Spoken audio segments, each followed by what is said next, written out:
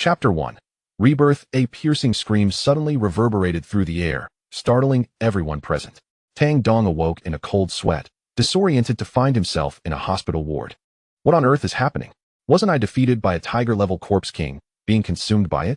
He recalled vividly that he had been coerced into leading a team to subdue a formidable tiger-level corpse king. Despite exerting every ounce of his strength, he could barely manage to defeat it. At that moment, however, his own comrades had betrayed him, delivering a fatal blow. It turned out that this entire scheme was orchestrated because he had previously rescued a wounded enigmatic woman, who had already captured the interest of a powerful individual's son within the base. By interfering, he had unwittingly usurped the chance for the young man to play the hero, thus inciting a deadly vendetta against him. Tang Dong, what on earth is wrong with you? Now that you're awake, get up quickly.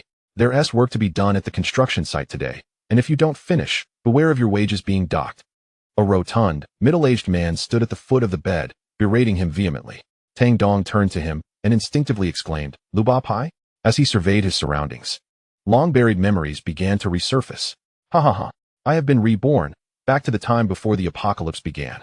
In his previous life, he had been laboring at the construction site as usual when the monstrous creations from artistic imagination descended upon reality, leading to a global upheaval. Goblins, dragons, zombies, and countless other monsters wreaked havoc upon the human world, leaving humanity to struggle for survival. Not only were these creatures born of fantasy, but even the existing life forms on Earth underwent tremendous mutations. Some fortunate individuals gained extraordinary abilities, uniting under the banner of Awakened. In his former existence, he had envied the Awakened greatly, for becoming one would elevate him to a superior status. He had exhausted every means to attain such abilities. But by the time he sought awakening, he had missed the prime opportunity for development, watching helplessly as others thrived while he sank deeper into despair. Now, astonishingly, he had been reborn, returning to the very onset of it all. How could this be? The sheer incredibility of his rebirth left Tang Dong astounded. Recalling the radiant light he had seen just before his demise, he delved into his consciousness, where a mysterious black token lay quietly, emanating a faint glow. Indeed, it is you. Tang Dong's heart raced. This enigmatic token was something he had stumbled upon in his previous life. Upon acquiring it, it had enabled him to awaken his abilities. He had always carried it with him, hoping to unravel its secrets, but had ultimately abandoned that pursuit. To his utter astonishment, this token had allowed him to be reborn before the apocalypse. The surface of the black token was adorned with intricate runes, and at that moment, some of them were aglow. Clearly, a portion of the token had been activated, yet much remained concealed. Ha ha ha. Wang Yaoming, in my past life, I was but a lowly insect in your presence, and you even schemed to have me perish at the jaws of the tiger-level corpse king. This time, I shall defy fate and reclaim my destiny. The humiliation you inflicted upon me will be repaid 100-fold. Tang Dong laughed wildly on the spot, and Lu Pippy couldn't help but be startled. He cursed at Tang Dong again. Grass, are you crazy? Do you still dare to call me Lu Pippy? Do you still want today's salary? After figuring out what had happened to him, Tang Dong immediately got up from the hospital bed and prepared to leave. Unexpectedly, Lu Pippy stopped him. Tang Dong, I'm talking to you. Kid. Lu Pippy pointed and gestured at Tang Dong, but in the next moment, a sharp pain came. Tang Dong grabbed his hand and twisted it with a snap, causing Lu Pippy to scream in agony. What about calling you Lu Pippy? I worked for this dog for 2 years, and you tried your best to deduct my salary every day. We should calculate this account today. Tang Dong's eyes were icy cold to the extreme. The person in front of him is his distant relative, but he has a personality that values wealth as his life and will do anything for it. He came to seek refuge with Lu Pippy before graduating from high school. Unexpectedly, the other party used tricks to make him owe a lot of money in order to exploit him, and then asked him to work to repay the debt. For the same job, Lu Chaopi only paid him 70 of his salary, and the rest went into his own pocket. Not only that, Lu Pippy also had to find various reasons to make deductions, and at night he lived in the dilapidated shed at the corner of the construction site. Today, the high temperature outside exceeded 40 degrees, and he was forced to work under the scorching sun by Lu Pippy, which led to heat stroke and hospitalization. If it weren't for the fear of losing one's life and ending badly, the other party probably wouldn't have come to take a look at me. After the end of the world, Lu Pippy relied on his eloquence to seduce an awakened person and use him as bait to lure monsters. If it weren't for his great fortune, he would have died long ago. Thinking of the past, Tang Dong's murderous intent became increasingly boiling in his eyes. Tang Dong, you are really rebellious. Don't forget that you were once wandering on the streets, but I took you in. Now you are ungrateful and even started to attack me. Lu Chaopi angrily cursed incessantly. Haha, don't think I don't know, Tang Dong sneered. I was deceived and ended up on the streets, and it was you who calculated behind my back. What? Lu Chaopi's eyes couldn't help but panic. How did this kid know? Tang Dong had already sentenced Lu Pipi to death in his heart. But now was not the time to take action. He didn't want to be imprisoned for killing him now. Moreover, Lu Chaopi loves wealth as much as his life. He wants to make the other person lose everything before dying, which is the true way to relieve hatred. Thinking of this, Tang Dong turned around and left, leaving only one sentence before leaving. Keep your dog alive for a few more days and enjoy your final life to the fullest.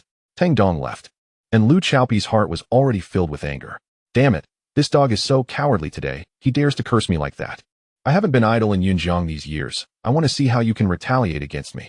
Tang Dong left the hospital straight and walked onto the street, where he saw the bustling city and lively streets, with people coming and going everywhere. But when the end of the world comes, all of these will disappear, and these bustling cities will become the most terrifying hell. With merely a month remaining until the impending apocalypse, I must prepare diligently in advance. My ability is Dominion, granting me control over a vast array of creatures, including zombies, goblins, werewolves, and phantoms. In my previous life, I was deceitfully led to my demise shortly after awakening, never fully harnessing the power of my dominion. I recall that in Yunjiang City, there existed a creature of considerable potential in my past life. It ascended to the pinnacle of the tiger level, reigning as a formidable sovereign for an extended period. I shall now seek to enlist this creature under my command, thus alleviating my concerns regarding imminent dangers. Tang Dong's face radiated excitement, for the foresight he possessed afforded him a significant advantage, allowing him to seize the initiative. Chapter 2. The first creature. Without hesitation, Tang Dong took action, hailing a taxi to the Yunjiang Zoo. After purchasing a ticket, he followed the throngs of visitors until he arrived at the tiger enclosure. The atmosphere around the tiger exhibit was lively, teeming with spectators eager to witness the tigers. And Tang Dong blended in seamlessly. His gaze fell upon the enclosure, quickly identifying a particular tiger. That's the one. I had encountered this spectral tiger before. Despite its mutated appearance, the distinctive scar upon its visage remained unmistakable. Within the enclosure, a massive male tiger languidly reclined atop a large rock, its size vastly surpassing that of the other 3 tigers in the exhibit. Even in repose, it radiated an imposing aura, akin to a sovereign surveying its domain. A glint of determination flashed in Tang Dong's eyes. The next step was to devise a method to control this tiger king. After a moment of contemplation, he resolved to return under the cover of night, stealthily infiltrating the tiger enclosure. Nightfall arrived swiftly, with a luminous moon casting its silvery light, draping the entire zoo in a veil of pristine moonlight. At the stroke of midnight, a shadow emerged from the restroom, none other than Tang Dong. After surveying his surroundings and confirming the absence of onlookers, he swiftly approached the tiger enclosure. All 4 tigers rested within their lair. Sensing the presence of an intruder, they became restless, their emerald eyes fixed intently on Tang Dong as he slipped into the enclosure. One tiger, in particular, exhibited heightened agitation. Roar! The Tiger King emitted a low growl, its icy gaze gradually filling with murderous intent. It crouched, poised to pounce upon Tang Dong at any moment. Excellent. Truly, the Tiger King lives up to its name. Rather than feeling alarmed, Tang Dong was filled with exhilaration. At that moment, the Tiger King lunged forward, closing the distance to Tang Dong in an instant. Now is the moment. The eyes of man and beast locked in a fierce exchange, and a surge of otherworldly brilliance erupted from Tang Dong's gaze, piercing into the Tiger King's eyes. As his ability activated, their spirits collided in an invisible realm. Although Tang Dong had recently awakened his powers, subduing the still unmutated Tiger King proved to be well within his grasp. Within mere breaths, the Tiger King's spirit began to falter. There was no need for elaborate theatrics. It was a primal clash of wills. Tang Dong's spirit battered against the Tiger King's mental fortress like a raging beast. Crack! When the first fissure appeared, it heralded the imminent victory of Tang Dong in this fierce struggle. Boom! As a heavy sound reverberated, Tang Dong's spirit clashed profoundly with that of the Tiger King, leaving an indelible mark upon his soul. When Tang Dong withdrew his consciousness, he inadvertently carried away a fragment of the Tiger King's essence. However, just as he was about to exert control over this fragment, the enigmatic black token suddenly exhibited a peculiar reaction. What is happening? Tang Dong was taken aback. The fragment of the Tiger King's spirit instantly slipped from his grasp, being drawn into the mysterious black token. Tang Dong was momentarily stunned. What does this mean? Has my ability failed to activate? No, that cannot be right. He soon realized that he had established a robust spiritual connection with the Tiger King. With a mere flick of his hand, he commanded the Tiger King to crouch, roll, and leap. The creature responded without any resistance. Cautiously, Tang Dong extended his spirit to touch the black token, and in an instant, a surge of formidable power coursed through his entire being. Crack, crack. The sound of bones shifting filled the air, and Tang Dong felt his body undergoing a remarkable transformation at an astonishing pace. The change was rapid yet ephemeral. Simultaneously, a stream of information materialized in his mind. Before he could fully comprehend it, the transformation concluded entirely. Within the tiger's den, Tang Dong could no longer contain his exhilaration and laughed with abandon. After digesting the information relayed by the black token, he finally grasped its significance. So that is it. The black token can facilitate my connection with monsters, allowing me to forge contracts with multiple creatures simultaneously. Moreover, with each contract, I can gain a portion of the creature's abilities to enhance my own. The Tiger King's formidable physique grants me the power of physical enhancement. If I were to establish a bond with a dragon, could I not obtain the breath of fire? By aligning with a giant, would I not acquire immense strength? And this is merely the power currently activated by the token. How potent would the complete token be? With these thoughts racing through his mind, Tang Dong felt a surge of excitement, envisioning himself commanding countless monsters and reigning supreme. With such an extraordinary ability, as long as I continue to grow, I shall undoubtedly become invincible in the future. Suppressing his overwhelming joy, he gently stroked the Tiger King's head and declared, "You shall be my first monster, and your name shall be Ghost Tiger." The Ghost Tiger let out a low growl and obediently lay at Tang Dong's feet. In his previous life, both monsters and awakened beings were categorized into 5 tiers: wolf, tiger, ghost, dragon, and god. My awakening came too late, relegating my strength to a mere tiger level, whereas the most elite awakened beings achieved dragon level, with their power capable of annihilating a survivor base. Even conventional nuclear weapons struggled to eradicate them. In this life, I must reach that level, or even surpass it, breaking into the unprecedented realm of godhood. Tang Dong set this ambitious goal for himself. Without further hesitation, he departed from the tiger's den. Walking the streets with the ghost tiger would draw too much attention. So he resolved to return after the apocalypse to retrieve his companion. The first monster has been successfully acquired. Yet I still require the construction of a robust sanctuary to stockpile supplies. In the face of the apocalypse, countless monsters will descend, making the acquisition of resources exceedingly arduous. Thus, the sanctuary is of paramount importance. Tang Dong murmured to himself, but the cost of erecting a formidable shelter is no trifling sum. Over the past 2 years, he has been exploited by Liu, leaving him with a mere 500 yuan, a sum he has painstakingly managed to save in secret. It appears that I must resort to some unconventional methods. A glint of determination flashed in Tang Dong's eyes. Lottery tickets, a splendid idea. Today is April 8th, and I recall the next national lottery will be drawn tomorrow. In my previous life, I purchased a ticket for this very draw, though I made an error. Now, I can easily take out a loan to buy this ticket. Just one chance could grant me immense wealth overnight. Excitement sparkled in Tang Dong's eyes. Rebirth truly has its advantages, allowing for the effortless acquisition of riches. However, once the apocalypse arrives, money will swiftly turn to waste paper. For now, he merely requires funds for initial endeavors. Without delay, Tang Dong retrieved his phone and began exploring various loan options. The internet brims with diverse online lending platforms. Even if one source offers a modest amount, accumulating from several can yield a substantial total. 3,000, 8,000, 10,000, 15,000, 20,000, within a mere 2 hours. The figures in Tang Dong's bank account had surpassed 30,000. Insufficient. This amount is far from adequate. He shook his head, but soon conceived an idea.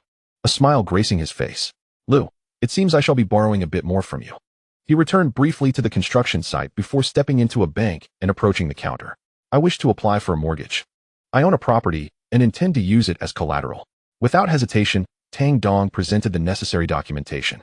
Not long after, he emerged from the bank once again, this time with his bank balance soaring to 1,200,000. Suddenly, his phone rang. It was Liu. Tang Dong, what the hell are you doing? You actually used my house as collateral for a loan. You better come to me immediately, or I swear I'll skin you alive. Listening to Liu's furious tirade, a cold smile crept across Tang Dong's face. Since the property is registered under my name, it undoubtedly belongs to me. If you have the audacity, come and claim it. Let us see if you have the capability. With that, Tang Dong abruptly hung up the call. The property in question was an obscure asset Liu had acquired, hidden from public view, which is precisely why it was registered in his name. Yet, he could never have anticipated that Tang Dong would possess the audacity to use it as collateral. Casually, Tang Dong tossed his phone into the trash and replaced it with a new device and SIM card. With 1 million in his account, he was now ready to set his plans in motion. Without a moment's hesitation, Tang Dong hailed a taxi and made his way to the National Lottery Center, a bustling locale teeming with eager crowds. Many individuals harbor dreams of sudden wealth, and in a previous life, he was no exception. However, circumstances have changed.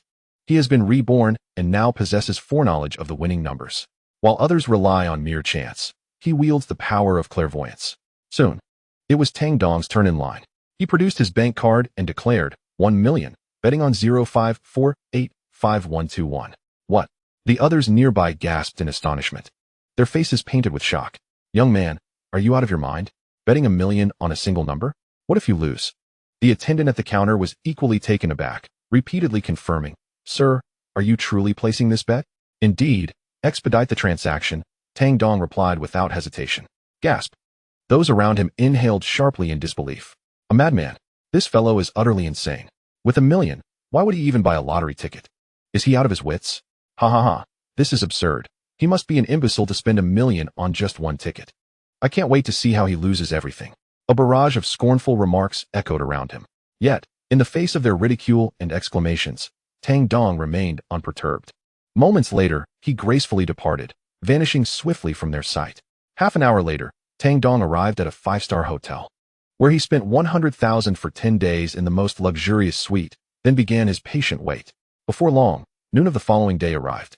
Seated comfortably on the grand bed with the television on, he awaited the stroke of 12, the official time for the lottery draw. As he savored a gourmet steak and sipped fine wine, a subtle smile graced his lips. At precisely 12 o'clock, the host commenced the drawing.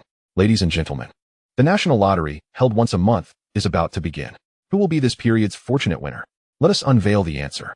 The host spun the wheel, and the first ball dropped, revealing the number 0, followed by 5, and then 4. The 8 numbers were swiftly disclosed, and astonishingly, they matched the sequence Tang Dong had purchased the day before. Yes, Tang Dong triumphantly pumped his fist, his smile radiating with exuberance. I indeed won. With my 1 million bet, the total return should amount to 1 billion. After taxes, I will retain 600 million. His heart raced with exhilaration. With this 600 million, he would have sufficient capital to initiate the creation of a sanctuary. In his previous life, he had never encountered such wealth, and now, merely 2 days into his rebirth, he had amassed a fortune that would take an average person a lifetime to earn. This was only the beginning. In his past existence, he had been as lowly as dirt, struggling for survival in the depths of despair, ultimately betrayed by the second-generation heir, Wang Yaoming, leading to his demise.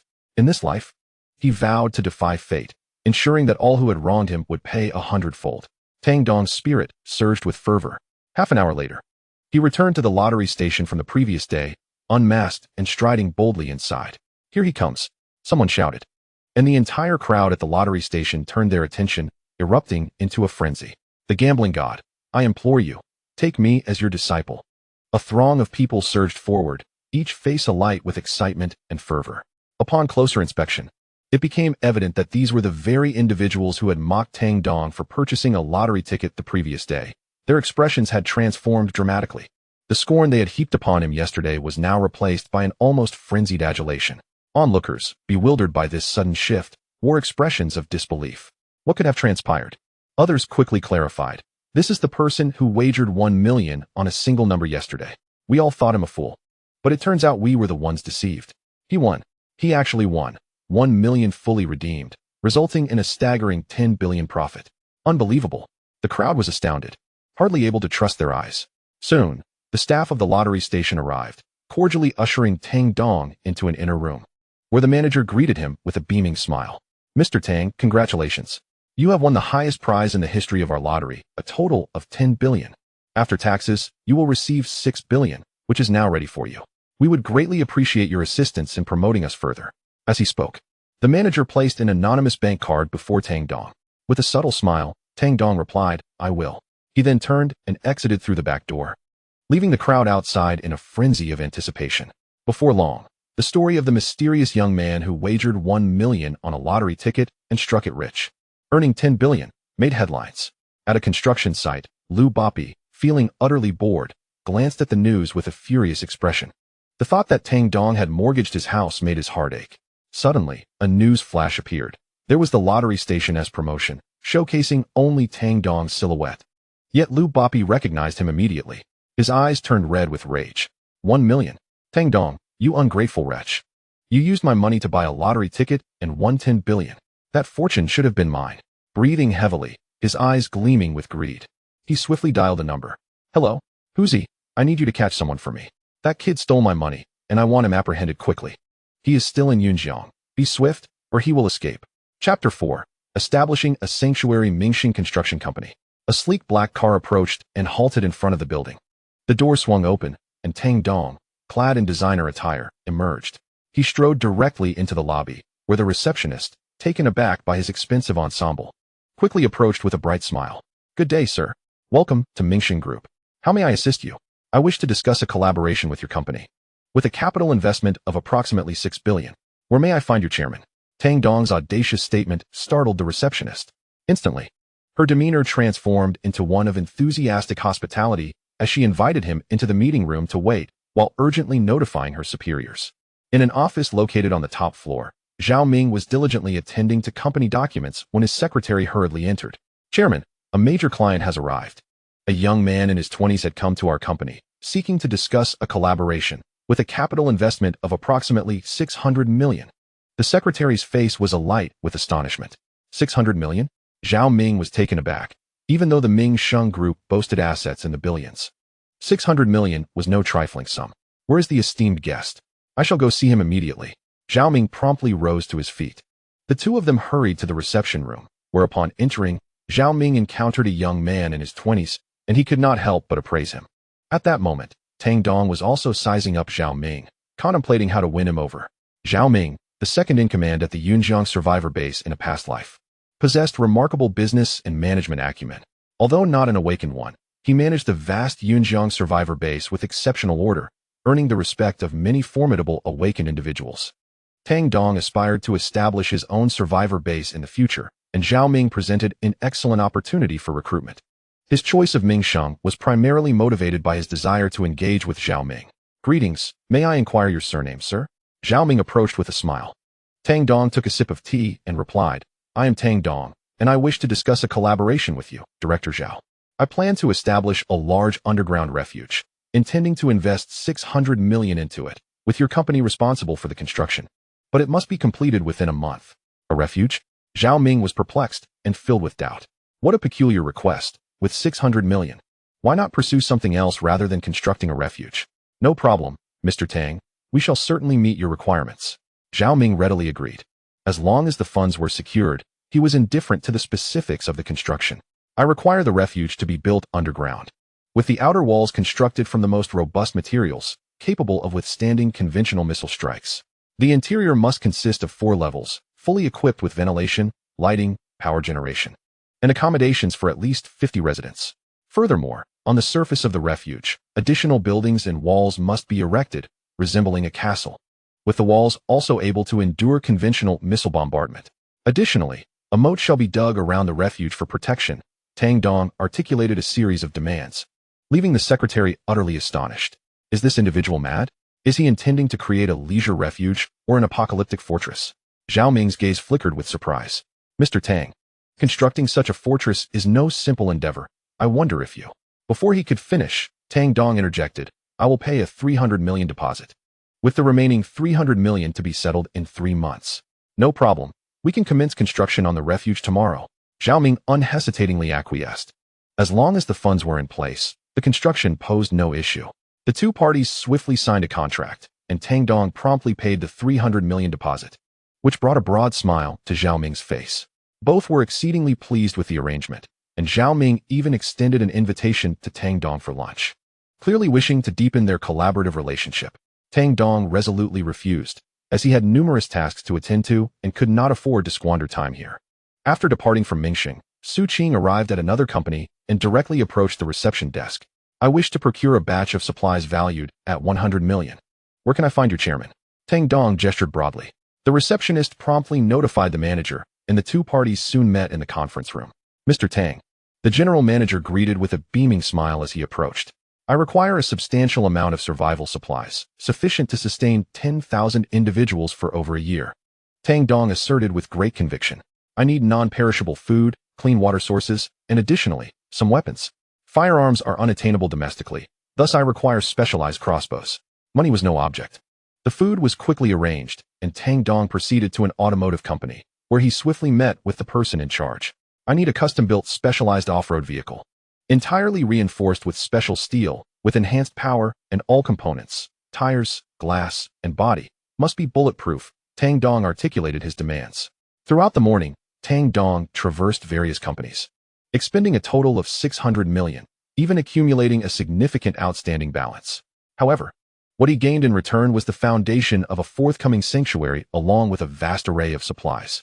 Concurrently, an investment of 300 million prompted Mingxing to commence operations immediately. Tang Dong selected the outskirts of Yunjiang for the location of the sanctuary. Having come from a post-apocalyptic future, he knew just how perilous the cities could become, with countless monsters descending upon them once the apocalypse struck. The larger the city, the greater the danger. That evening, as Tang Dong prepared to return to his hotel for rest, he suddenly sensed someone watching him.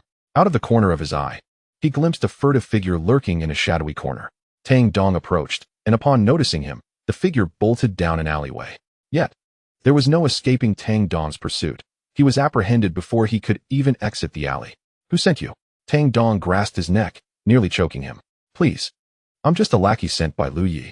I'm merely a runner. The man, intimidated by Tang Dong's ferocious demeanor, nearly lost control of himself. Lu Pa Pai? Tang Dong sneered coldly, then swiftly incapacitated the man with a strike. Indeed, it was Lu Pa Pai, but with the apocalypse yet to arrive. Killing him now would be rather unamusing. He intended to toy with him once the end came. A sinister smile crept across Tang Dong's lips. The following day, construction of the sanctuary commenced without delay, with countless construction vehicles arriving at the site, transforming the expansive area into a hive of activity. The ground was excavated, and special cement was poured. Once solidified, it would provide formidable defense. Mingxing's actions were swift. Within just over half a month, the sanctuary had taken shape. With the underground section completed and the surface evolving into a fortress, complete with a small moat surrounding it. Chapter 5. The arrival of the apocalypse. Such grand undertakings piqued the curiosity of many, and numerous individuals began to inquire about the identity of the extravagant fool whose mind seemed to be in disarray, engaging in such reckless endeavors. Time swiftly passes. With only a few days remaining in the month, in the hotel, Tang Dong received a call from Zhao Ming, announcing the completion of the shelter fortress. Without delay, Tang Dong proceeded to the site for inspection, and upon thorough examination, he was immensely pleased. The shelter fortress was remarkably sturdy, sufficient for his initial use, ensuring both safety and comfort. Even a tiger-class monster would find it impossible to breach its defenses. With the shelter fortress completed, Tang Dong promptly informed the other companies, and soon a plethora of supplies began to arrive. Truckload after truckload of provisions filled the underground warehouse to the brim, creating towering piles of resources. Concurrently, the specially customized off-road vehicle that Tang Dong had commissioned was also completed. When the vehicle was presented to him, his eyes sparkled with excitement. Mr. Tang, the vehicle you requested is ready. It features a fully armored structure, powerful performance, and a commanding presence. Even against a tank, this beast could hold its ground. The responsible party beamed with pride. Excellent. Tang Dong responded, thoroughly satisfied. With the shelter completed, supplies amassed, and his vehicle crafted, he sat in the innermost chamber of the shelter, his face radiating anticipation. All preliminary preparations were finalized. Now, it was merely a matter of awaiting the arrival of the apocalypse. In my past life, I was as humble as dust, but in this life, I shall alter everything. I will reign supreme and stride unchallenged across the world. As Tang Dong uttered these words, his eyes brimmed with fervor. In the blink of an eye, 3 days had passed. At noon, countless individuals went about their daily routines, bustling to their workplaces, and the city thrived with vibrant activity, teeming with life. The streets were alive with the constant flow of vehicles, a spectacle that anyone could praise as a flourishing era. Yet, at that moment, a thunderous roar erupted from the sky, abruptly halting everyone in their tracks as they looked up in unison, witnessing a scene that would be etched in their memories forever. A myriad of colorful lights surged across the heavens, overwhelming the sky in a breathtaking spectacle. What is happening? How did it come to this? A young man exclaimed in excitement, blissfully unaware of the impending doom. He was not alone. Many others on the street paused, their gazes drawn upward, captivated by a sight they may never see again. Beauty often accompanies peril. Suddenly, a piercing scream shattered the atmosphere. "Ah, help!" The cry echoed as a blood-soaked, grotesque figure attacked another person on the nearby street, its eyes gleaming with a ravenous hunger as it lunged at a middle-aged woman, knocking her to the ground. Witnesses rushed to intervene. "Hey, what are you doing?" They shouted in alarm. But a horrifying scene unfolded before them. The bloodthirsty creature suddenly opened, a torrent of blood gushed forth as a large chunk of flesh was viciously torn away. The air was filled with screams and chaos, an escalating crescendo of terror. Someone quickly recognized the identity of the monstrous entity. Zombies, creatures that had only existed in the realm of film. A nearby individual, with a face full of disbelief, exclaimed in protest, "Nonsense. Zombies are mere figments of fiction." Yet, before he could finish his sentence, another shriek pierced the air. A creature, approximately 1.5 meters tall and entirely green, was seen pursuing a woman. My goodness. Is that not a goblin? What on earth is happening? Why does such a being exist? Shock enveloped the onlookers. The diminutive green creature bore an uncanny resemblance to the goblins depicted in animated series. This, it seemed, was merely the beginning. In a short span, one monstrous apparition after another emerged throughout the city. Initially, people assumed it was merely a role-playing event, but as the bloody chaos unfolded, they were horrified to realize that these were no mere props or performances, but genuine monsters. "Help! Run, monsters are coming. Please, don't kill me." The cacophony of panic, screams, and shouts intermingled within the city, which had once thrived in tranquility, now transformed into a veritable hell on earth. Countless monsters erupted from unknown origins, commencing a large-scale slaughter. This was not confined to Yunjiang. The entire world descended into chaos. Even desolate places bore witness to the emergence of these creatures, with even the untouched depths of the ocean revealing monstrous forms. It seemed no place on earth was safe. On the high seas, a luxurious cruise liner sailed serenely.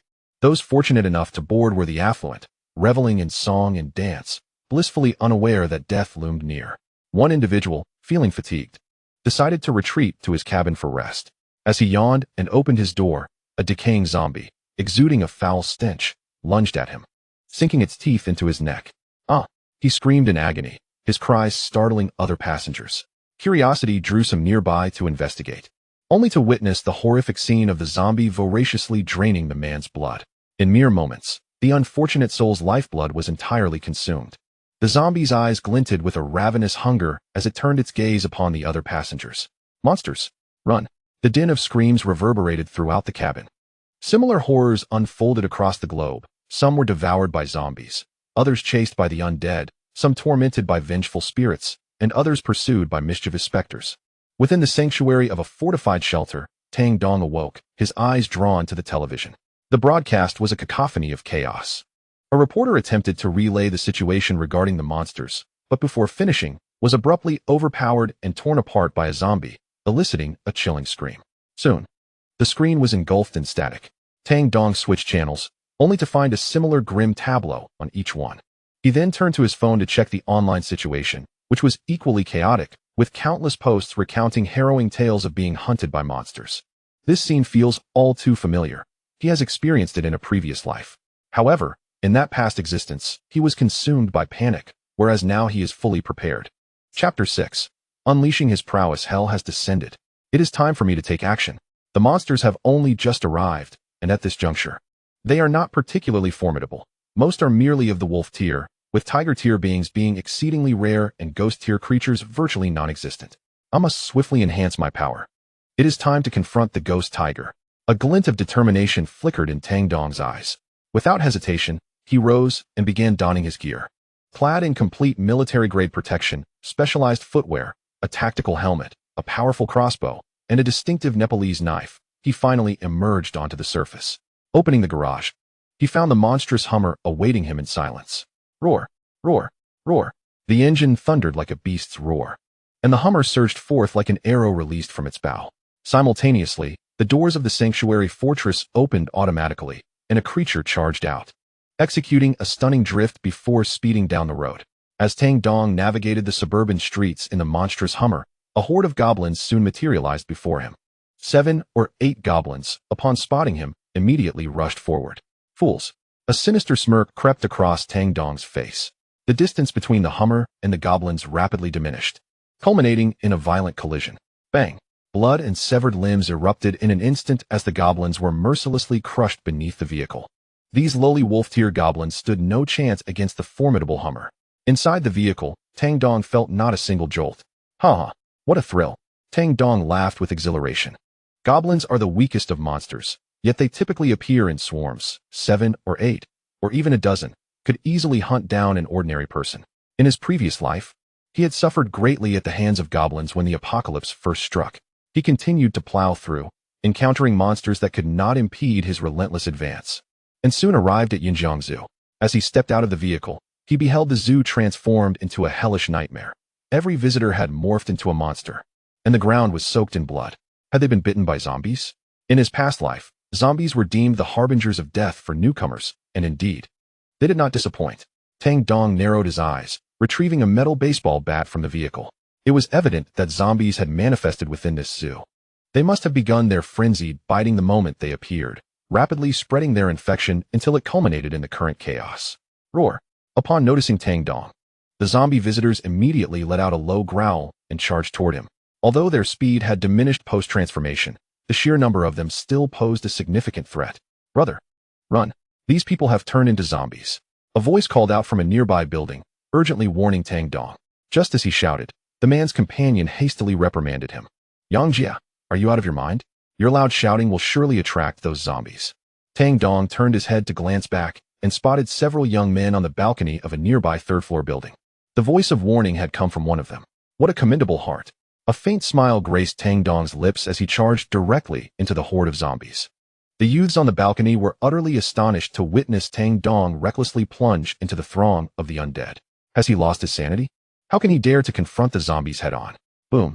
A dull thud echoed as a heavy alloy baseball bat smashed into the skull of a zombie. The words of the onlooker left unfinished as the creature's head exploded like a watermelon. And this was merely the beginning. With a swift motion, Tang Dong swung the bat again, obliterating the skull of a second zombie. Bang, bang, bang. The relentless sound of impact resonated as he continued to wield the bat, each strike landing with precision upon the heads of the zombie tourists, instantly shattering them. His strength was formidable, and his speed was astonishing. Enhanced by the power of the tiger's might, Tang Dong's prowess had reached an intermediate level among the wolves. At this moment, these zombie tourists barely matched the lower tier of wolves. They stood no chance against him. Tang Dong moved like a tiger among sheep, leaving a trail of decimated heads in his wake. He leapt high, soaring over the fray, racing towards the inner sanctum of the zoo. Beneath him lay the howling, frenzied zombies, yet they did nothing to hinder his progress. Within mere moments, he had crossed the circle of zombies and breached the zoo's interior. Damn! On the balcony, the young men gazed in awe at the scene unfolding before them, their expressions a mixture of shock and admiration. A master? Who is this formidable figure? His vehicle is so magnificent, and his skills are astonishing. The youths were utterly taken aback. Suddenly, one of them fixed his gaze on the monstrous Hummer left behind by Tang Dong, exclaiming, "Brothers, we have an opportunity. That vehicle, which had just arrived with such imposing presence, could be our ticket to escape." His words caused hesitation among the others, but the youth named Yang Jie vehemently opposed. "Have you all lost your senses? Do you dare to steal the vehicle of such a powerful individual? Moreover, if we take his car, how will he leave when he emerges?" Yang Jie scolded them. The others regarded him with indifference, one sneering, "Yang Jie, this is the apocalypse. Why cling to your ideals? Can't you see the city has fallen? The outside world is teeming with monsters. Our survival is paramount." As they spoke, the group hurried downstairs, leaving Yang Jie powerless to intervene. Approaching the monstrous Hummer, they attempted to pry it open, only to discover its impenetrable fortitude. "This car is made of bulletproof material. Even the windows are shatterproof." One of them shouted in frustration, "Let us all hit it together. I refuse to believe we can't break this thing." Meanwhile, within the zoo, Tang Dong charged deeper into its confines, nearing the tiger enclosure, when a thunderous roar reached his ears. Roar! The tiger's roar echoed through the wilderness, shaking the very ground. Within the tiger park, a horde of zombie tourists launched a frenzied assault, their roars echoing incessantly. Yet, a colossal tiger single-handedly thwarted their relentless attack. It was none other than the ghost tiger. This magnificent creature had grown even larger, standing at an imposing height of 1.5 meters and stretching over 3 meters in length. Its formidable presence emanated an aura of terror. In the face of the multitude of zombie tourists, the ghost tiger deftly maneuvered through their ranks, showcasing immense strength, remarkable agility, razor-sharp fangs, and lethal claws. With a single swipe, it could send a zombie tourist flying, and its thunderous roars were deafening. This spectacle filled Tang Dong with immense joy. The ghost tiger had indeed exceeded his expectations. With the apocalypse upon them and the source energy merely beginning to manifest, the ghost tiger had already undergone a transformation. Chapter 7. The First Subordinate. The prowess exhibited by the ghost tiger greatly pleased Tang Dong. A mere glance revealed its prowess to be at the upper echelon of the wolf tier. As the king of tigers, the ghost tiger, now further empowered by the source energy, effortlessly faced the onslaught of dozens of zombie tourists. These wretched beings posed no threat to the ghost tiger, and their defeat was merely a matter of time. In just a few breaths, over 20 zombie tourists lay slain, the ground soaked in blood and littered with dismembered limbs. A gruesome scene indeed. Perhaps sensing Tang Dong's approach, the other tigers in the park began to growl, their vigilant gazes fixated upon him. At that moment, the ghost tiger let out a powerful roar, its mighty paw striking down upon one of the ordinary tigers nearby.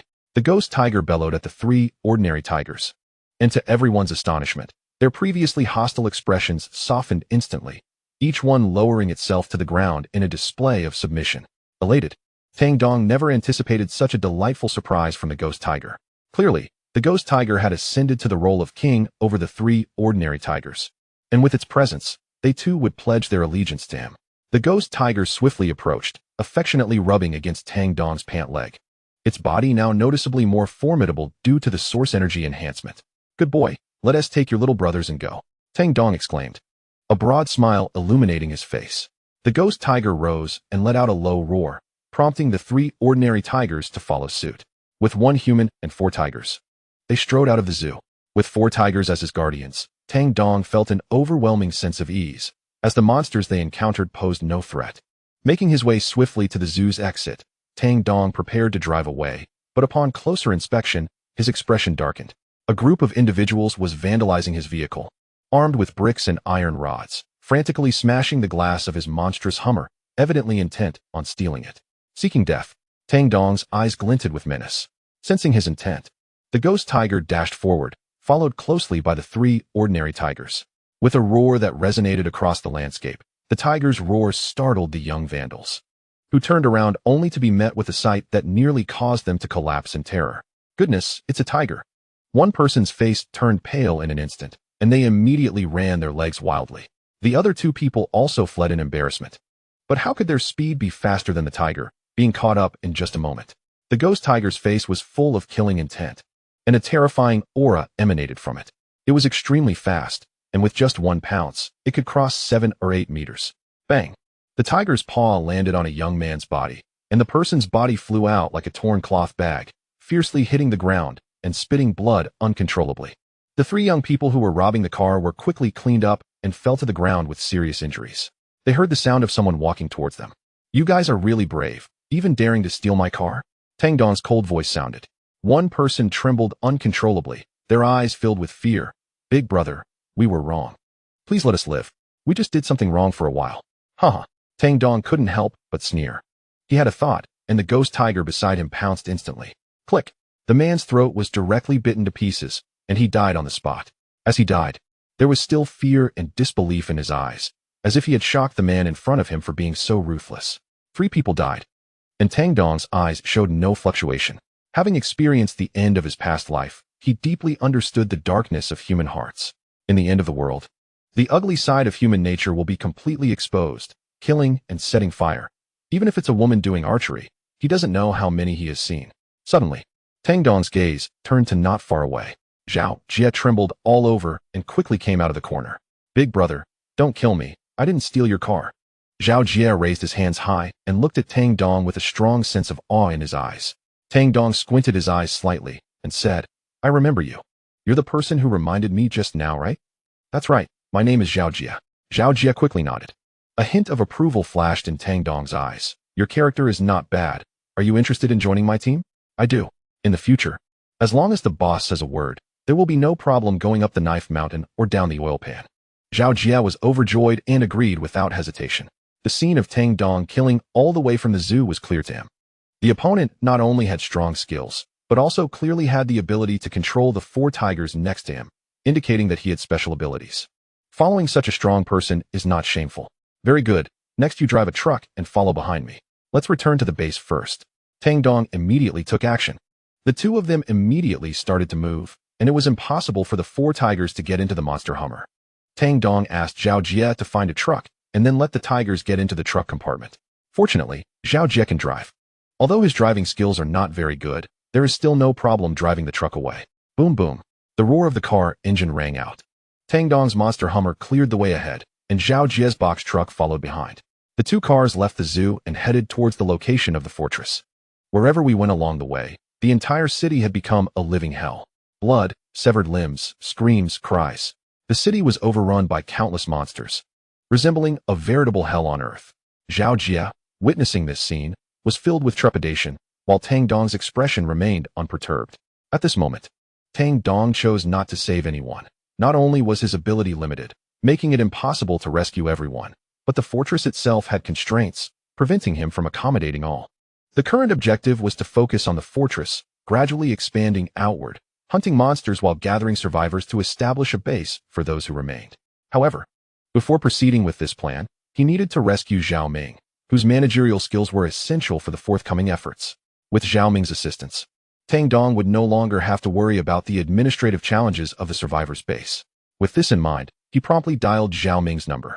Beep, beep, beep. After a brief wait, the call connected, and Zhao Ming's voice came through. Mr. Tang? He inquired, puzzled. Mr. Zhao, it is a pleasure to reconnect. I greatly appreciate your efforts in constructing my fortress over the past month. I am quite comfortable here, Tang Dong remarked, seemingly jesting, yet subtly showcasing his capabilities. Chapter 8. The joining of Zhao Ming indeed.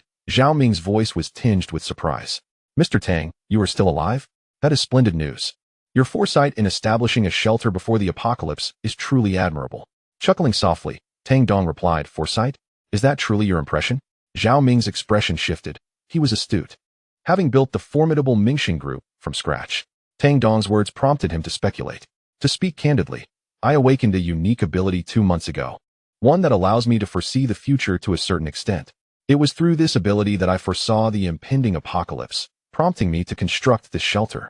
You must have investigated my background, Mr. Zhao.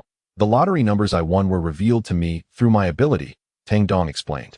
The revelation left Zhao Ming astounded. Yet he did not hesitate to accept it. As Tang Dong had indicated, he had indeed researched Tang Dong's history. Recognizing him as an ordinary construction worker who had inexplicably wagered $1 million on a lottery ticket, a highly improbable occurrence, yet Tang Dong had done so, as if he possessed foreknowledge of the outcome. Mr. Tang, do you not fear that I might divulge this information? Zhao Ming's tone was slightly somber. I have always maintained the utmost tolerance and trust in talent. Therefore, I extend an invitation to you, Mr. Zhao. If you are interested, you may join me and take refuge in my fortress. You must be facing considerable difficulties now, with monsters lurking everywhere. Do you believe you can survive in such circumstances? Should you agree, I can come to rescue you immediately, Tang Dong offered. On the other end of the line, Zhao Ming hesitated for a moment before making his decision. It would be an honor. Haha.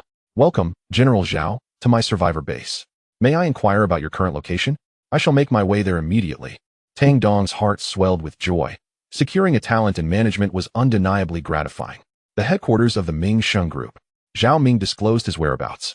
Upon hearing this, Tang Dong couldn't help but frown. The headquarters was situated in the heart of the city, a place teeming with people and, consequently, a multitude of monsters. He was uncertain how Zhao Ming had managed to escape in his past life, but now, the task of entering the city center to rescue someone and bring them out safely posed a significant challenge. The city center is perilous. I require some time. I will seek out a helicopter before attempting to rescue you, Tang Dong stated. Zhao Ming promptly reminded him. There is a medical helicopter located at the 3rd People's Hospital of Yunjiang, 12 kilometers east of the fortress. Understood. After concluding the call, Tang Dong quickened his pace. However, instead of heading directly to the hospital, he returned to the fortress first.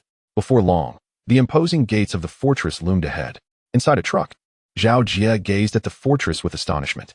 The robust and sturdy walls provided him with immense reassurance. With a thunderous sound, the fortress gates opened, and the two drove inside before disembarking. Ajay, remain within the base. I must go rescue someone, Tang Dong instructed. Zhao Jie immediately replied, Boss, I wish to accompany you. Although my strength is lacking, I can still lend a hand. Very well, Tang Dong agreed with a nod, eager to assess Zhao Jie's capabilities. He led Zhao Jie to the underground shelter and retrieved a plethora of equipment. Put this on, arm yourself, and follow me, Tang Dong commanded. Zhao Jie nodded, swiftly donning the protective gear and selecting a specialized mechanical crossbow. The duo set off, the formidable monster Hummer roaring out of the fortress, this time with its sights set firmly on the Third People's Hospital of Yunjiang. The resilient vehicle bulldozed through the streets, crushing any monsters that dared to cross its path. Along the way, they encountered others fleeing in vehicles, yet many were ensnared in traffic, making navigation through the urban chaos increasingly arduous. Boss, there are too many vehicles ahead. We may struggle to force our way through. I know of a shortcut. Allow me to drive, Zhao Jie suggested. Tang Dong's eyes brightened, and he promptly halted the vehicle. All right, you take the wheel. As they opened the doors to switch seats, an unseen monster suddenly lunged from the shadows just as Tang Dong was stepping out. Watch out, boss, Zhao Jie urgently warned. Tang Dong's pupils narrowed as he swiftly retrieved a shield from within the vehicle, raising it in defense. Bang! In the next moment, he felt an overwhelming force strike him, causing him to stagger back several steps. What immense power! It's a mid-level wolf beast. Tang Dong's expression turned grave. As the creature launched another assault, he rolled away, seizing the opportunity to finally glimpse its form. Before him stood a grotesque creature, its verdant skin contrasting sharply with its towering stature, which measured at least 2 meters. Muscles rippled across its formidable frame, and its crimson eyes burned with a seething bloodlust. Who conjured such a monstrous vision? Tang Dong furrowed his brow in contemplation. The source energy descended, manifesting the myriad creatures born from the imaginations of countless individuals. This manifestation encompassed not only the well-known beasts of lore, but also the rarefied fantasies of a select few. Perhaps it was merely a fleeting dream. Yet the creature from his slumber had been summoned into reality. With a ferocious growl, the green-skinned behemoth charged forward once more. In that instant, a colossal tiger, even more imposing than the creature before him, leapt from the monstrous Humvee and collided forcefully with the green-skinned brute. The impact sent the creature soaring like a severed kite, crashing violently against the wall. This new arrival was none other than the ghost tiger, a fierce guardian now poised protectively before Tang Dong. A smile crept across Tang Dong's face. Fool, I am a summoner. Who would engage in a brawl with you? He commanded, Ghost Tiger, eliminate him. At his behest, the ghost tiger lunged forward, its razor-sharp claws raking across the green-skinned monster's body, inflicting 3 deep, bloody gashes that erupted in a torrent of crimson. Before the ghost tiger, a creature of the wolf tier, the green-skinned behemoth stood no chance. The disparity in their powers was vast, rendering it helpless and toyed with. The ghost tiger opened its massive jaws wide and bit down upon the creature's throat. With a sickening crunch, it severed the neck, and the green-skinned monster collapsed lifelessly to the ground. At that moment, the ghost tiger seemed to sense something and began to tear open the chest of the fallen beast, extracting a crystalline shard from within. Chapter 9. Arrival at the hospital's source crystal. Tang Dong's eyes sparkled with delight, praising his fortune internally. Boss, what is this? Zhao Jie inquired, curiosity piqued. This is a source crystal. After certain monsters perish, the source energy within them coalesces to form such a crystal. The stronger the monster, the higher the likelihood of a source crystal's formation. Given that wolf-tier monsters are not particularly powerful, the chances of obtaining a source crystal are slim. It appears my luck holds. For ordinary individuals, absorbing a source crystal can enhance physical strength, while awakened beings experience not only physical fortification, but also a boost in their abilities. With that, Tang Dong pocketed the source crystal. Let us continue our journey. After they entered the vehicle, Tang Dong ordered the ghost tiger to lie atop the monstrous Humvee to prevent another ambush. With a roar, the engine came to life as Zhao Jie pressed the accelerator. The sudden surge propelled the Humvee forward like an arrow loosed from a bow. The monstrous vehicle sped through the city, unable to halt. The streets were teeming with creatures, and stopping would invite an onslaught. Even the ghost tiger's strength could hardly guarantee their safety. Due to the overwhelming presence of monsters, the two were frequently compelled to take detours. During their journey, they noticed individuals signaling for assistance as vehicles approached, yet all were disregarded by Tang Dong. Witnessing the retreating monstrous Hummer, those individuals could not help but curse vehemently. Before long, they arrived at the Third People's Hospital of Yunjiang. where the formidable Hummer crashed through the hospital's gates, creating a cacophony that alerted the creatures within. Instantly, a horde of various, unidentified monsters surged forward. The hospital had transformed into a veritable hell on earth, the floors soaked in blood. With everyone having fallen victim to the monsters' assaults, it was impossible to ascertain the number of casualties within the vast establishment, and the few survivors had all taken refuge. The two opened the car doors and disembarked, with the mighty ghost tiger leading the way as they charged into the hospital. With a thunderous roar, the enormous ghost tiger, emboldened by its strength, barreled through the corridors as if slicing through vegetables, making its way to the innermost depths of the hospital. On the rooftop of the emergency building, a medical rescue helicopter was conspicuously parked. "There it is, boss," Zhao Jie exclaimed. "Let's go?" Tang Dong responded without hesitation. The two ascended the staircase. But upon reaching the rooftop, they discovered that the door had been locked from the outside. "Ghost Tiger, break it down." Immediately, Ghost Tiger advanced, its massive claws crashing against the rooftop door. Boom. The door trembled violently, and Tang Dong soon heard a woman's piercing scream emanating from within. "Boss, there are people outside. They must be fleeing," Zhao Jie remarked, having heard the commotion as well. Tang Dong paid no heed to the situation and urged Ghost Tiger to strike once more. Bang. This time, the door could no longer withstand the force and was instantly shattered. Ghost Tiger bolted through, followed by the jarring screams from outside. As Tang Dong and Zhao Jie entered the rooftop, they found Ghost Tiger had already tackled someone to the ground. "Please, don't eat me. I'm not tasty. My flesh is not worth it," cried a young woman, appearing to be around 17 or 18, in a state of sheer terror. The woman was strikingly beautiful. Despite her youth, her figure was exceptionally alluring, and her ordinary nurse's uniform could not conceal her graceful form. At that moment, her tear-stained face evoked a profound sense of sympathy. "Ghost Tiger," Tang Dong called out. Instantly, Ghost Tiger released the nurse and obediently returned to Tang Dong's side. The nurse ceased her sobbing and, still trembling, rose from the ground. Upon seeing Ghost Tiger beside Tang Dong, she was taken aback. "What is happening here?" "Do not be afraid. This is my summoned beast." "Are you a nurse at the hospital? Do you know where the keys to the helicopter are?" Tang Dong inquired. The nurse, filled with uncertainty, gazed at the remarkably docile Ghost Tiger and found herself compelled to trust Tang Dong. The notion that a monster could be controlled by a human was astonishing to her. After a moment's contemplation, she replied, "I know where the keys to the helicopter are, but I have a condition. You must take me with you. Otherwise, I shall not reveal their location." Zhao Jie remained silent, turning his gaze toward Tang Dong, awaiting his decision. From his perspective, he was quite willing. After all, as a man, who would want to witness such a beautiful and adorable nurse being devoured by a monster? "All right, I accept your terms." Tang Dong nodded. Taking someone away was not particularly troublesome, and the conditions proposed by the nurse were entirely reasonable. The key was located in the storage room on the 5th floor of the building across the street, yet a powerful monster lurked within that very building. "I am uncertain whether your summoned beast can handle it," the nurse remarked. Tang Dong narrowed his eyes slightly and followed the direction of the nurse's finger. He looked over and saw the inpatient building standing ominously across from him. At that moment, it appeared devoid of any activity, with no sign of the monster in sight.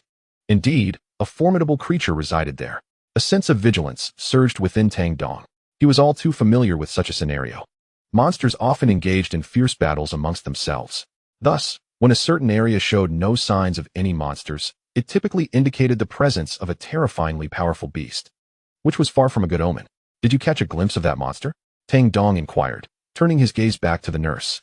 She pondered for a moment and responded. It appeared as an elderly woman. Although her frame seemed frail, her strength was exceedingly fearsome. Her movements were as agile as a cat's, and her hands bore sharp claws. Tang Dong's expression turned pensive. Did it possess a cat-like face? "Yes, indeed," the nurse exclaimed, nodding emphatically.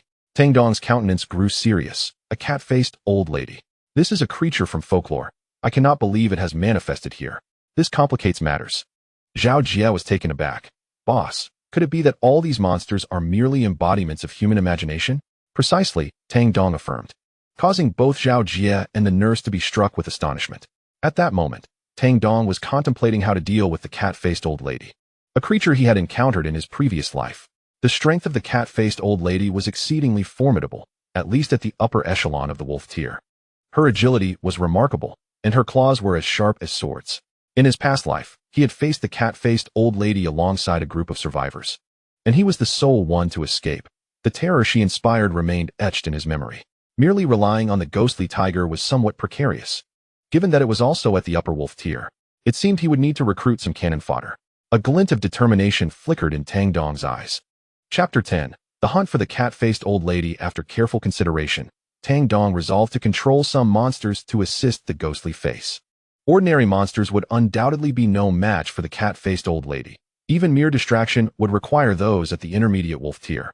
He closed his eyes and plunged his consciousness into the sea of awareness, where the mysterious black token reappeared before him. With the aid of the enigmatic token, he could simultaneously command multiple monsters, though limited by his mental capacity. The stronger the contracted monster, the greater the share it consumed. Conversely, with weaker monsters, he could command a greater number. Due to the circumstances of his rebirth, his mental power had dwindled to the peak of the wolf tier. Thus, aside from the ghostly tiger, he could simultaneously control 10 intermediate wolf tier monsters. That would suffice. A spark of brilliance shone in Tang Dong's eyes. With 10 intermediate level wolves and the superior level ghost tiger at his disposal, Tang Dong felt confident enough to confront the cat-faced old woman, contemplating whether to merely defeat her or to forge a contract with her instead. Having formulated his plan, he reopened his eyes to find Zhao Jie and the female nurse watching him intently. You two stay here. Jie, you protect her while I devise a means to deal with the cat-faced old woman. Tang Dong instructed. Zhao Jie eagerly volunteered. Boss, let me accompany you. I believe I can be of assistance. Tang Dong smiled, placing a reassuring hand on Zhao Jie's shoulder. Your current strength is not suited for this level of battle. It's best if you remain here. Protect this woman, but if a true crisis arises, abandon her and flee without hesitation. The nurse bristled at his words. What do you mean by that? We had an agreement. You promised to take me away. Tang Dong cast her a sidelong glance without responding. An agreement? Such things are merely meant to be broken. He swiftly departed, leaving Zhao Jie and the nurse on the rooftop while he descended with the ghost tiger. As they reached the ground floor, a horde of monsters surged forth. A zombie lunged at Tang Dong, its menacing claws enough to sap the courage of any ordinary person. With a cold demeanor, he wielded a machete that had long been in his grasp. With a swift slash, the razor-sharp blade severed the zombie's neck, sending its head soaring, rolling grotesquely on the ground. Having dealt with this zombie, Tang Dong pressed onward without pause, advancing further into the fray. The surrounding monsters posed little threat, merely belonging to the lower ranks of the wolf tier. However, it was not long before the first intermediate-level wolf monster appeared before him. In the corridor, a mutated dog lay in wait. Upon Tang Dong's arrival, it rose from the ground. The first cannon fodder had arrived. A spark ignited in Tang Dong's eyes. Ghost Tiger, go. Subdue this mutated dog. With a low growl, the ghost tiger lunged forward, its massive form intimidating enough to send the once menacing dog cowering with its tail between its legs. Despite its mutation under the influence of source energy, it was no match for the ghost tiger's might. The frightened dog lay submissively on the ground as Tang Dong approached. Their gazes locked, and his dominance ability surged forth. A powerful psychic force crashed against the dog's mental realm, and after relentless bombardment, the creature's spirit was successfully shattered. Tang Dong's essence surged inward, implanting a unique mark deep within the dog's soul, and the contract was officially sealed. Opening his eyes once more, Tang Dong witnessed the mutated dog bark obediently before him. Onward, he declared. The first piece of cannon fodder was secured, yet he required more. For the next half hour, Tang Dong scoured the hospital and its vicinity, successfully forging contracts with several more monsters. At last, after a full hour had passed, he gathered all 10 pieces of cannon fodder and led them to the entrance of the inpatient building. Tang Dong's expression was grave, his vigilant gaze scanning the surroundings. 10 expendable monsters marched ahead, as he had commanded them to search. The mutated dogs occasionally crouched to sniff the ground, while the others employed their own methods of investigation. Tang Dong lingered at the rear, closely guarded by the ghostly tiger for his protection. The first floor was soon thoroughly searched, yet there was no sign of the cat-faced old woman. Thus, he promptly ascended to the second floor. The second floor was quickly examined, but still yielded no results. What could be amiss? Could it be that the cat-faced old woman had already vacated the hospital building? Tang Dong narrowed his eyes. The entire hospital was enveloped in an eerie silence, a profound stillness prevailing throughout. This expansive structure, which should have been bustling with patients, now lay desolate, every occupant having met a grim fate. He casually entered a patient room, only to discover lifeless bodies strewn across the beds, each afflicted with sharp, penetrating wounds. Blood oozing profusely, saturating the air with a pungent metallic scent. All had succumbed to wounds inflicted by a blade, Likely the claws of the cat-faced old woman, Tang Dong surmised. He continued his ascent, swiftly covering the third and fourth floors, reaching the fifth and final level. Yet still, the cat-faced old woman remained elusive. A frown etched deep upon his brow. He suspected she might have already left, but such was merely speculation. His wariness remained undiminished. The years spent in a post-apocalyptic world had taught him that survival demanded unwavering vigilance. The moment one relinquished their caution was the moment they embraced death. With determined steps, he approached the door to the storage room. He pushed it open and began to search within, quickly locating the key to start the helicopter. Freedom was within reach. Regardless of whether the cat-faced old woman still lingered, once he took to the skies, her presence would no longer concern him. At that moment, a faint sound suddenly pierced the silence, reaching his ears. Simultaneously, he sensed that one of his contracted monsters had perished. She had appeared. Tang Dong instantly shifted into a combat stance, issuing commands to the remaining 9 expendable monsters. Head east, eliminate that creature.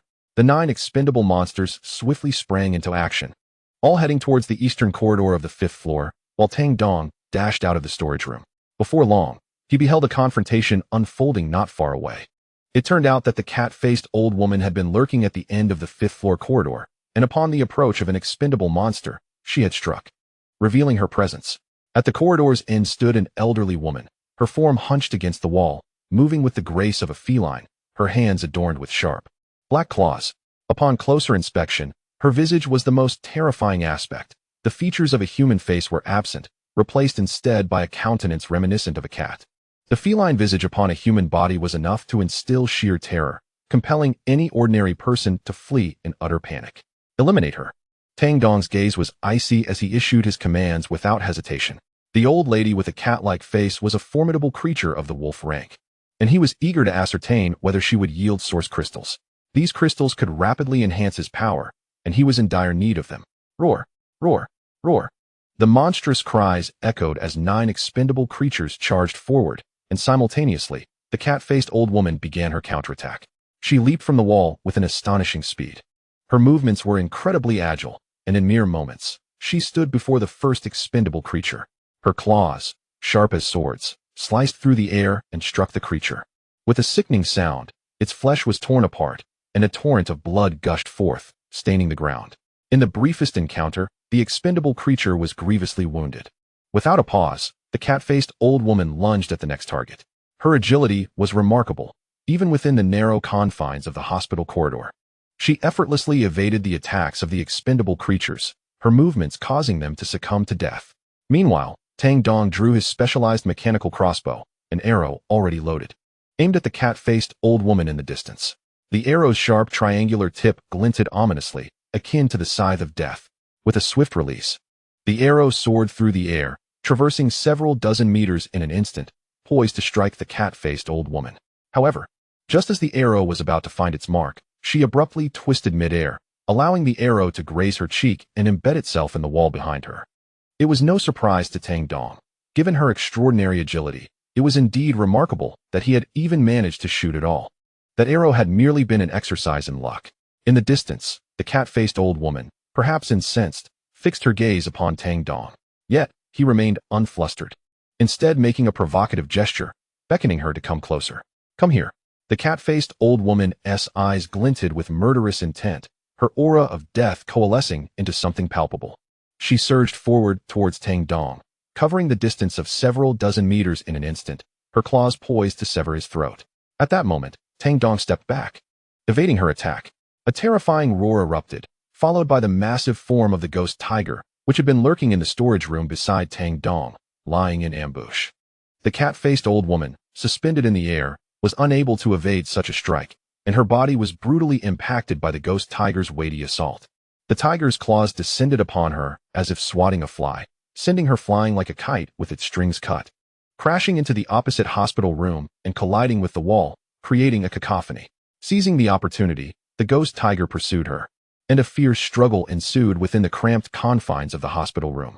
Meanwhile, the remaining 5 expendable creatures rushed in, further crowding the already limited space of the room. The moment had arrived. Tang Dong once again drew forth the specialized mechanical crossbow, its arrows aimed with precision at the figure of the cat-faced old woman. Within the confines of the hospital room, She valiantly faced 6 adversaries, with the ghostly tiger as the spearhead and the other 5 mere cannon fodder, engaging in a righteous siege against her. Under Tang Dong's command, the 5 subordinate monsters exhibited an unwavering resolve, willing to sacrifice themselves to constrain the cat-faced old woman's movements. Seizing an opportunity, one of the cannon fodder monsters lunged forward, tightly embracing the cat-faced old woman from behind. With a furious scream, she clawed at the creature's hands with her sharp nails, yet remained ensnared. In that fleeting moment, her movements faltered. Whoosh!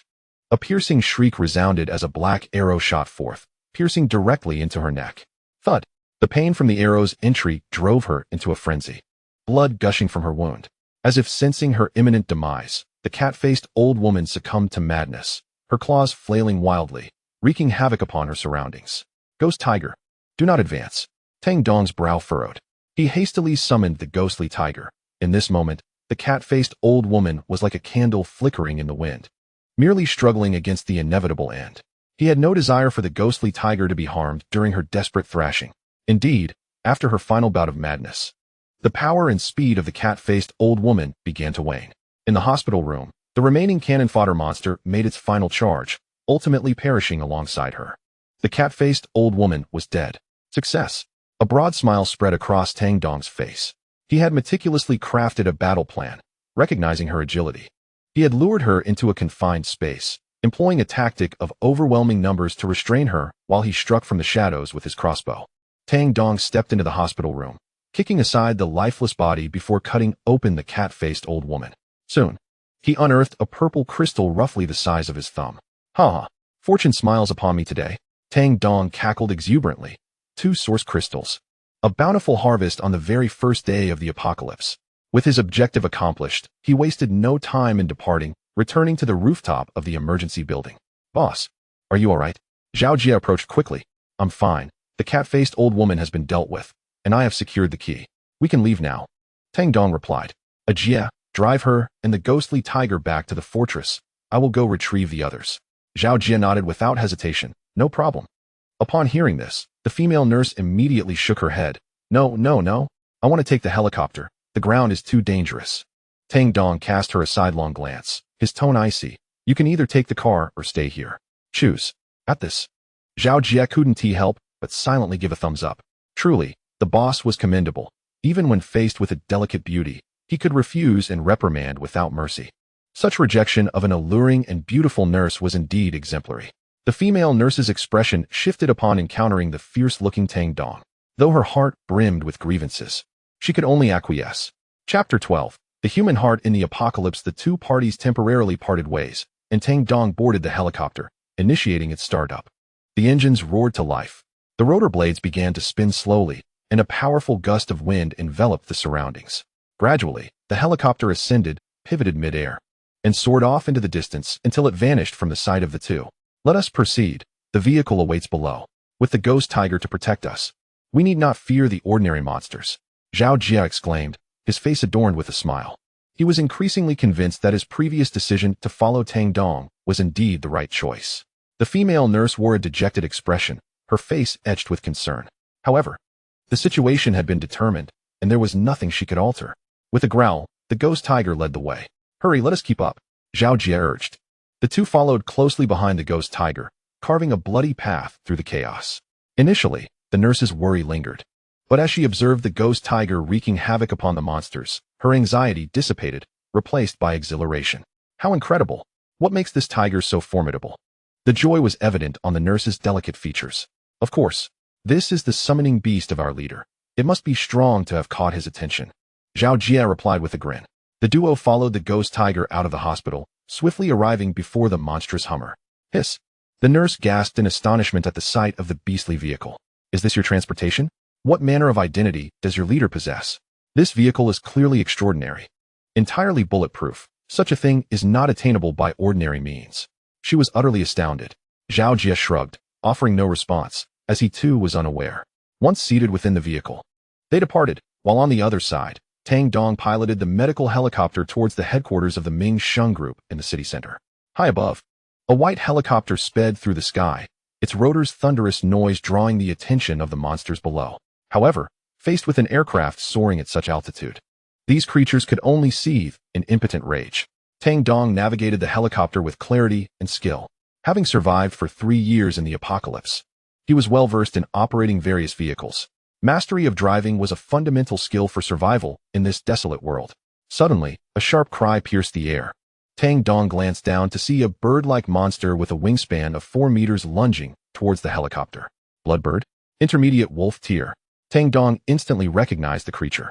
This monster had mutated from birds infected by the zombie virus. Its origins shrouded in mystery, but its power undeniable, derived from a certain game and materialized by source energy. Tang Dong paid no heed to the bloodbird. Despite its swift flight, it was absurd to think it could catch up to a rapidly moving helicopter.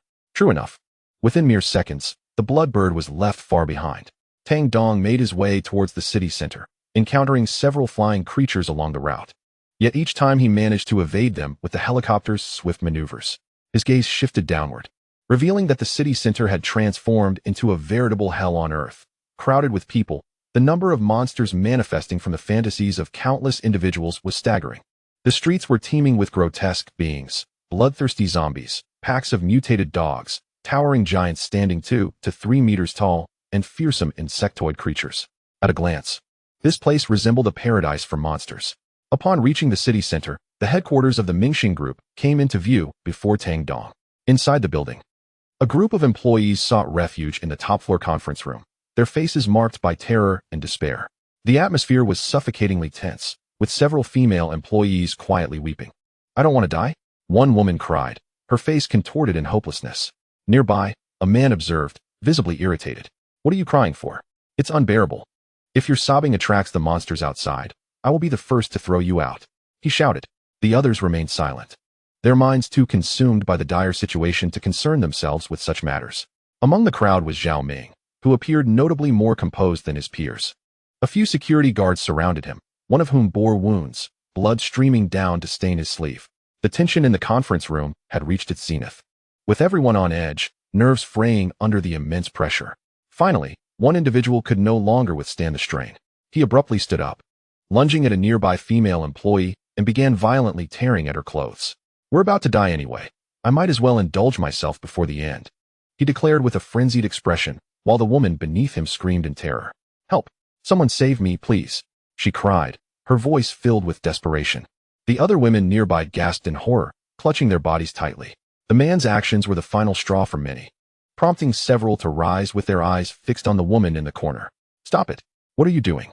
Zhao Ming exclaimed, standing up to confront the scene before him. "President Zhao." Several women rushed towards him, seeking his protection.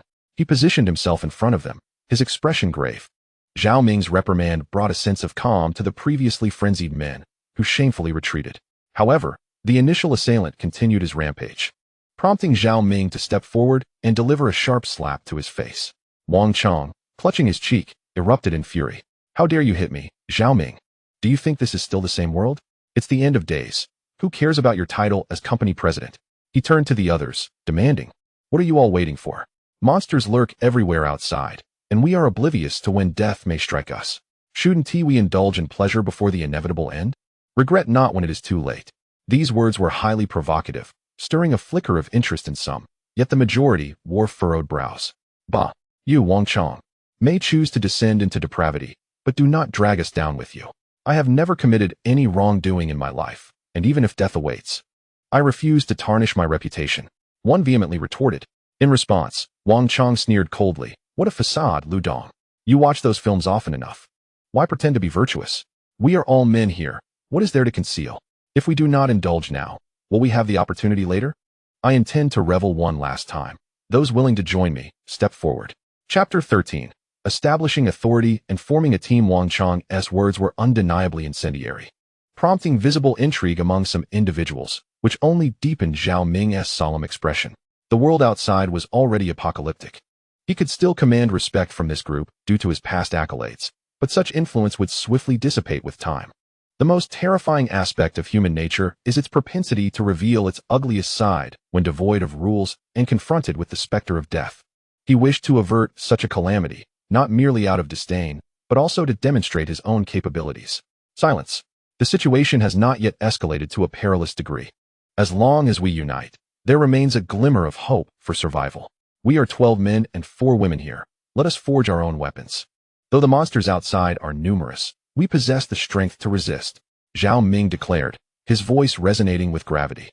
Do you wish to devolve into beasts and commit acts more heinous than those of animals? The crowd exchanged uncertain glances, their expressions fluctuating between hope and despair. After concluding his speech, Zhao Ming directed his ire towards Wang Chong, his demeanor icy. Wang Chong, you may appear honest. Yet I am astonished that you dare to engage in such actions. In these dire times, it is one thing not to unite. It is another to inflict harm upon others. Wang Chong, incensed by the reprimand, retorted furiously, Zhao Ming, spare me your pretense. We are on the brink of death. Who cares about morals? I have long found you distasteful. Today, I shall act without restraint, and I am eager to see how you will stop me. With that, Wang Chong lunged towards Zhao Ming, ready to engage in a brawl. However, as he charged, Zhao Ming stepped forward rather than retreating, swiftly grasping Wang Chong's hand and executing a powerful throw that slammed him to the ground. Ah! Wang Chong cried out in agony, his features contorted in pain. Zhao Ming's expression remained stern and frigid. Did you truly believe I was powerless? Gasps of astonishment escaped the onlookers, their eyes wide with disbelief as they regarded Zhao Ming. Zhao Ming appears so gentle. Who would have guessed he possessed such formidable strength? They murmured in shock. Zhao Ming meticulously organized his attire, casting a sweeping glance over the crowd before solemnly declaring, I intend to form a survivor squad with the objective of escaping the city center and ensuring our survival. Who among you wishes to join? In a matter of moments, Zhao Ming had established his authority. It was undeniable that he possessed remarkable persuasion skills. The onlookers exchanged glances, and one by one, they rose to their feet. I am willing to join. I refuse to perish here. Rather than await death, I would prefer to fight. Count me in. By all means. I shall confront those monsters outside. With voices overlapping, a formidable team began to take shape. Observing this, Zhao Ming could not suppress a smile. Excellent. Next, we will dismantle everything usable in this conference room to fashion weapons, and then we shall ascend to the rooftop. Zhao Ming commenced outlining his strategy. A puzzled expression crossed one individual's face. Zhao, why are we heading to the rooftop? Shouldn't we be going downstairs? You shall understand once you arrive, Zhao Ming replied enigmatically. This is the only way for us to escape the city center. Ultimately, the group opted to place their trust in Zhao Ming, and they immediately began rummaging through the conference room. Tables and chairs were dismantled, their legs repurposed as makeshift clubs. Before long, the group had crafted rudimentary weapons, during which Wang Chong remained silent, blending obediently into the ranks. Once everyone was prepared, they opened the great door of the conference room. Outside lay an eerie silence. The corridor, the rooms, and the offices, once familiar locales, were now awash in blood and strewn with dismembered corpses. Those who had failed to find refuge had succumbed to the monster's wrath. The harrowing scenes rendered Zhao Ming and his companions visibly shaken, with the more timid among them trembling uncontrollably. No one is to utter a word.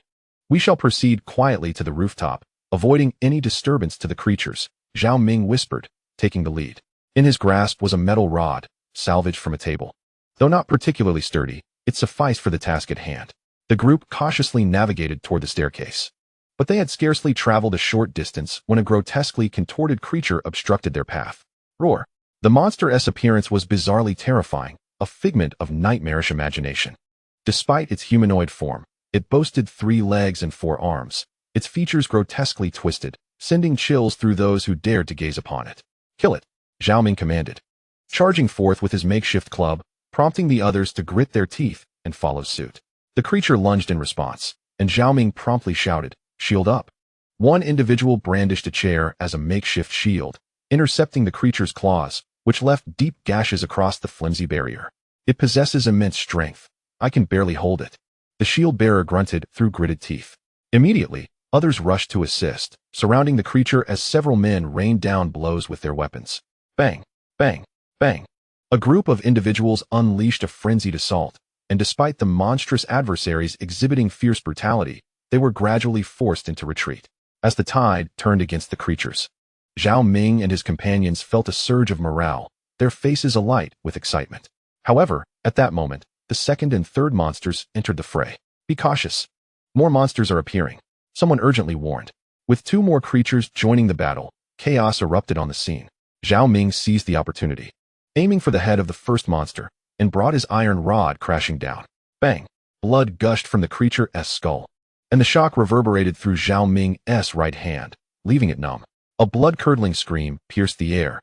Zhao Ming turned to see a man had been overpowered by one of the monsters, its gaping maw tearing into him, leaving him drenched in blood.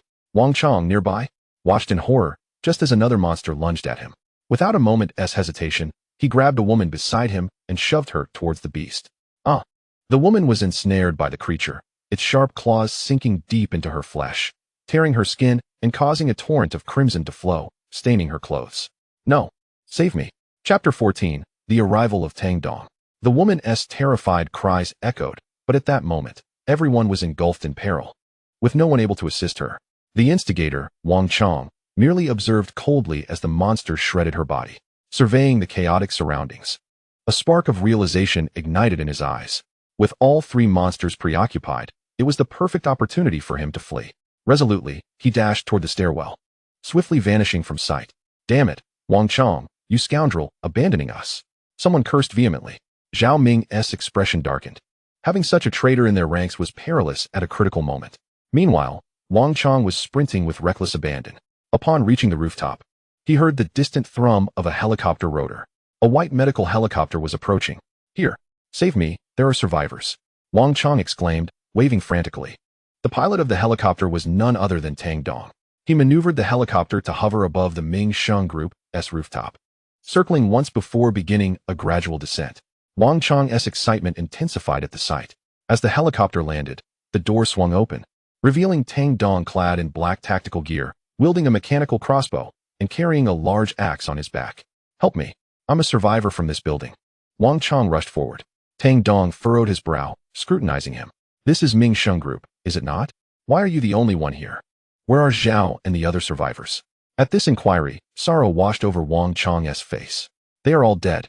The building is teeming with monsters. I alone managed to escape. Tang Dong, upon hearing this, could not help but let out a cold laugh. Does this person take me for a fool? He has returned from the brink of oblivion, having witnessed countless deceptions. His mendacity is far too transparent to escape my discernment. Take me into the building. I must see Zhao Ming, alive or dead. Tang Dong casually concocted an excuse. What? Wang Chong exclaimed, astonished. Are you out of your mind? There are monsters inside. You actually wish to enter? As his astonishment mingled with anxiety, Wang Chong realized that this man knew Zhao Ming. No wonder Zhao Ming summoned them to the rooftop. Someone must be arriving by helicopter to rescue them. If this man were to enter the building, all Wang Chong's previous actions would be laid bare. No, he could not be permitted to enter. A glimmer of cold resolve flashed in Wang Chong's eyes, and he prepared to act. Lunging at Tang Dong to seize the mechanical crossbow from his grasp. Whoosh! Thud! The black bolt shot forth, piercing Wang Chong's throat. Grasping his neck in agony, his face contorted in terror, he opened his mouth but could utter no sound. Fool! Did you truly believe I was oblivious to your intentions? Tang Dong disregarded Wang Chong, knowing that a bolt to the throat would seal his fate. Armed with the mechanical crossbow, Tang Dong entered the building fully equipped and soon encountered Zhao Ming and the others, who were locked in fierce battle with the monsters. At that moment, three monsters launched a frenzied assault on Zhao Ming and his companions. The original group of over 10 had been reduced to a mere 6. Zhao Ming was drenched in blood, his body marred by gruesome wounds. Without a moment's hesitation, Tang Dong aimed at the trio of monsters and pulled the trigger. The first arrow found its mark, striking the first monster in the neck. The power of the mechanical crossbow was formidable, and given that Tang Dong's was a specialized model, it rivaled even a handgun at close range. The bolt pierced straight through the monster's neck. What transpired? The sudden demise of the monster took Zhao Ming by surprise. Turning to investigate, he beheld the silhouette of Tang Dong. Chief! A look of joy spread across Zhao Ming's face. Tang Dong offered no reply, knocking another arrow before releasing a second bolt, followed swiftly by a third. In quick succession, the 3 arrows felled all 3 monsters, instantly securing safety for the previously beleaguered group. They turned to gaze at Tang Dong, whose fierce demeanor and formidable armament elicited gasps of awe. Who is this formidable individual? Does our company harbor such prowess? Zhao Ming rose, perceiving the group's confusion. Allow me to introduce him, he began. This is the chief of the Yunjiang survivor base. And my superior, Chief Tang, has come to rescue us and seeks our allegiance with the Yunjiang survivor base. The base boasts comprehensive facilities and provisions, ensuring our safety. You may decide how to proceed from here. Zhao Ming's words brought great satisfaction to Tang Dong. Indeed, he was a shrewd individual. Having established the Grand Ming Sheng group from scratch, Tang Dong had merely hinted at his intentions, and Zhao Ming had already grasped his plan. He stepped forward, declaring, "Indeed, I have come expressly to rescue you all. I arrived by helicopter, and you may accompany me henceforth. With the apocalypse upon us, we must unite all available forces to resist those monstrous beings. I have little time to squander, so please express your willingness." The few survivors exchanged glances, and Lu Dong promptly stood up, stating, "I am willing to join." With the first volunteer, the remaining 4 hesitated no longer, faced with the glimmer of hope for survival. Who would choose death? "I am willing. I wish to join." "Leader, I wish to join," they all concurred. Thus, there were 5 in total, 3 men and 1 woman. Alongside Zhao Ming, and the helicopter could certainly accommodate them if they squeezed in. "Then let us depart," Tang Dong asserted without hesitation. The group beamed with joy as they hurried to the rooftop. Upon sighting the helicopter, excitement surged among them. "Wonderful! We can leave," they exclaimed, tears of joy welling in their eyes. Zhao Ming, relieved, soon noticed the lifeless body of Wang Chong sprawled on the ground. "Wang Chong, he is dead." Lu Dong gasped in shock. Tang Dong's expression remained calm. "This man sought to seize my helicopter and weapons, so I killed him. Wow, what a ruthless individual," they marveled. But relief soon followed. "Good riddance to that scoundrel Wang Chong," one of them spat on his corpse. "Let us board the helicopter," Tang Dong called out. The group swiftly boarded the aircraft. Fortunately, the small number of 6 posed no issue for space. With a thunderous roar, the massive rotor blades resumed their cacophony, sending a gust of wind swirling around them. Chapter 15. Establishing the survivor base. The helicopter ascended gradually, heading towards the fortress. Half an hour later, it arrived at its destination without incident. Inside the base, Zhao Jie and the nurse had already heard the commotion and rushed out to greet them. With a booming sound, the helicopter descended slowly, finally resting upon the helipad atop the fortress. "Boss," Zhao Jie greeted with a smile as he approached. Suddenly, the formidable ghost tiger lunged forward, nearly toppling Tang Dong with its immense strength. Whoa! Lu Dong and the others were startled. Although they had encountered tigers before, none had ever seen one of such size. "Do not be alarmed. This is my summoned beast, named Ghost Tiger," Tang Dong reassured, stroking the creature's head. The ghost tiger let out a low growl and stepped forward, sniffing each of them, memorizing their scents. Seeing the ghost tiger's docile nature, the group was greatly astonished. Zhao Ming's eyes sparkled, the greater Tang Dong's strength, the more secure they felt. Following such a powerful ally would surely aid their survival in the apocalypse. "Let us enter the base," Tang Dong commanded with a wave of his hand. A group of individuals entered the underground base, finding themselves in a secure location. The previous tension that had gripped them began to dissipate. "Wait, isn't this the shelter that the company constructed last month?" Lu Dong and his companions finally recognized their surroundings, their faces displaying astonishment. Tang Dong waved his hand and said, "Everyone, please take a shower and change into clean clothes. Afterwards, we shall dine and discuss matters." The clock struck 6. After enduring a series of harrowing events, they were both dirty and disheveled, their stomachs growling with hunger. Heeding Tang Dong's words, the group nodded, and Zhao Ming took charge of the arrangements. This underground shelter could accommodate approximately 50 individuals, featuring 5 private rooms, with the remainder designated as communal dormitories. Zhao Ming quickly ensured that everyone was settled. Naturally, Tang Dong occupied the most luxurious room, while Lu Dong, Zhao Jie, and the other men shared a space together, and the female nurse resided with another woman in the same dormitory. Half an hour later, after a refreshing shower, they gathered in the dining hall. The group converged around the table, with Tang Dong seated at the head, a splendid array of food laid out before him, vegetables and meats. A veritable feast. "Come, let us dine. The shelter still has fresh ingredients, but soon such delicacies shall not be available," Tang Dong remarked. With his encouragement, the ravenous group wasted no time, devouring the abundant spread until the table was cleared of all remnants. Once the dishes were collected, everyone convened in the conference room, where the atmosphere grew somber, the expressions on their faces gravely serious. "Ladies and gentlemen, today we have witnessed an unprecedented upheaval. I believe you are all aware of the calamity that has befallen us. I must unequivocally inform you that the apocalypse has officially arrived. It is not merely Yunjiang that faces this fate, but the entire world, every city, every land, even the seas, are besieged by monstrous entities. Our once proud civilization has been dismantled by countless beasts. In the span of a single day, I estimate that at least 5 billion lives have been lost. Those who remain are cowering in various hiding places, including us." Tang Dong's tone was heavy with sorrow. A pall of grief settled over the room, and the faces of all present reflected profound sadness. Each person harbored family and friends. The thought of them perishing at the hands of these monsters was unbearable. Even Zhao Ming was unable to contain his tears. The female nurse was already in tears, lamenting, "My parents are still back home.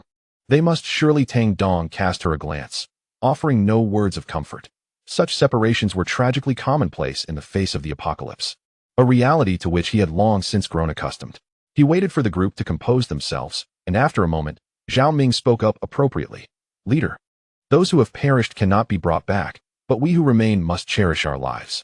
Moreover, we must seek vengeance against those creatures." Zhao Ming's sentiments resonated with everyone present. Zhao Jia, gritting his teeth and clenching his fists, declared, "My brother was slain by those monsters.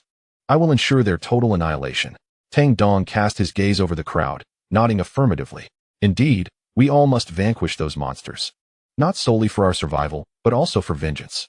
The apocalypse has descended upon us. Although those creatures are formidable, we possess the strength to resist."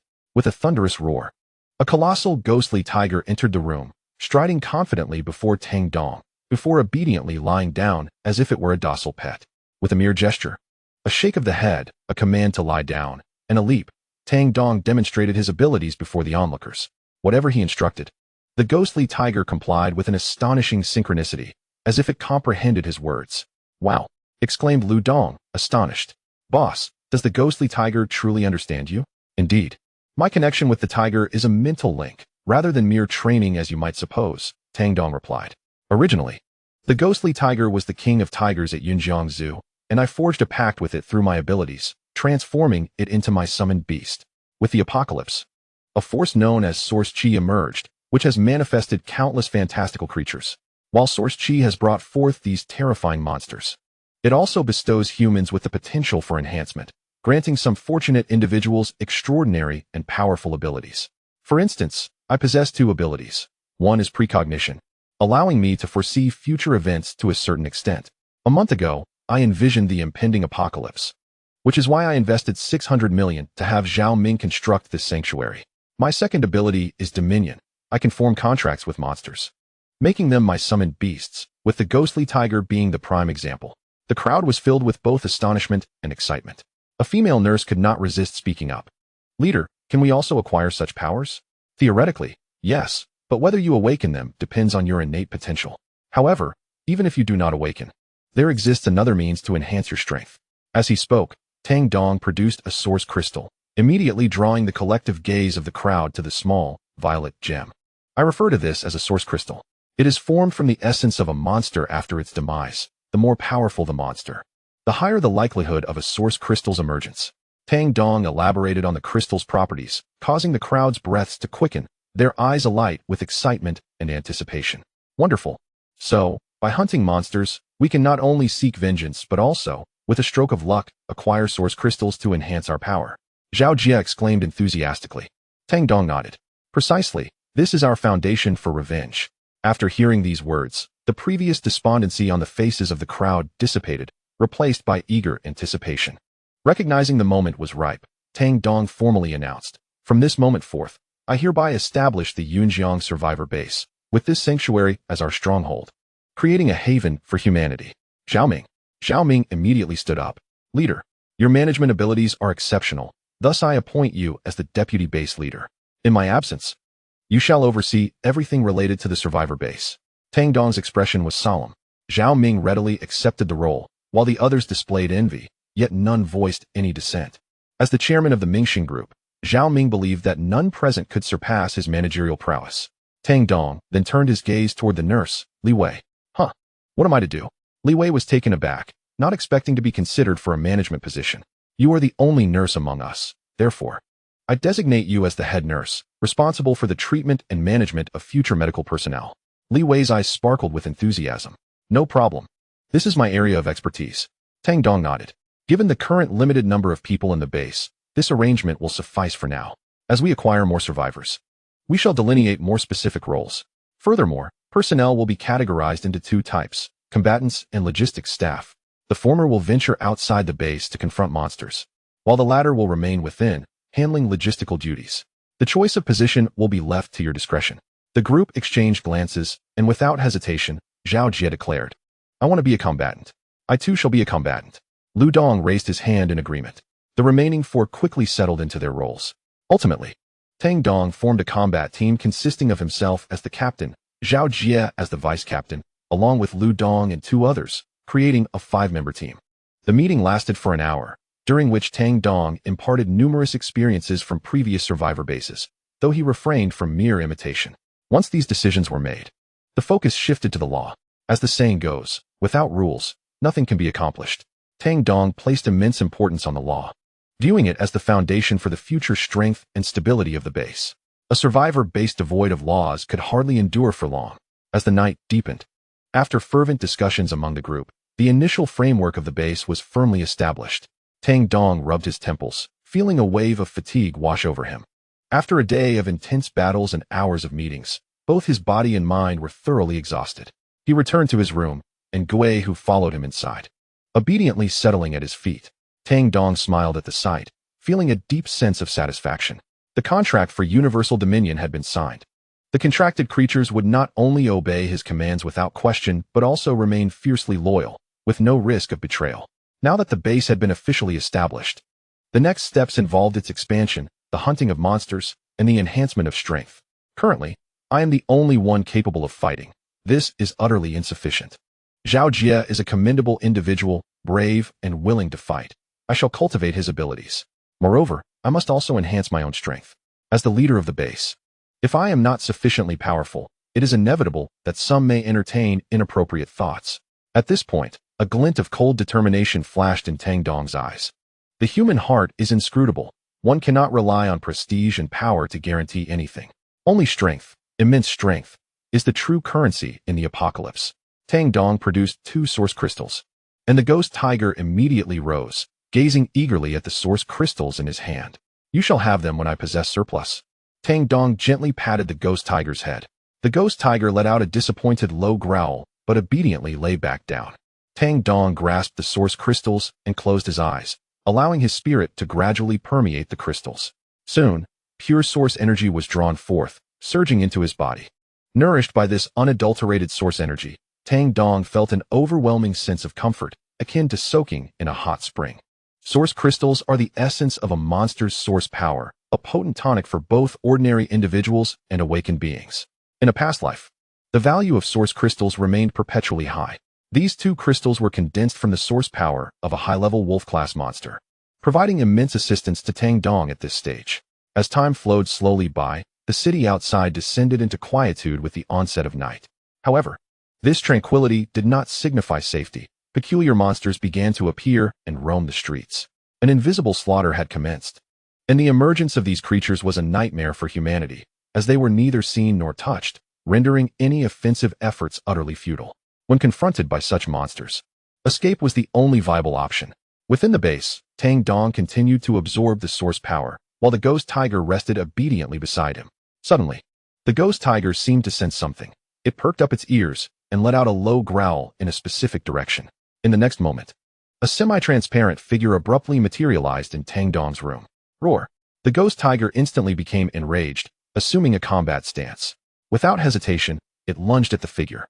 But a bizarre scene unfolded. The ghost tiger passed directly through the apparition without making contact, crashing headfirst into the wall. Bewildered, the ghost tiger was left utterly confused by the occurrence. "Indeed, it has arrived." Tang Dong's voice resonated within the room.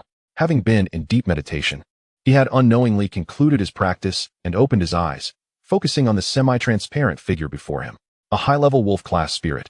It seemed fortune favored him at this moment. A smile graced Tang Dong's lips. Spirits, as incorporeal entities, are impervious to most physical attacks, only susceptible to source power or mental energy.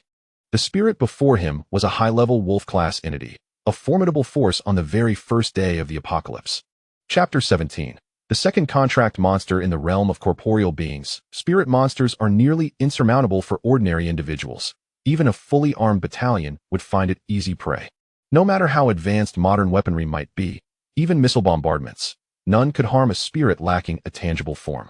However, it is quite the coincidence that Tang Dong is not among them. Not to mention his peak spiritual prowess at the wolf rank, which governs the realm of this ability. Even ethereal entities are not exempt from his influence. Concerned about the potential emergence of such spectral creatures within the base, he deliberately extracted a source crystal to absorb its energy, and indeed, it drew you in. Tang Dong couldn't help but smirk. Across the room stood a spirit-like creature, approximately 6 meters tall. Upon closer inspection, one could discern that it was a female spirit, her semi-transparent form obscuring her exact features.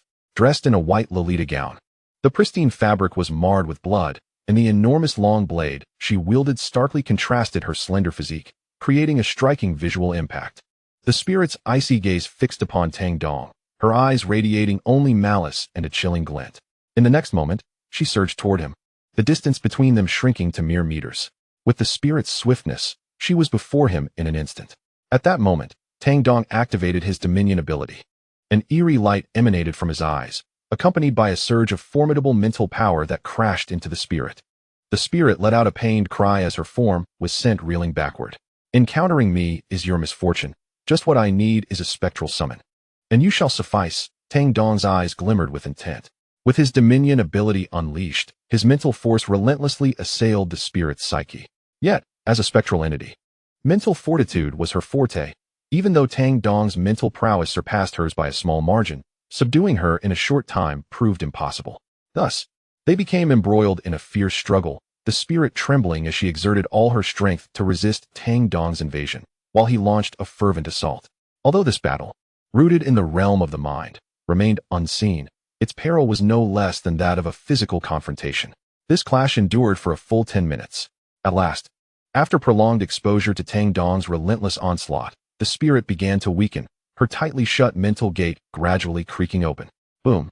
Finally, Tang Dong forcefully breached the spirit's mental barrier, his essence surging forth to leave his mark within her consciousness. Master, the spirit's melodious voice rang out. A soft and sweet sound reminiscent of a 15 or 16-year-old girl, truly delightful to the ears. What is your name? Tang Dong inquired. The spirit's intellect surpassed that of a ferocious beast like the ghost tiger, making simple communication feasible. Reina, the spirit replied softly, with her successful allegiance to Tang Dong. The murderous intent that once filled her eyes vanished entirely, replaced by gentleness and tranquility, a stark contrast to her earlier menacing demeanor. Tang Dong proceeded to ask her a few more questions, gaining a basic understanding of Reina's circumstances. He then invited her to enter his body, providing her with a temporary sanctuary while ensuring his safety. Excellent. With Reina's protection, my security is significantly enhanced. In the present day, I possess the Phantom Tiger for ground combat, and the Spectral Spirit for nighttime skirmishes. However, I am still in need of a flying summon for aerial engagements. Without it, I shall be rendered helpless against airborne adversaries in the future.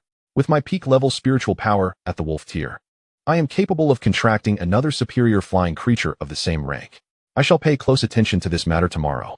Tang Dong squinted his eyes, soon closing them again to continue absorbing the source power within the source crystal.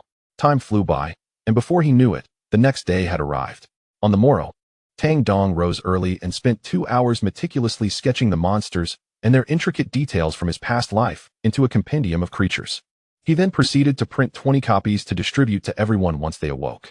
This is a monster compendium I have compiled based on my foresight abilities. Each of you must memorize the information contained within, as it will assist you in surviving encounters with these creatures, Tang Dong instructed. However, do bear in mind that monsters are exceedingly diverse, and this compendium cannot encompass them all. Thus, you must remain vigilant and observant when encountering unfamiliar beasts. The eyes of the group gleamed with determination as they solemnly accepted the material, diligently committing the details of each creature to memory. Leader, what shall we do today?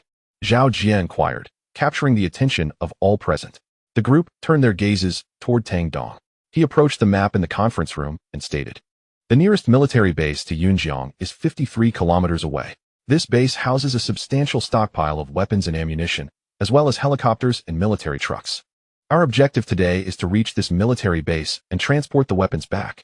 Zhao Ming nodded in agreement, an excellent plan. With the aid of modern weaponry, we shall face the monsters with greater ease.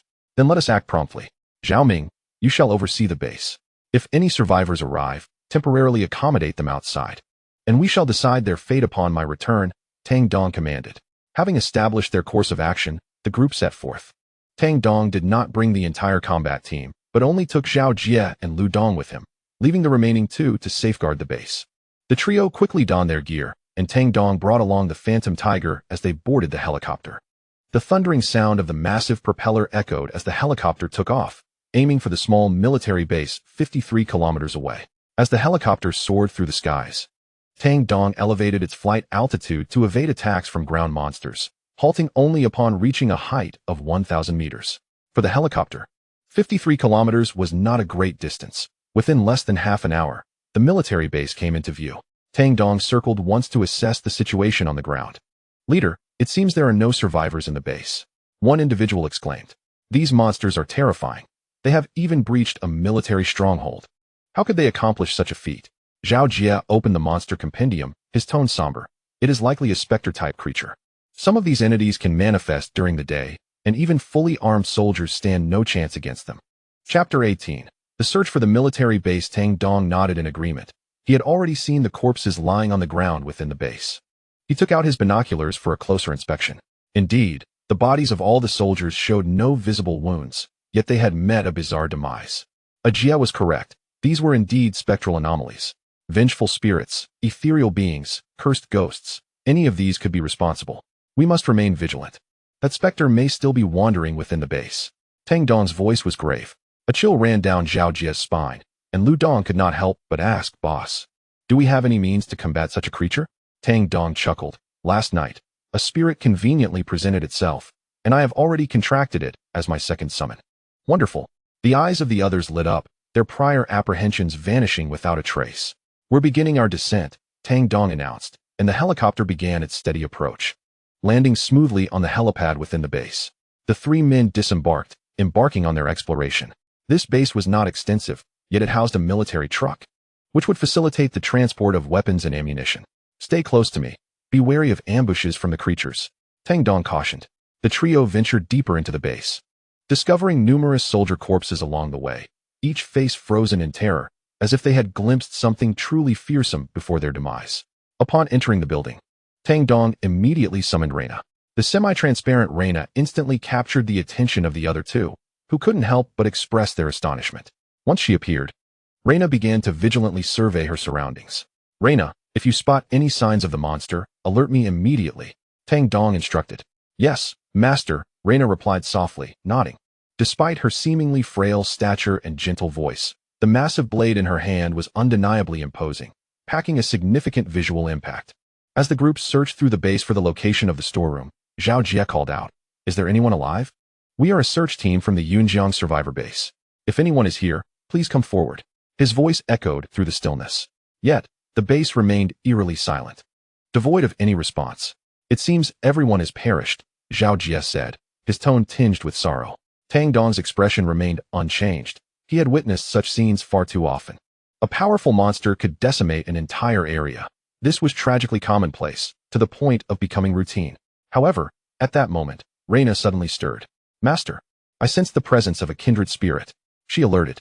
Tang Dong's demeanor instantly grew serious. "Can you ascertain its location? I can detect its scent, but I cannot pinpoint its exact whereabouts. Should we proceed to search for it?"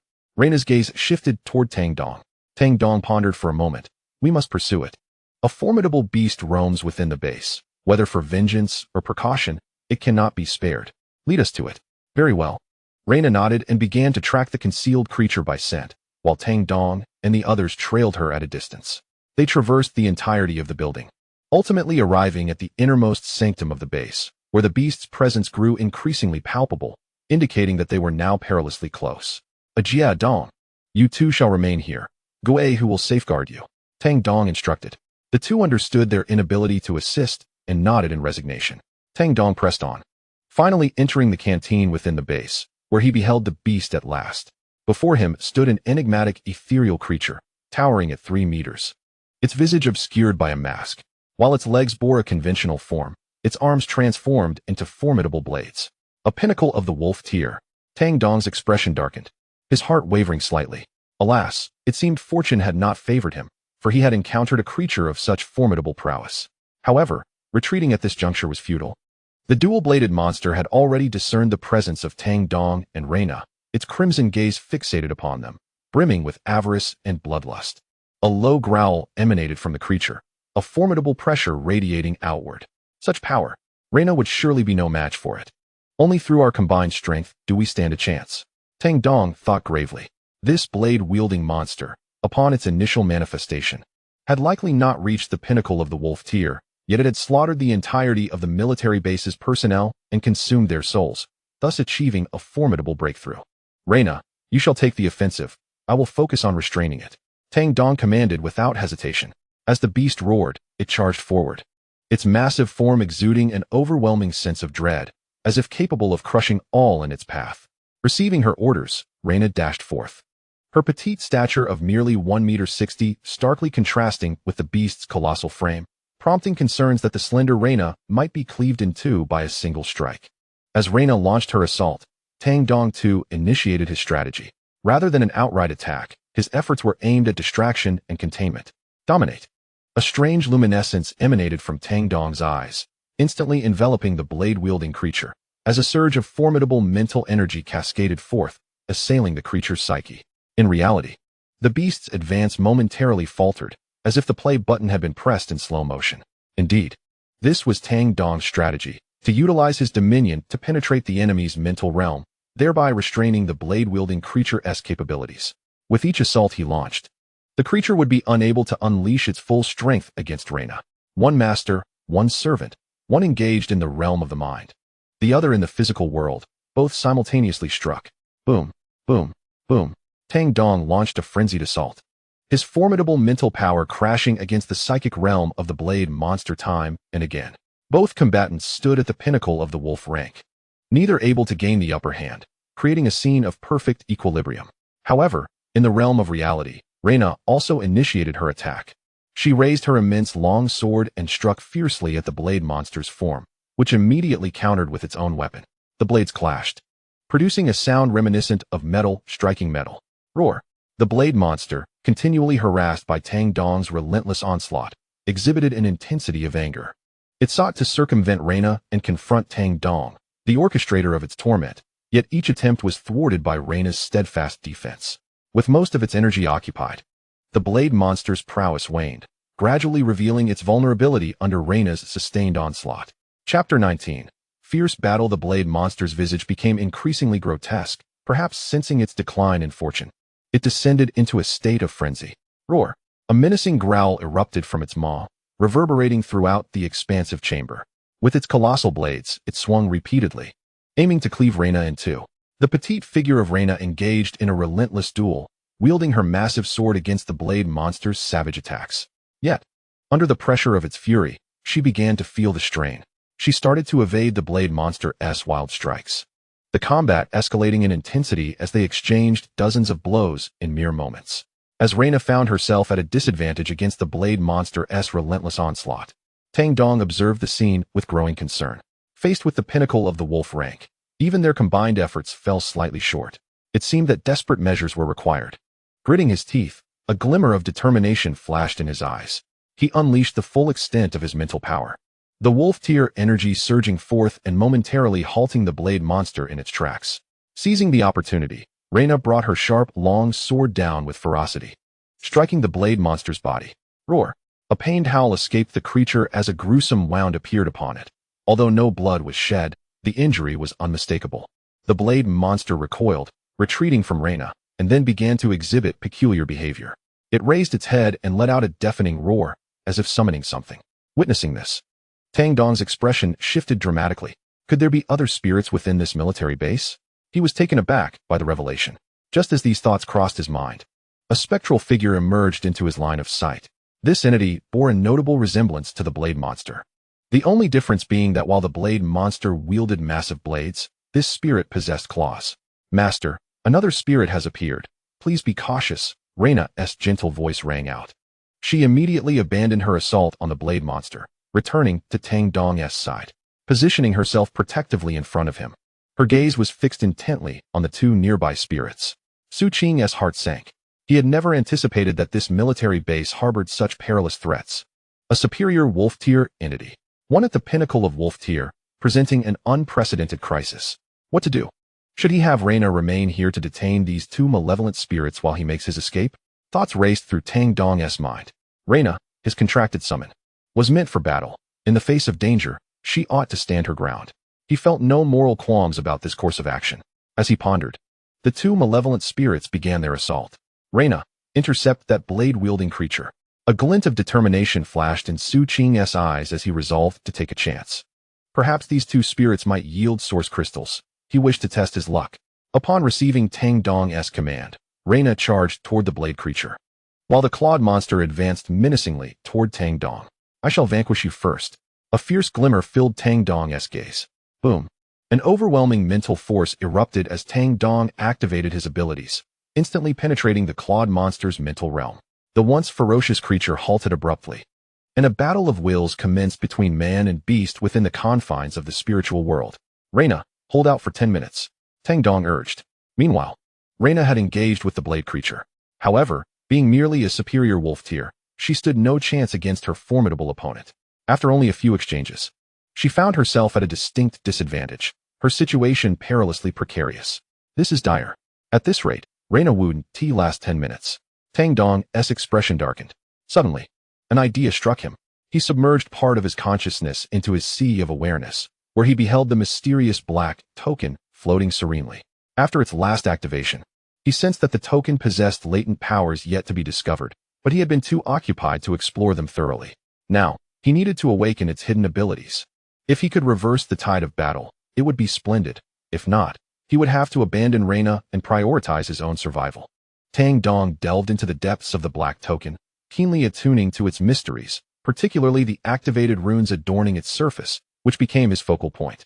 The token bore 2 activated runes in total.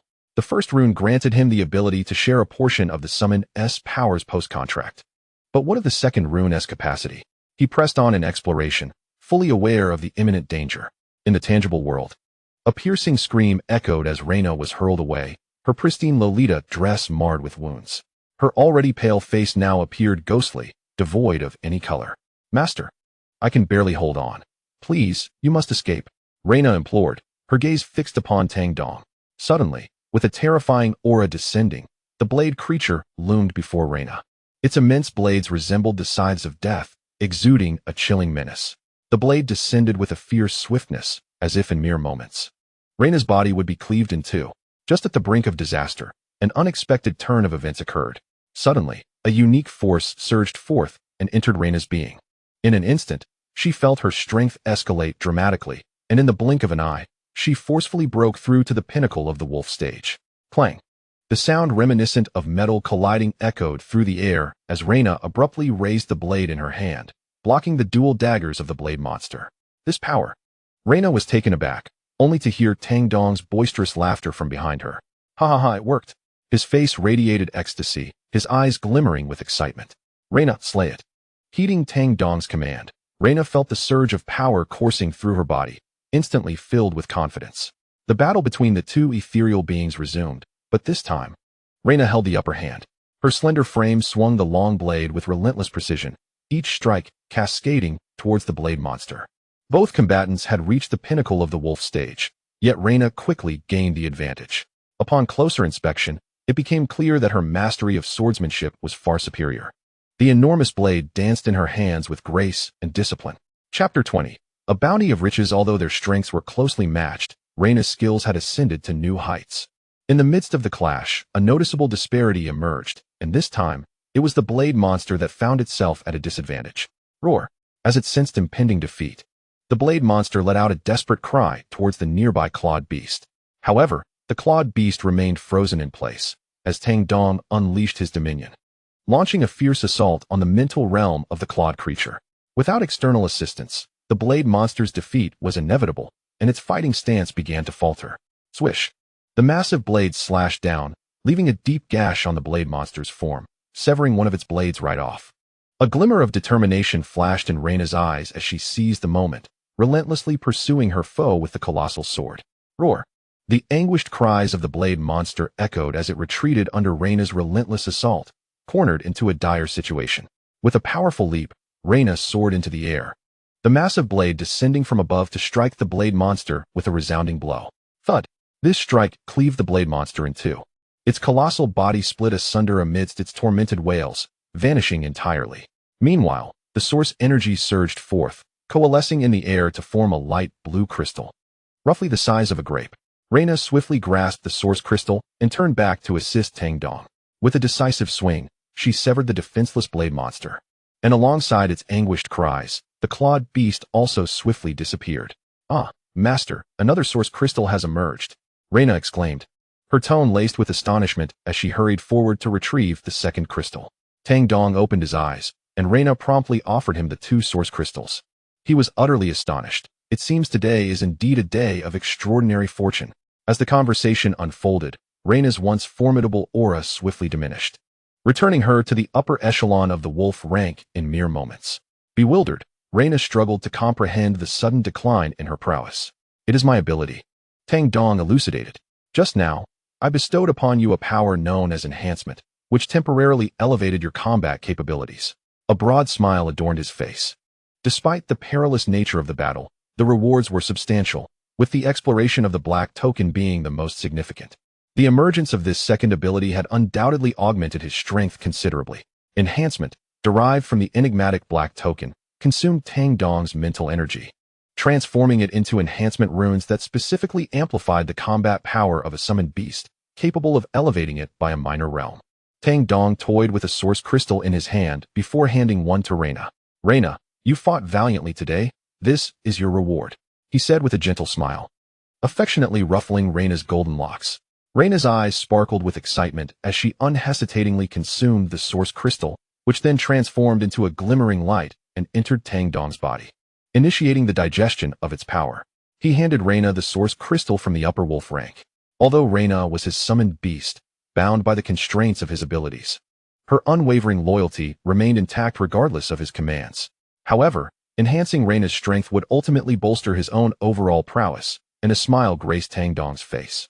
He then departed, returning to the ammunition depot, where Zhao Jie and the others breathed a collective sigh of relief upon his arrival. "Boss, did you eliminate the demon spirit?" they inquired eagerly. Tang Dong nodded affirmatively. "The demon spirit has been dealt with. Now we must begin relocating these weapons and ammunition." "Excellent," they exclaimed, their excitement palpable as they rolled up their sleeves to commence the task. Box after box of weapons and ammunition was transported to the courtyard outside, with nimble movements from the group, even the formidable ghost tiger joining in as a laborer. The powerful ghost tiger could easily carry several boxes weighing hundreds of pounds on its back with grace. Before long, the courtyard was piled high with their spoils. Tang Dong swiftly made his way to the other side of the courtyard, where a heavily armed helicopter was prominently stationed, alongside several military vehicles. "Chief, let us take all these military vehicles. Leaving them here would be a waste," Lu Dong remarked, eyeing the vehicles and helicopter with salivating anticipation. Tang Dong surveyed his companions. "Is there anyone among you who can drive?" The group exchanged glances, revealing their unease. After a moment of hesitation, Zhao Jie raised his hand. "I can drive, but I've never operated such a large truck." "All right, you'll be the one to drive. Military vehicles are sturdy and can handle your vigor," Tang Dong decided, patting Zhao Jie on the shoulder. Zhao Jie felt an overwhelming sense of pressure. He had only ever driven small cars, and the disparity between them and military trucks was considerable. Nevertheless, with Tang Dong's encouragement, he steeled himself for the challenge. "Let us begin. Transport all the supplies onto the vehicle," Tang Dong commanded loudly. "Understood." Several individuals promptly sprang into action, loading box after box of provisions onto the military truck, whose cargo space was ample enough to accommodate a considerable quantity of weapons and ammunition. After a full hour of diligent effort, they succeeded in filling the truck to capacity, with a staggering weight of over 10 tons. The supplies were loaded, filling the truck to the brim, and spirits soared among the crew. "Ajay Dong, you two will drive. I will have Ghost Tiger accompany you for your protection, while the rest of us will board the armed helicopter to provide aerial fire support. Your sole mission is to safely transport these weapons back to the base." The two men wore serious expressions and replied in unison, "Yes, leader." Zhao Jie opened the door and entered the driver's seat, staring at the steering wheel before him, swallowing nervously. "Whatever, let's just get it done." Resolutely, Zhao Jie inserted the key and ignited the engine. The roar of the engine erupted, and Lu Dong settled into the passenger seat, while Ghost Tiger deftly leaped onto the roof of the vehicle. "Ajay, be careful. This is our first mission. If we flip the vehicle, it will be quite embarrassing," Lu Dong remarked, observing Zhao Jie's evidently clumsy movements with concern. Zhao Jie rolled his eyes. "Don't worry." He pressed down on the accelerator, and the military truck began to move slowly, gradually departing from the base. Meanwhile, Tang Dong initiated the armed helicopter, and along with the thundering of the rotor blades, it ascended into the sky, following the path of the ground vehicle. He picked up the radio. "Ajay, how is the situation?" A moment later, Zhao Jie's voice crackled through the radio. "No problem. Everything is going smoothly." "Excellent. I will guide you from above. Just follow my lead," Tang Dong instructed. "Understood," Zhao Jie replied. With the simultaneous roar of the truck and the helicopter, the team departed from the military base, heading toward their designated location. The military installation was situated in a remote area, a full 53 kilometers from their starting point, and Tang Dong initially chose to reduce their speed. On the ground, Zhao Jie concentrated intently on driving, struggling at first with the military vehicle's handling, but as time progressed, his movements grew increasingly adept. The noise of the truck drew the attention of numerous creatures along the way. A horde of zombies, having detected the military truck, charged forward with frenzied abandon, their wild demeanor suggesting an intent to tear everything apart. "Be cautious, a zombie squad is approaching," Lu Dong urgently warned, before his words had fully left his mouth. Ghost Tiger, who had been crouched atop the vehicle, sprang into action. With remarkable speed, Ghost Tiger leaped from the roof, reaching the zombie squad in mere moments. With a thunderous roar, Ghost Tiger descended upon the horde like a tiger among sheep, swiftly dispatching the zombies with its lethal claws, leaving no survivors in its wake. The ghostly tiger clawed open the chests of all the zombies, and upon confirming the absence of source crystals within, he departed with a sense of disappointment. "Incredible!" Lu Dong exclaimed in awe, his earlier apprehension from driving on the ground dissipating entirely. With the formidable ghostly tiger as their protector, ordinary monsters posed no threat to them. The team pressed onward, the military vehicle accelerating rapidly under Zhao Jie's skilled driving, soon reaching speeds of 70 to 80 kilometers per hour. Before long, Yunjiang was in sight. They needed to traverse Yunjiang to reach the base. "Leader, should we enter the city directly?" Lu Dong inquired over the radio. "No. The city center is perilous. We will take a detour around the outskirts of Yunjiang. Although it is a longer route, it ensures our safety," Tang Dong replied. "Dong, keep a vigilant watch on the surrounding buildings. If there are survivors, notify me immediately," he added. Rumbling, the team sped along the suburban roads, with Zhao Jie at the wheel and Lu Dong observing the surroundings for any signs of survivors. A day had passed since the apocalypse struck, and the city lay in ruins, marked by destruction, blood, and countless severed limbs. Though the population density in the suburbs was less terrifying, monsters roamed the streets freely. Many of these creatures, alerted by the noise, drew closer, baring their fangs and claws. In such circumstances, Zhao Jie dared not stop. He wished he could weld the accelerator to the floor. The relentless swarm of monsters caused cold sweat to bead on their foreheads. Occasionally, a monster charged at them, either being struck down by the military vehicle or slain by the ghostly tiger, making the journey one of peril but manageable. Before long, they entered the suburban area. As they passed a university, Lu Dong in the passenger seat seemed to spot a survivor. Not far off, on the rooftop of a classroom building, individuals were waving toward them. "Leader, I've spotted survivors." 3 o'clock direction, about a dozen people, Lu Dong quickly alerted. Upon hearing this, Tang Dong immediately turned to look in that direction. From his elevated position, his sight was clearer. Indeed, just ahead lay a university, and within its campus, survivors were enthusiastically waving at the sky, evidently having spotted the helicopter. "I will go in to rescue them. You all continue forward." Without hesitation, Tang Dong decided that these university students could significantly contribute to the future development of the base. Even if they lacked skills, their youthful vigor would make them excellent laborers. A robust workforce was essential for the base's growth. With this thought, Tang Dong promptly adjusted the helicopter's flight path. The complex environment of the campus made it cumbersome for Zhao Jie and the others to enter. Given Zhao Jie's mediocre driving skills, they might find it challenging to exit once inside, while the survivors were conveniently located on the rooftop of the classroom building. Thus, he was the optimal choice to proceed. As he piloted the armed helicopter, he swiftly approached the rooftop above the classroom building. On the rooftop, a gathering of individuals gazed at the descending armed helicopter, their expressions a blend of joy and relief. "Wonderful! We are saved!" exclaimed the crowd, brimming with excitement. The helicopter gracefully landed atop the teaching building. Its cabin door swung open, and a fully armed man named Tang Dong emerged. A middle-aged man, resembling a teacher, hurried forward, his hand extended in gratitude. "Comrade, thank you so much. We are the survivors from Yunjiang Third University. I am the principal, Wang Jiang." Tang Dong surveyed the group before him. noting 14 survivors, both men and women, predominantly university students, yet their appearances were disheveled and weary. It was evident they had spent the previous day and night hiding on the rooftop, their faces etched with exhaustion and their clothes in disarray. I am not an official, but rather a member of a civilian survivor group. My name is Tang Dong. You now have two choices: follow me or remain here awaiting the official rescue team, he declared. Civilian survivors? Wang Jiang and the others were momentarily taken aback by Tang Dong's words. Here he was, piloting an armed helicopter, yet identifying as a civilian. However, they were beyond questioning at this point. They had endured enough and were eager to leave. With that thought, Wang Jiang quickly replied, "No matter. We are willing to follow you. Let us depart swiftly. There are terrifying monsters within this school. The noise of your helicopter must have already attracted one of them. If it catches up to us, we will all be doomed."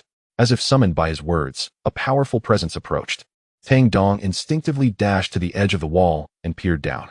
Within the school, a grotesque creature emerged from a shadowy corner, swiftly advancing toward the teaching building. The monster's appearance was terrifying, its pale skin glistening as it crawled with remarkable speed, reaching the building in mere moments, swiftly scaling the walls. "Ah, the monster is coming." A chorus of terrified screams erupted from the students as they hurriedly fled toward the helicopter. With a swift motion, the white creature ascended to the rooftop, its crimson gaze radiating a murderous intent. A liquor? Tang Dong recognized the creature's identity, his expression grave. Chapter 22. Gunning down the liquor's gaze fixated on the group, predominantly on Tang Dong. This monstrous entity, resembling a creature from a video game, was terrifying enough to instill fear in the hearts of ordinary people with just a glance.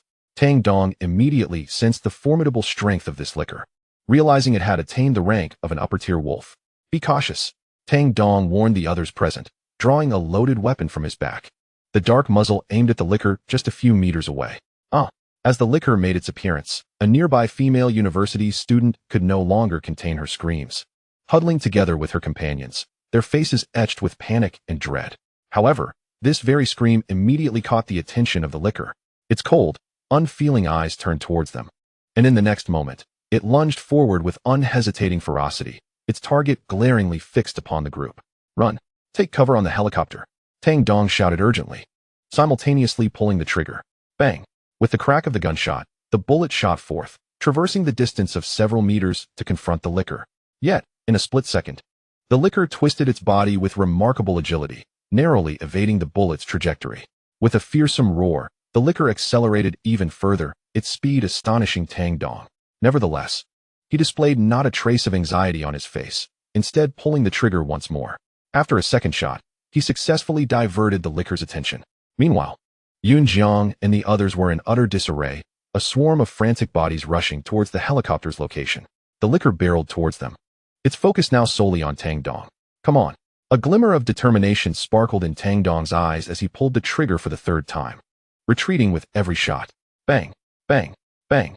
3 consecutive shots, each one sealing off the liquor's advance. The formidable liquor was not yet invulnerable to bullets, momentarily caught off guard. One bullet pierced its body, leaving a gaping wound from which blood gushed forth, staining the ground crimson. The searing pain seemed to drive the liquor into a frenzy. It opened its mouth, and a barbed tongue shot forth like a spear, the tip sharp enough to tear through the air, accompanied by a piercing shriek. Tang Dong swiftly rolled to the side, narrowly avoiding the liquor's attack. Bang! He fired again, the bullet piercing through the liquor's still extended tongue. The immense force severed the tongue, blood splattering as a segment fell to the rooftop, writhing and twisting. The liquor howled in agony, its intense suffering pushing it into a complete frenzy. Charging recklessly towards Tang Dong. Seeking death, Tang Dong scoffed coldly, a flash of brilliance igniting in his eyes. He swiftly reloaded his shotgun, raising it once more to aim at the liquor. The creature, moving with astonishing speed, closed in on Tang Dong, its limbs pounding the ground. The relentless gunfire echoed, each bullet tearing through the liquor's flesh, sending forth torrents of blood.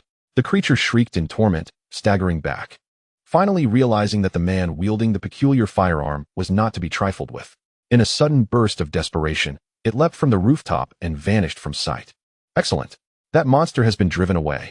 In the helicopter, Wang Jiang and the others wore expressions of ecstatic joy, their excitement palpable. However, Tang Dong remained vigilant, his demeanor far from relaxed as he held his gun, cautiously surveying the surroundings. "Do not let your guard down too soon," the liquor has not departed.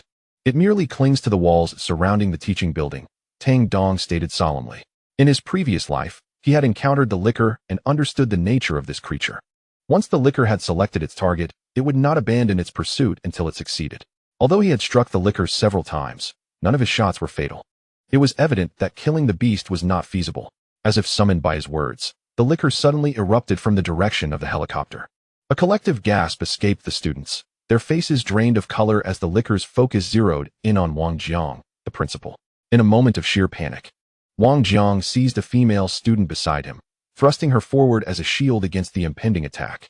The chilling sound of claws slicing through flesh echoed as the liquor's razor-sharp talons severed the girl's throat, resulting in a catastrophic spray of blood. Chaos ensued as the group frantically scrambled from the helicopter. Tang Dong rushed to provide assistance, but the liquor had learned. It nimbly leaped from the rooftop, appearing to flee while actually repositioning itself along the outer wall. Wang Jiang, you bastard! You used you as a human shield. You are the reason she is dead.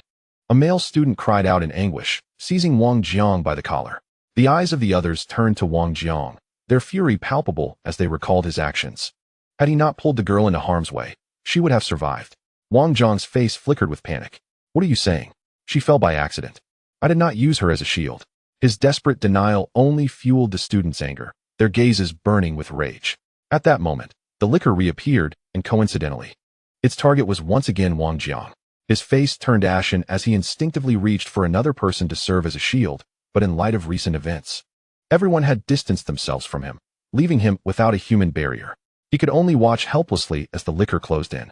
Just as it seemed, all hope was lost. A bullet whizzed through the air, striking the liquor's body. The impact created a gaping wound, and the liquor let out a horrific shriek as it tumbled to the ground. It struggled to escape, but this time, Tang Dong would not grant it that opportunity. Bang, bang, bang.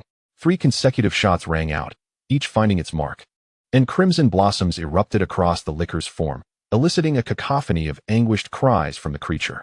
Severe injuries rendered the devourer incapable of movement, leaving it to languish weakly on the ground in agonized struggle. Tang Dong approached with a frigid demeanor and dispatched it with a single shot. Bang! The devourer lay dead. Chapter 23. A bountiful return. Having slain the devourer, Tang Dong immediately pried open its chest, only to find no trace of source crystals within the carcass. A pity. He shook his head in disappointment, and then turned his gaze toward the group of survivors. His eyes fell upon a cluster of individuals. What transpired here? A student promptly replied, "It was that beast, Wang Jiang. When the devourer attacked, he used you as a human shield, ultimately leading to her demise." Indeed. I witnessed it with my own eyes. It was Wang Jiang's doing. Damn it. I've long known that Wang Jiang was no good. I've heard rumors that he exploits his authority to coerce female students into becoming his mistresses. That scoundrel is nothing but a beast. The students erupted in a cacophony, voicing their contempt for Wang Jiang. He appeared flustered, hastily retorting, "You are all spouting nonsense. Defamation, pure defamation." She merely stumbled. It had nothing to do with me. Tang Dong furrowed his brow. Due to the crowd's obstruction, he had not witnessed the incident firsthand, making it difficult for him to place his trust in either party. Past experiences had taught him that the truth is not always spoken by the majority. Enough. We can discuss this matter later. Let us board the helicopter and leave this place. Tang Dong abruptly interrupted their exchanges. His words incited dissatisfaction among several individuals who glared at him. How can we allow Wang Jiang to board after what he has done? Tang Dong's expression turned icy. Because the helicopter belongs to me, and I have the authority to decide. Either board the helicopter or remain here. His reprimand caused the dissenters to shrink back. Get in the vehicle, Tang Dong commanded once more. This time, no one dared to voice further objections, and everyone obediently boarded the aircraft. Wang Jiang approached Tang Dong with a smile. "Mr. Tang, I appreciate your timely support. Had it not been for your discerning eye, I might have been wrongfully accused." He flattered, discreetly praising him. Tang Dong cast a sidelong glance at him. "I have not trusted anyone, thus your suspicions remain unallayed. Do not let me catch you in a compromising situation." Wang Jiang felt the chill. The survivors had no idea where to hide. Their locations were surely scattered throughout Yunjiang City. Half an hour later, the base was well within sight. The inhabitants of the base, hearing the sound of helicopters, flocked outside to witness the arrival. While the imposing gates of the fortress swung open, Zhao Jie and Lu Dong drove in with a military vehicle.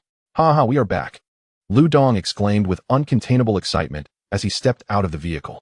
With a thunderous roar, The armed helicopter descended slowly, eventually landing securely on the base's helipad. The cabin door opened, and Tang Dong, along with Wang Jiang and others, emerged. Leader, leader, Zhao Ming hurriedly approached, accompanied by others. Tang Dong nodded, saying, "These individuals behind me are the survivors we just rescued. Let us settle them in first." Understood, Zhao Ming promptly acknowledged, stepping forward to begin the arrangements for the group. With a clatter, the back of the military vehicle opened, revealing neatly stacked crates of weapons and ammunition. The remaining individuals rushed forward, efficiently unloading the supplies. "Wow, what a bountiful haul. So many weapons and ammunition," someone exclaimed in sheer exhilaration. Zhao Jie chuckled. "Indeed, with these weapons, ordinary monsters can no longer harm us. This arsenal will suffice for quite some time, allowing us to set aside our safety concerns." The group adeptly unloaded all the crates of weapons and ammunition, storing them in the underground shelter's warehouse. Tang Dong gathered the members of the combat team and distributed weapons and ammunition to each of them. Before long, all 5 were transformed, fully equipped with body armor, tactical daggers, handguns, assault rifles, helmets, and a plethora of gear, exuding an air of lethal determination. "Finally, we resemble combat personnel. Now, follow me. We must eradicate all monsters in the vicinity of the base. By the side of the bed, who dares to sleep soundly? Within a 1-kilometer radius of the base, no monsters are allowed to exist. Move out," Tang Dong commanded. "Yes." The 5 responded in unison. The entire combat team was mobilized, and Tang Dong drove the monstrous Hummer out of the base to commence the extermination of nearby creatures. Soon, a horde of goblins came into view. The 5 promptly disembarked. Assault rifles aimed at the goblins. Fire! Bang! Bang! Bang! Without hesitation, they pulled the triggers, and with a cacophony of gunfire, the group of nearly 30 goblins was obliterated in mere seconds, all of them falling lifeless. "Such exhilaration," Lu Dong exclaimed, unable to suppress a triumphant fist pump. Tang Dong, observing the aftermath, felt a pang of reluctance. These goblins were merely low-tier monsters, yet it took the 5 of them, armed with assault rifles, to exhaust their ammunition before annihilating the creatures, an evident display of poor marksmanship. While clearing the battlefield, any source crystals discovered must be submitted. The spoils will be divided after the combat concludes, Tang Dong instructed. Understood.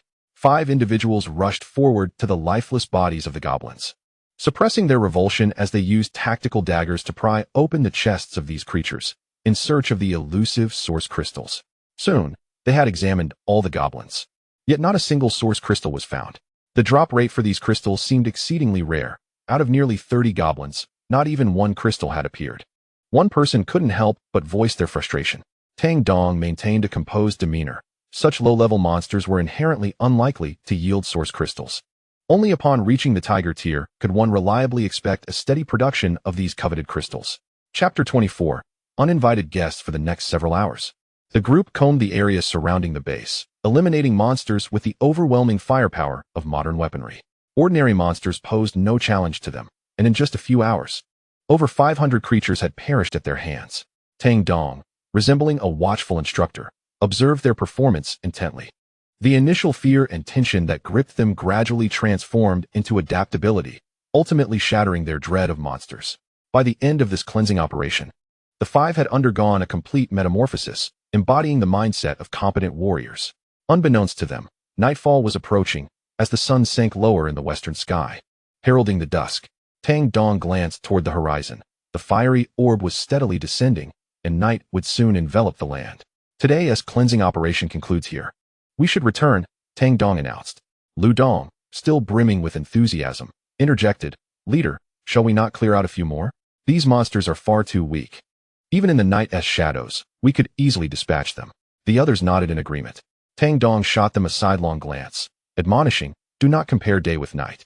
The monsters that emerge at night possess powers that far exceed those of their daytime counterparts, including the potential presence of ethereal beings, which are impervious to the firearms you wield." Upon hearing Tang Dong's words, the group recalled the grim fates of the soldiers within the military base, sending shivers down their spines. They quickly nodded in understanding, and Tang Dong redirected the vehicle toward the base. Before long, the gates of the base came into view. But at that moment, Tang Dong noticed a crowd gathered at the entrance. "Open the door. Why won't you open the door? We are all survivors. On what grounds do you keep us outside?" A bus was entirely encircled at the base's entrance, filled to capacity with people. Several burly men disembarked from the bus, pounding on the door with a menacing demeanor. Inside the base, Zhao Ming monitored the commotion outside through the surveillance cameras, his brow furrowed in concern. Gentlemen, our leader is currently absent, and thus we cannot grant you entry. Your admission into the base will be determined upon the leader's return. Zhao Ming spoke with a calm tone. This response incited discontent among those outside. Several continued to hammer on the door. Yet the sturdy walls proved impervious to their brute force. Realizing their aggression was futile, they reluctantly returned to the confines of the bus. Within the confines of the bus, a handsome young man occupied the last row, flanked by two women in their 20s, each nestled under his arms.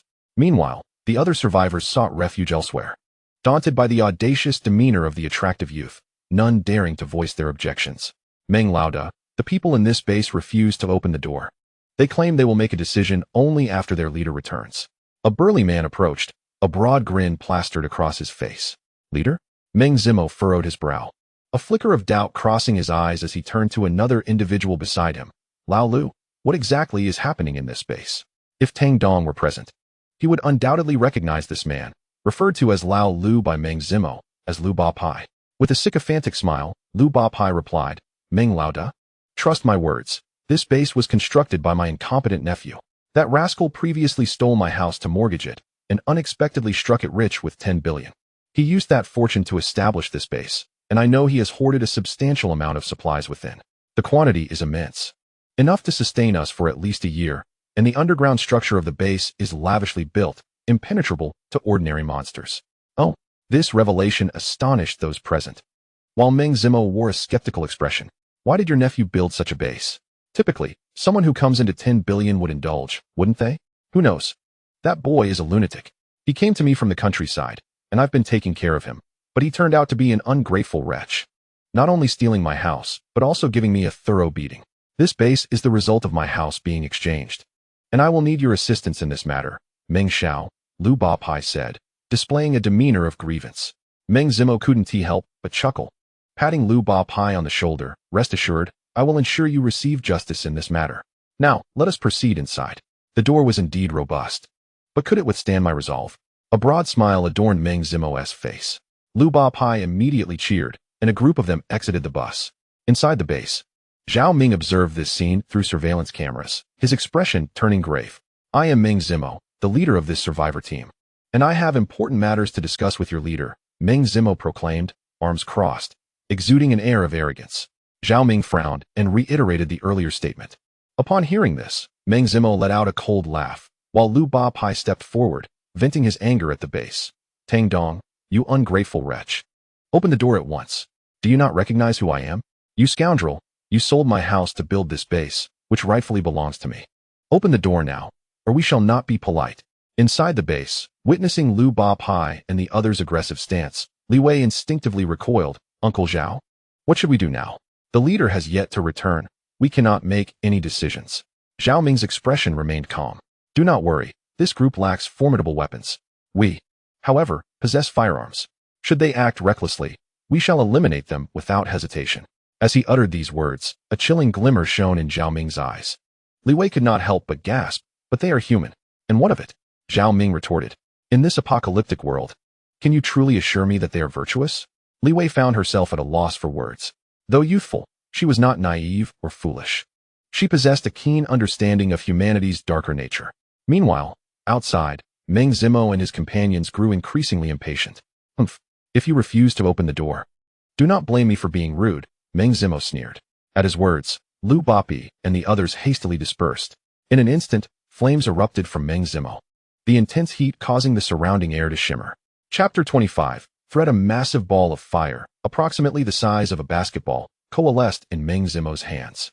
Go, he commanded, releasing the fireball, which arced through the air, leaving a crimson trail before crashing against the base's entrance. Boom. A thunderous explosion resonated, sending flames cascading outward, engulfing half of the door as applause erupted from the onlookers. Impressive. As expected of our leader, the power of that fire is extraordinary. Ha ha. Our leader is a fire-wielding awakener. Surely a mere door cannot withstand his might. This group praised him, and Meng Zimo's face betrayed his satisfaction, clearly relishing the accolades. 100 meters away, in a hidden corner, Tang Dong and his companions watched the scene unfold, fury igniting within Zhao Jie and the others. What audacity! Who are these intruders, daring to blow up our front door? Tang Dong stood with his arms crossed, his demeanor calm, devoid of any sign of distress. A cold smile gradually emerged on his face. He was all too familiar with that young man. Meng Zimo, a fire element awakener, had relied solely on his ability to control flames to rapidly assemble a formidable team, with Lu Bapi among them. In a past life, he had joined Meng Zimo's group under Lu Bapi's influence. However, Meng Zimo was a tyrant. He treated anyone who was not his sycophant with disdain and contempt, leading to widespread dissatisfaction within the ranks. Yet, due to his overwhelming strength, none dared to oppose him. Eventually, an unforeseen incident involved a powerful monster, and Meng Zimo callously used him as bait to lure the creature away. Were it not for his sheer luck, he would have perished at the monster's jaws long ago. What a twist of fate it is to encounter you so swiftly. The debts you owe me from our past life shall be reclaimed in this present one. A glimmer of cold light flickered in Tang Dong's eyes. He did not rush to confront Meng Zimo, for revenge to be truly gratifying. One must savor the torment of the adversary. To swiftly extinguish a life would strip the act of its pleasure. Coincidentally, Lu Papi was also among Meng Zimo's entourage, allowing him the exquisite delight of toying with two foes simultaneously. As Tang Dong pondered this, the flames at the base's entrance began to dissipate, drawing the attention of the onlookers. However, when they focused closely, they were left utterly astounded. The base's entrance was remarkably unscathed, with merely a few charred marks. How could this be? A look of disbelief washed over Meng Zimo's face as he approached for a closer inspection, only to find his countenance darken. The entrance was constructed of alloy. Lu Papi, standing nearby, could not help but curse aloud. What a wasteful brat Tang Dong is. To craft a mere door from alloy. Meng Zimo's confidence faltered, his earlier bravado having been thoroughly shattered. Yet, the alloy door was immensely sturdy, and with his current strength, he clearly lacked the ability to force it open. Boss, let us scale the wall. It's only 5 meters high. We can easily climb over. One of his sycophants quickly suggested. Meng Zimo's expression turned grim as he commanded, climb. Upon receiving his order, several lackeys sprang into action. Just then, the roar of an engine pierced the air, capturing their attention. A massive Hummer, dark as night and fashioned from special alloy, approached with an imposing presence, exuding an aura akin to a mechanical beast, a striking visual spectacle. Wow, what an impressive Hummer! One onlooker exclaimed in awe. As the Hummer came to a halt and the door swung open, out stepped none other than Tang Dong. Tang Dong! Lu Papi spat out in fury. Upon encountering his nemesis, his rage boiled over. Lu Papi charged at Tang Dong, his hand poised to deliver a stinging slap across his face. However, in the blink of an eye, Tang Dong struck first, landing a powerful slap that nearly sent Lu Papi tumbling to the ground. Half of his face turned red and swollen, presenting a rather comical sight. Lu Papi, it seems the lesson I imparted previously was insufficient. Shall I assist in loosening your joints? Tang Dong sneered coldly. With the sudden, intense pain radiating from his face, Lu Papi let out a pained scream, a mixture of shock and fury filling his eyes. Tang Dong, you ungrateful wretch. After all the care I've shown you, you not only deceived me regarding my property, but now you dare to lay hands on me. Tang Dong could hardly contain his laughter at Lu Papi's accusations. What a splendid inversion of truth. Having arrived from the countryside to seek refuge with you for a year, you are undoubtedly aware of your own conduct towards me. Tang Dong rebuked. Faced with Tang Dong's frigid gaze, Lu Papi felt a twinge of anxiety. He could hardly fathom where the once docile Tang Dong had vanished to. Why? Ever since he awakened in the hospital, had this lad undergone such a profound transformation? At that moment, Meng Zimo approached with a purposeful stride. Are you the nephew of old Lu? He inquired. Allow me to introduce myself. I am Meng Zimo, the captain of this survivor squad. I have been informed that you have usurped his residence and pilfered a staggering sum exceeding 1 million. Today, I have come with my companions to seek justice for old Lu. As a member of my team, I, as captain, shall not stand idly by while he is wronged. Meng Zimo crossed his arms defiantly. If you surrender this base, I assure you, I shall not cause you any trouble. Upon his declaration, a throng of individuals encircled them, with 7 or 8 burly men glaring menacingly at Tang Dong, each wielding a weapon. Some brandished machetes, others carried clubs, and among them was even a crossbow, aimed directly at Tang Dong. The atmosphere grew tense, yet under the scrutinizing gaze of Meng Zimo and his entourage, Tang Dong's expression remained utterly unperturbed. What if I refuse? He narrowed his eyes. Meng Zimo burst into raucous laughter. Refuse? You hardly possess the qualifications or strength to turn me down. Chapter 26. A resounding slap upon hearing Tang Dong's audacious refusal. Meng Zmo appeared to have encountered the most amusing jest imaginable, prompting laughter from those around him. Lu Papai also joined in the mirth. Tang Dong. You must be unaware, but Boss Meng is the legendary awakened, possessing the ability to wield fire. With your meager prowess, how dare you challenge him? Not just Lu Papai, but others too cast scornful glances at Tang Dong, their faces adorned with expressions of glee at his impending misfortune. Only a few individuals on the bus side, their faces betraying a sense of pity. However, before the Hummer, Tang Dong could not help but chuckle. With a snap of his fingers, the door of the monstrous Hummer swung open, and 5 fully armed individuals emerged, guns in hand. The sound of bullets being chambered reverberated. The dark muzzles of the firearms all aimed at Meng Ziyun and his companions. In that instant, time seemed to freeze. Who is the weakling now? Tang Dong smiled. Boom. Meng Ziyun and his companions felt as though their minds had exploded. They could scarcely believe their eyes. While Meng Ziyun managed to maintain his composure under the threat of assault rifles, Lu Papai and the others were rendered utterly paralyzed with fear. No. Don't shoot. Don't shoot. A cacophony of panicked voices erupted as the once brash and overbearing sycophants suddenly changed their countenance. Beads of sweat adorned their foreheads as they hastily discarded their weapons, sinking to their knees. Lu Papai, aghast, wore an expression of sheer disbelief. Tang Dong, where did you acquire these firearms? Have you allied with the military? Lu Papai was utterly astonished. Tang Dong crossed his arms and stated, How I acquired these weapons is of no concern to you. In the spirit of our shared humanity, if you each deliver 3 slaps to your own faces today, I shall consider the previous offense as if it never occurred. You have 10 seconds to deliberate. Upon finishing, Tang Dong immediately initiated the countdown. 10, 9, 8. Lu Bapi, filled with rage, exclaimed, Tang Dong, I am your uncle. Are you truly daring to act this way towards me? Tang Dong ignored him, continuing the countdown. 5, 4. Zhao Jie and others stepped forward, their fingers poised on the triggers. Do not shoot. I do not wish to die. A sycophant hastily stepped forward, wound up his arm, and struck his own face with great force. Slap, slap, slap. 3 resounding slaps echoed, sharp and clear. Well done. You may yet survive. Tang Dong nodded with satisfaction. The man, overjoyed, prompted those nearby to begin slapping their own faces as well, under the threat of 5 assault rifles. They certainly did not believe their bodies could withstand bullets. Slap, slap, slap. A continuous series of slaps ensued, transforming the once menacing sycophants into a pitiful sight, striking themselves like lost dogs. Lu Bapi trembled. Tang Dong's gaze upon him was icy. Streams of sweat cascaded down Lu Bapi's forehead. All semblance of his previous arrogance vanished. This is your last chance, Tang Dong stated coldly. Lu Bapi's psychological defenses crumbled instantly. I will slap, just do not shoot. Terrified beyond measure. Faced with the threat of death, what was mere dignity worth? 3 rapid slaps struck his face, the sharp pain causing him to grimace. His cheeks marked with bright red handprints. Tang Dong nodded in satisfaction, his final gaze landing on Captain Meng Zimo. Captain Meng, what is your decision? Tang Dong pressed. Meng Zimo's countenance darkened, as if ink were about to drip from it, forcing a smile that was more grotesque than tears. Leader Tang, it was merely a misunderstanding. Just a misunderstanding. Huh. Tang Dong scoffed inwardly. A misunderstanding? I think not. I have no interest in engaging in further trivialities with you. The sun is setting, and I wish to return and rest. You may choose to fight back and see whether your flames ignite faster than my bullets.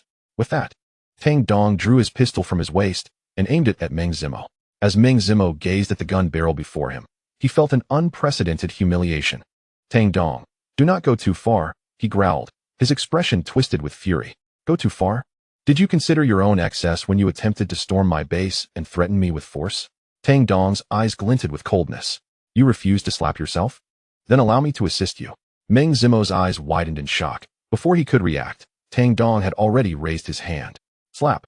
A fierce slap landed on Meng Zimo's face, instantly reddening his cheek. Tang Dong. Meng Ziyun's anguished cries echoed through the air, his forehead bulging with veins. His features contorted in a mask of fury. With a resounding slap, the second blow landed forcefully before Meng Ziyun could fully comprehend the situation, and the third strike from Tang Dong followed with equal ferocity. The series of 3 slaps left Meng Zimo reeling, his cheeks ablaze with pain. And as he touched his lips, he discovered blood on his fingers. Very well, very well, very well. Meng Zimo seethed with indignation, repeating the words thrice. His fists clenched so tightly that his nails dug deeply into his palms, inciting a wave of piercing agony. The tides of fortune shift. I shall settle this score in due time. With that declaration, Meng Zimo departed, his heart brimming with hatred, the intensity in his gaze seemingly coalescing into a tangible form. Tang Dong waved his hand, permitting Zhao Jie and the others to let them go. He observed the retreating figures of Meng Zimo and Lu Bapi, a smirk playing on his lips. Those 3 slaps were merely interest. Our game has only just begun. Meng Zimo and his companions quickly vanished from sight, and thus, the farcical scene drew to a temporary close as the colossal metal gates of the base swung open, revealing Zhao Ming and his team hastening towards the mountain. Chief, are you all right? Li Wei inquired, clutching a medical kit. Lu Dong chuckled heartily. Not a thing to worry about. Today was truly exhilarating. Those monsters were utterly powerless against our firearms, completely slaughtered without resistance. Zhao Jie and the others nodded in agreement, their faces alight with excitement. Chief, you were magnificent. Those who delight in oppressing others deserve such a resounding slap, Zhao Jie exclaimed, his fists pumping in enthusiasm. Tang Dong maintained his composure, remarking, Meng Zimo and his cohort are but a minor distraction. Our principal adversary remains the monsters. Do not rejoice too soon. The current monsters are merely at the wolf tier. Once they ascend to the tiger tier, they will withstand conventional gunfire. Chapter 27. A new member joins. Tang Dong's revelation was startling. Akin to a bucket of cold water dousing their fervor, extinguishing their excitement in an instant. Soon, darkness enveloped the sky, and within the base's cafeteria, a group gathered around. Voraciously consuming their meals, it was none other than Wang Jiang and his companions. Ever since the emergence of the monsters, they had been trembling with fear, hiding on the rooftop for an entire day and night without sustenance, now desperate to fill their bellies. After satisfying their hunger and thirst, the logistics team cleared the dishes while the others sat quietly in their chairs, awaiting further instructions. Tap, tap, tap. Footsteps echoed as Tang Dong entered. Chief. The group rose in unison. Tang Dong gestured for them to be seated, his gaze settling on Wang Jiang and his cohort. Welcome to the Yunjiang Survivor Base. Allow me to reintroduce myself. My name is Tang Dong. You have 2 options moving forward, to join us or to leave, should you choose to depart. I can provide you with 3 days' worth of food and basic weapons as a humanitarian gesture. Listening to Tang Dong's words, a group of university students exchanged glances. And soon one of them stood up. Leader Tang, we are willing to stay. With one person taking the lead, the others quickly expressed their intentions. And a total of 14 individuals, including Principal Wang Jiang, chose to remain. Excellent. Since you are eager to join the base, you must adhere to its regulations from this moment on. I will leave the arrangements to Deputy Base Chief Zhao Ming, Tang Dong stated before turning to depart. After his exit, Zhao Ming promptly ascended to the forefront. Tang Dong, now alone in his room, had confidence in Zhao Ming's exceptional management skills to accommodate the newcomers.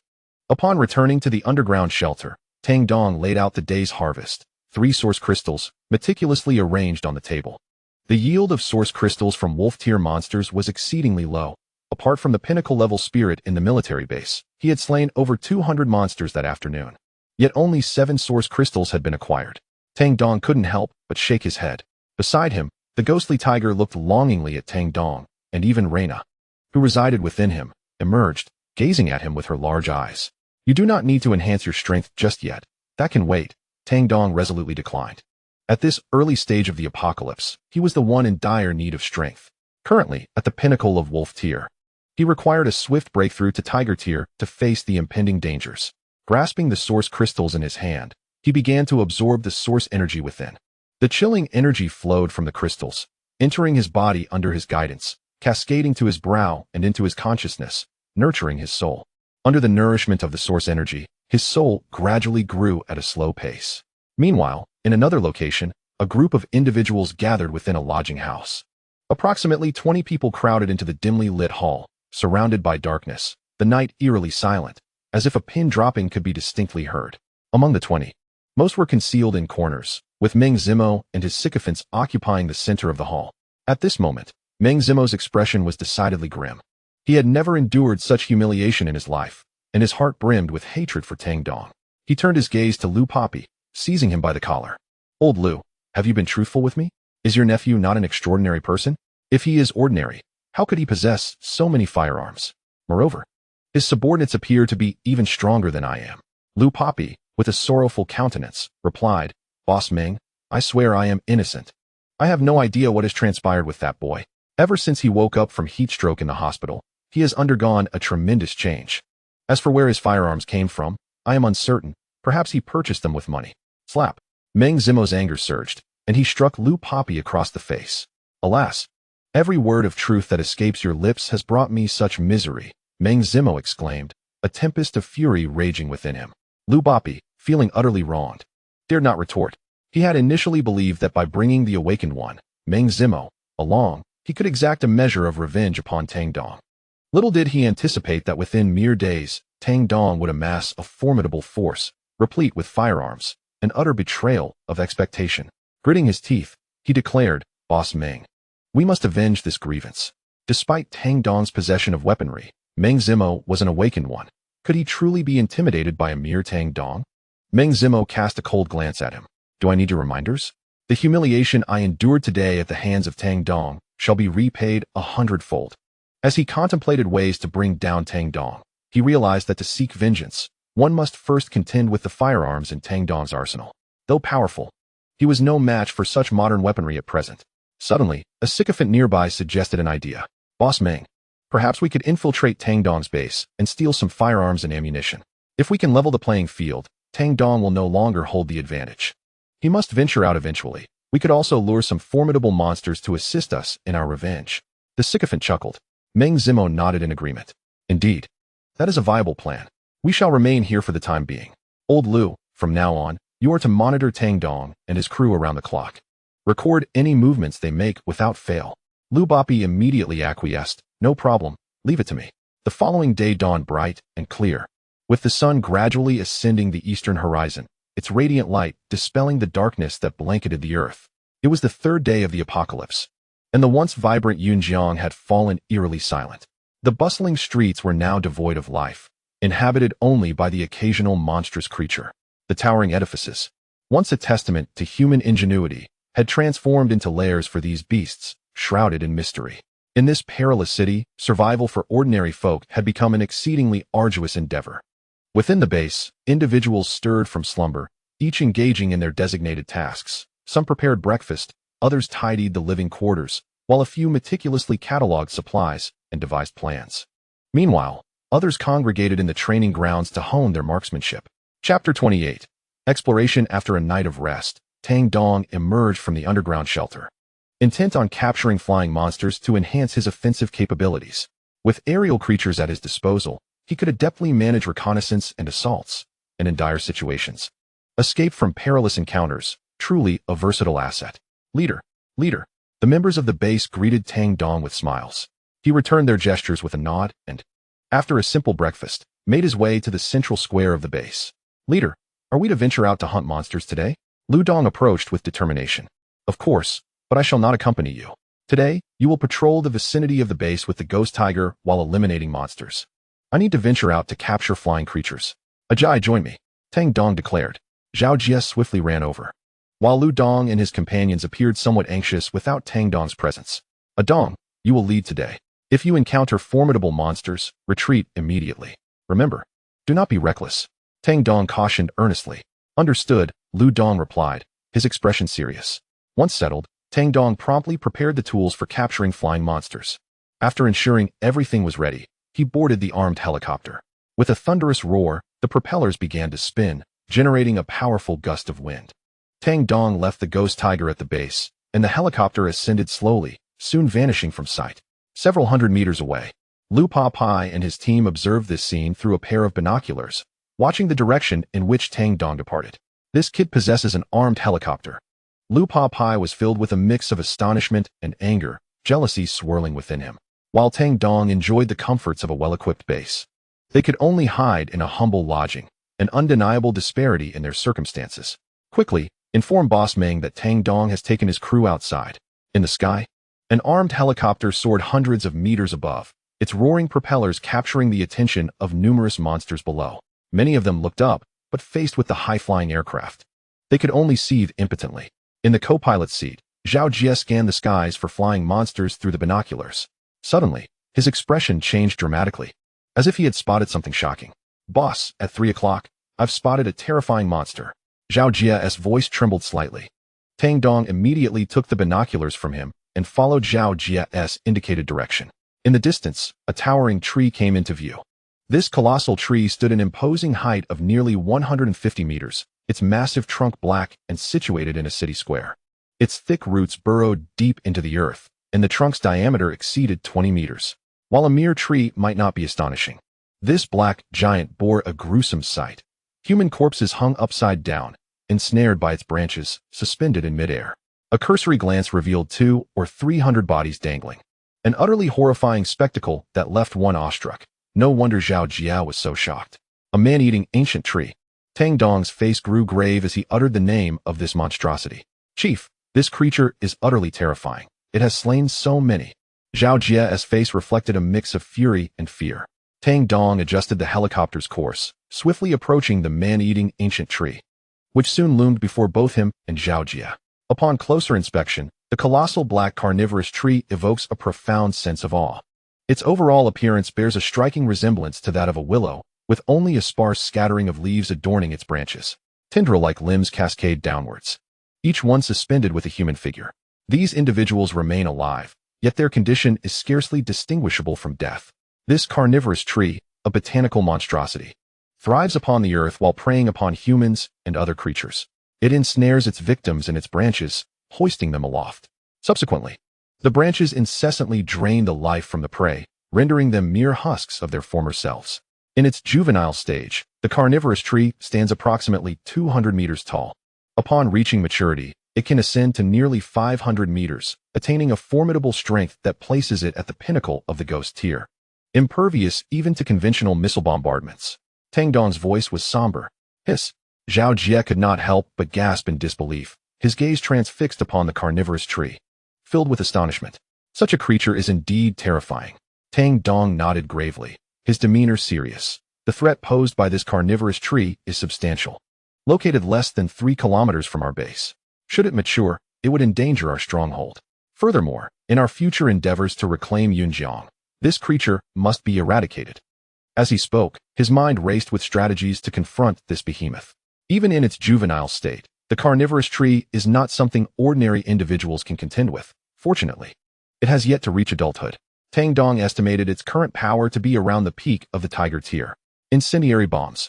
A glimmer of determination flashed in Tang Dong's eyes as he cast a lingering glance at the carnivorous tree before pivoting the aircraft to depart. The growth of the carnivorous tree requires time. It cannot reach maturity just yet. So he decided to leave it for now and return in a few days to deal with it. The armed helicopter swiftly took off, continuing its search for airborne creatures. Shortly thereafter, a monster ascended from the ground, targeting the helicopter in the sky. It was a pterosaur. Zhao Jia immediately recognized its identity. No, it's too weak. Tang Dong shook his head resolutely. His aim was to encounter fierce and powerful beasts. While the pterosaur was commendable, it fell short of his standards. Zhao Jia nodded in response, retrieving his rifle to aim at the approaching pterosaur. Bang! A bullet shot forth, traversing the distance of over 100 meters, striking the pterosaur's body directly. The creature let out a piercing cry, plummeting from the sky and crashing to the ground, severely injured. The surrounding monsters, alerted by the commotion, surged forward, and the once vibrant pterosaur was swiftly dismembered. For the next hour, Tang Dong continued his aerial search over the outskirts of Yunjiang City, encountering dozens of flying monsters. Yet none met his criteria. They were either too grotesque, lacking sufficient strength, or devoid of potential. Chapter 29. The Lightning Thunder Eagle. After an hour of fruitless searching, Tang Dong began to contemplate whether to venture into the city center. However, the city center was perilously dangerous, teeming with countless monsters, and a moment's carelessness could lead to a catastrophic fall. Just as these thoughts crossed his mind, a golden figure suddenly flashed past his line of sight. In the distance, soaring through the sky, was a magnificent flying creature, entirely enveloped in golden feathers. This beast bore a striking resemblance to an eagle, yet its size far surpassed that of an ordinary one. The golden plumage shimmered brilliantly under the sunlight, and the creature's imposing stature was awe-inspiring, rendering Tang Dong unable to avert his gaze. The Lightning Thunder Eagle. My luck is truly extraordinary, Tang Dong exclaimed with uncontainable joy, astonished to have spotted the lightning eagle in this place. This creature was a mutation of the eagle, not a manifestation conjured from the power of imagination, but rather a native eagle of Earth that had undergone transformation through the baptism of source energy. possessing mastery over the power of lightning. It was aptly named the Lightning Thunder Eagle. Chief, you aren't seriously considering capturing this creature, are you? Zhao Jie could not help but swallow hard. Over 100 meters away, the imposing figure of the Lightning Thunder Eagle radiated exceptional strength, and the sporadic flashes of lightning surrounding it were no laughing matter should they strike. Indeed, I intend to form a contract with it. The potential of the Lightning Thunder Eagle is immense, and it is exceedingly rare. Since we have encountered it, we must seize the opportunity, Tang Dong declared resolutely. Seeing Tang Dong's determination, Zhao Jie had no choice but to nod in agreement. The armed helicopter trailed the Lightning Thunder Eagle, swiftly covering several kilometers until it soared beyond the outskirts of Yunjiang City, eventually halting at the precipice of a great mountain.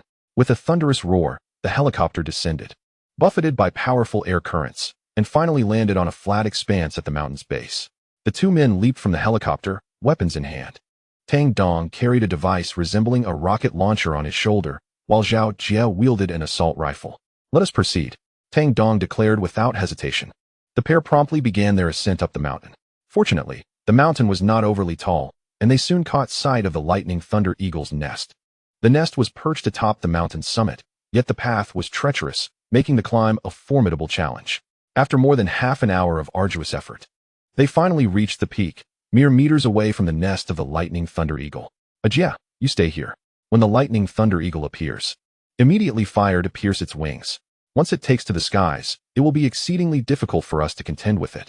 So we must act swiftly to incapacitate its ability to fly, Tang Dong instructed earnestly.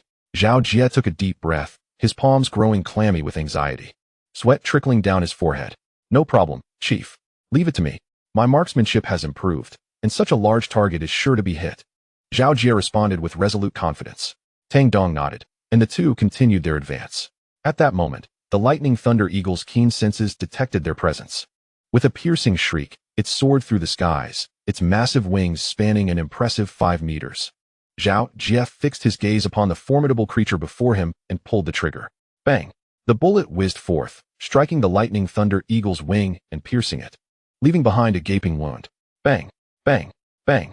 Without a moment's hesitation, Zhao Jie fired 3 more shots. The first 2 found their mark, while the last was narrowly evaded by the eagle. Despite its injuries, the Lightning Thunder Eagle ascended into the sky, though its ability to fly was severely compromised. It descended with a chilling precision, its sharp eyes locking onto Zhao Jie, who was concealed within the grass. Be careful, Jie, Tang Dong shouted urgently. With another shriek, a golden bolt of lightning descended from the heavens, aimed directly at Zhao Jie. He rolled away just in time, narrowly escaping the strike. Yet the eagle's relentless assault continued unabated. Thunder rumbled as bolts of lightning rained down, forcing Zhao Jie to evade with all his might. Halting would mean certain doom. Meanwhile, Tang Dong readied his rifle, taking aim at the circling Lightning Thunder Eagle. Bang! His marksmanship surpassed that of Zhao Jie, and even as the eagle spiraled overhead, the bright projectile accurately struck its wing. The Lightning Thunder Eagle let out a pained cry, shifting its focus to Tang Dong. Perhaps having expended too much energy in unleashing its previous attacks, the eagle plunged from the sky, its speed reaching a breathtaking peak. It descended like the wind, covering hundreds of meters in mere breaths before arriving before Tang Dong. Come on, Tang Dong, far from alarmed, seized the moment, hoisting the prepared large net gun. As the Lightning Thunder Eagle approached, he swiftly pulled the trigger. Bang! A specialized net burst forth, ensnaring the diving eagle. The creature crashed to the ground, and were it not for its enhanced physique, the impact could have proven fatal. Nevertheless, the Lightning Thunder Eagle writhed painfully on the ground, unable to rise for the time being. Seizing this opportunity, Tang Dong swiftly approached, locking eyes with the magnificent beast. A potent surge of mental energy erupted from him, forcefully colliding with the eagle's spiritual realm. In the realm of the mind, a fierce battle ensued, with each party exchanging blows. Tang Dong's spirit roared like a wild beast, while the Lightning Thunder Eagle fiercely defended its mental sanctuary against this unwelcome intruder. As time passed, the eagle's resistance gradually waned. Its injuries had taken their toll, and in its weakened state, it stood little chance against Tang Dong. At long last, after 5 minutes, the Lightning Thunderhawk could no longer withstand the pressure. The gateway to its mental realm was forcefully breached by Tang Dong. Instantly, Tang Dong's consciousness surged forward, leaving a profound imprint within its mental domain, while simultaneously extracting a fragment of the Thunderhawk's spirit. This fragment was swiftly ensnared by a mysterious black token, which housed it securely, marking the official submission of the Lightning Thunderhawk to Tang Dong. The moment the pact was successfully sealed, a surge of golden energy erupted from within the enigmatic token, penetrating directly into Tang Dong's body. Chapter 30, Mastery of Lightning Boom. The golden energy detonated within Tang Dong's being, rapidly expanding throughout his limbs and core. He sensed an extraordinary transformation occurring within him, a peculiar force gradually coalescing. Time slipped away, perhaps a minute or an hour passed. When Tang Dong reopened his eyes, his face radiated with ecstatic joy. Ha! It worked. With a mere thought, a streak of golden lightning materialized in his hand, shooting forth and striking a large tree several meters away. Bang! The trunk of the tree was marred by a charred mark as the golden lightning dissipated. Excellent! Tang Dong's joy was uncontainable. The power of this golden lightning was the very ability shared with him by the Lightning Thunderhawk. Now he possessed two awakened abilities. This lightning power was exceptionally formidable, boasting a high offensive capability and an incredibly swift flight speed, significantly enhancing his combat prowess. The Lightning Thunderhawk itself was at the upper echelon of the wolf tier, nearing an ascension to the pinnacle of its class. His attributes now stood as follows: Tang Dong Realm, Pinnacle of the Wolf Tier Contracted Beasts, Ghost Tiger, Physical Enhancement, Spirit Luna, Mental Enhancement. Lightning Thunderhawk, Lightning Manipulation, Beaming with Delight. Tang Dong noticed Zhao Jia approaching at a brisk pace, caked in mud from the Thunderhawk's earlier rampage, appearing somewhat disheveled. Congratulations, leader, Zhao Jia exclaimed, his face adorned with a smile. As Tang Dong grew stronger, so too did the safety of his followers. Our objective has been accomplished, let us return, Tang Dong declared. He approached the Lightning Thunderhawk, which now exhibited none of its previous ferocity, instead affectionately nuzzling against him with its wings, demonstrating its docility. Such a precious creature. I shall take good care of you from now on. Tang Dong chuckled. He lifted the Lightning Thunderhawk and made his way down the mountain, returning to the armed helicopter, where he retrieved a medical kit to tend to its wounds. 3 gunshot wounds, along with injuries sustained from a forced landing, would require at least a week to heal, even with the aid of source power. Rumbling, the armed helicopter took off anew, with Tang Dong piloting straight back to the base. Upon witnessing the Lightning Thunderhawk disembark from the helicopter, the onlookers at the base gathered in awe. One could not deny the Thunderhawk's majestic appearance, particularly its resplendent golden feathers, which lent it an air of grandeur. What a magnificent eagle! Li Wei's eyes sparkled with excitement as she hurriedly approached. With a playful giggle, she reached out to touch the feathers of the Lightning Thunder Eagle. But before her fingers could make contact, the majestic creature swatted her hand away with a gentle flap of its wings. The Lightning Thunder Eagle raised its chin arrogantly, clearly dismissing Li Wei with disdain. Oh, leader, your new contract beast is exceedingly proud. What a miser. It won't even allow a gentle touch, she exclaimed, laughter erupting from those nearby. However, amidst the merriment, one individual's expression darkened. At the rear of the crowd stood Wang Jiang, his countenance grim, filled with deep-seated jealousy and discontent. Just a fortunate young man. What right does he have to be so audacious? Wang Jiang gritted his teeth. As the principal of a university, he had been accustomed to flattery and admiration, yet now within this space, not only was he devoid of such accolades, but even a simple conversation seemed a rarity. The incident involving the student AU, whom he had used as a shield, had spread among the other students, along with his previous misdeeds. Consequently, within a mere day, the inhabitants of the base had begun to ostracize him, their glances filled with caution and aversion. This stark contrast to his former status left Wang Jiang profoundly discontented. Earlier that morning, he had approached Zhao Ming, believing that his experience in managing a school would earn him a position within the base, only to be met with Zhao Ming's unhesitating rejection. This only fueled his anger further. He clenched his jaw, suppressing his fury deep within. Meanwhile, Tang Dong swiftly settled the Lightning Thunder Eagle, which preferred high and open spaces. Thus, he constructed a new nest for it atop the base. With that matter resolved, Tang Dong returned inside, at which point Zhao Ming approached him. Leader, I have some matters to report. Very well, let us proceed to the office, Tang Dong replied with a nod. The two descended into the underground shelter and entered Tang Dong's office, where Zhao Ming produced a stack of documents. Leader, I have informed you of the supply situation within the base. Currently, our food and water supplies are abundant. Your prior purchases ensure we need not venture out for provisions in the near term. However, the electricity supply is beginning to dwindle, and I believe we should consider expanding the base's capacity.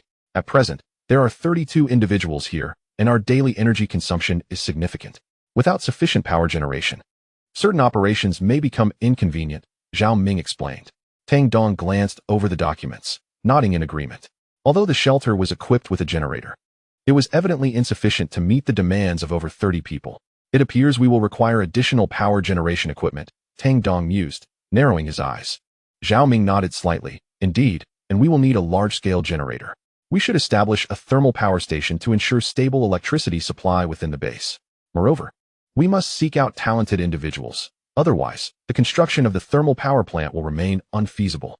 At the opposite end of Yunjiang City lies a thermal power station, and we should take a chance there, proposed Zhao Ming. In addition to this, we require personnel from various professions. The base also needs to cultivate crops and commence reclaiming lost territories while eradicating the monsters within Yunjiang City. Zhao Ming articulated a plethora of matters and presented a stack of documents. Tang Dong cast a casual glance, feeling overwhelmed. He had never anticipated that managing a base could be so intricate. In his past life, he had never dealt with such affairs. It was only at this moment that he realized that simply possessing strength was insufficient to lead a base. I understand. I will address these matters one by one. The development of the base will require your diligent attention. I may be inexperienced in these matters, but I am eager to learn, Tang Dong said with a serious expression. Zhao Ming smiled faintly, feeling immensely satisfied. With a leader like Tang Dong, who is willing to learn and open to advice, the future development of the Yunjiang base is bound to flourish. Chapter 31. Exploring the thermal power plant after lunch. Tang Dong prepared to embark on a quest to investigate the issue of the generator sets. After conferring with Zhao Ming, he decided to traverse Yunjiang, as the thermal power plant was situated on the opposite side of the city. However, crossing the entirety of Yunjiang City was no simple task. After careful consideration, Tang Dong ultimately opted for a detour, taking a long route through the outskirts. Although this route was lengthy, it ensured safety, avoiding the perils of the city center. Having made his decision, Tang Dong filled the armed helicopter with fuel and set off immediately. Ghost Tiger, Tang Dong called out, and the Ghost Tiger promptly dashed over, leaping into the rear seat of the cabin. With a thunderous roar, the massive propeller came to life, and the armed helicopter ascended slowly, soon disappearing from view. Tang Dong piloted the helicopter along the predetermined route, and after flying for a solid half hour, he finally crossed the entire expanse of Yunjiang. In the distance, a thermal power plant came into view. At last, he had arrived. Tang Dong's expression turned grave as he hovered the helicopter above the power plant, then took out binoculars to scrutinize the facility's condition. The entire power plant was eerily silent, bearing signs of destruction. It was evident that fierce battles had transpired here, with several monster corpses littering the ground, yet no traces of humanity could be found. Had they all perished, or were they merely hiding? Tang Dong narrowed his eyes slightly. He controlled the helicopter and gradually descended to the entrance of the power plant. Once the propeller came to a complete stop, fully armed, Tang Dong disembarked from the aircraft, and the Ghost Tiger leaped to his side. Keep a vigilant watch around us. Alert me immediately of any dangers. Tang Dong patted the Ghost Tiger's head. Roar. The Ghost Tiger let out a low growl and then took the lead. A solitary figure accompanied by a tiger embarked on an exploration of the power plant, swiftly gaining access to its innermost sanctum. Tang Dong proceeded with utmost caution, his shotgun firmly clasped in hand. With narrowed eyes, he vigilantly scrutinized his surroundings.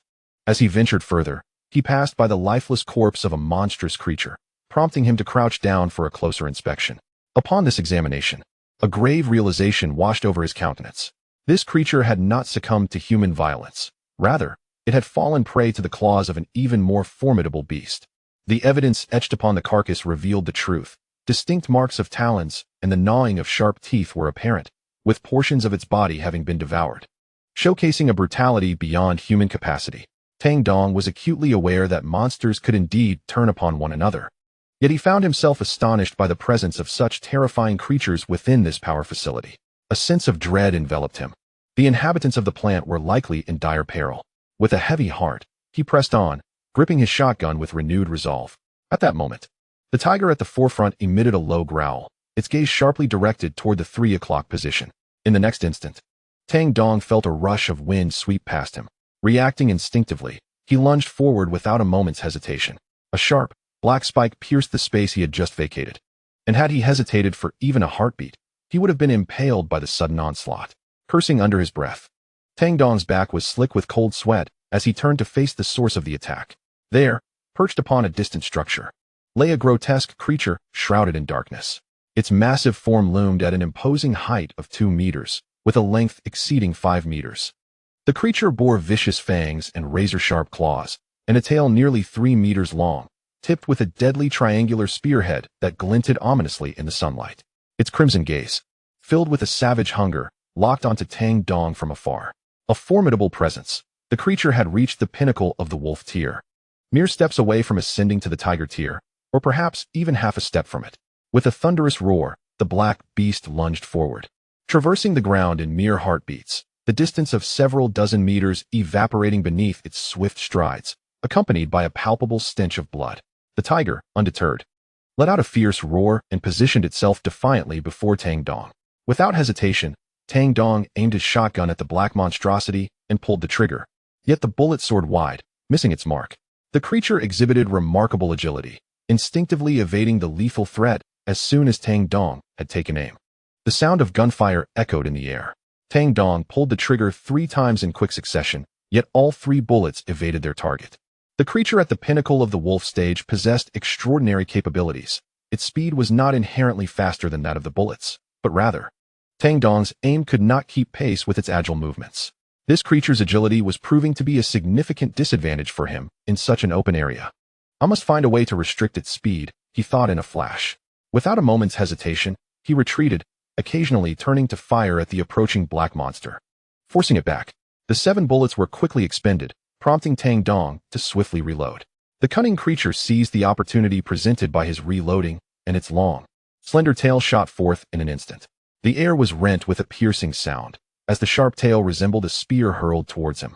Reaching Tang Dong's back in the blink of an eye, the originally 3-meter-long tail unexpectedly elongated to 6 meters. Just as the razor-sharp tip threatened to pierce Tang Dong's chest, the ghostly tiger leapt in with a powerful swipe, striking the creature's tail. This blow diverted the tail's trajectory, causing the tip to graze Tang Dong's shoulder, leaving behind a deep gash.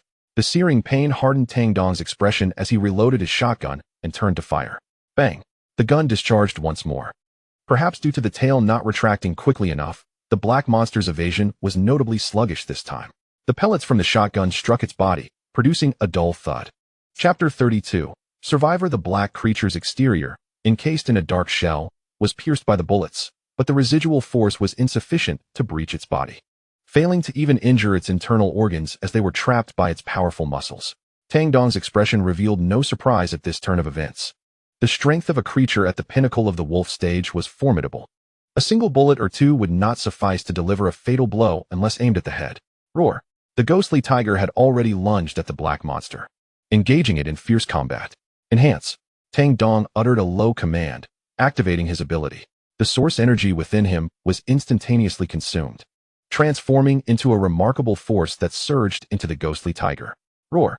The tiger bellowed with exhilaration, feeling an overwhelming power continuously pouring into it. The 2 combatants clashed instantly, with the tiger, now augmented by the enhancement, stepping into the realm of the wolf stage's peak, standing its ground against the black creature.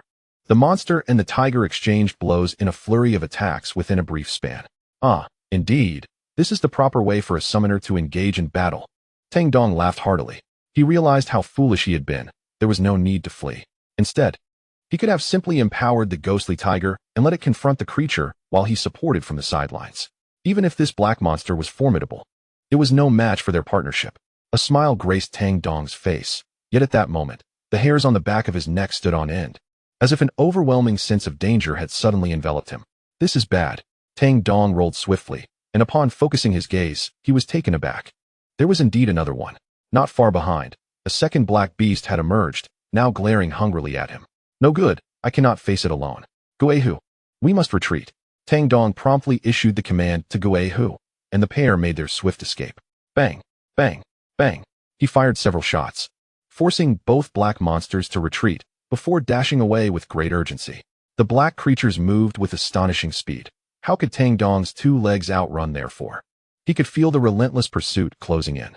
Suddenly a flash, crackling like thunder, a bolt of golden lightning surged from Tang Dong's body, striking the nearest black monster. The creature, taken by surprise that its prey could unleash such a force, was instantly paralyzed by the powerful golden lightning, rendered immobile in a heartbeat. Seizing the moment, Tang Dong's eyes gleamed with determination as he aimed his gun at the incapacitated beast. Bang, bang, bang. 3 shots rang out, each finding its mark, culminating in a spectacular explosion of the creature's head. The massive carcass collapsed to the ground, blood gushing forth. Excellent, Tang Dong exclaimed triumphantly.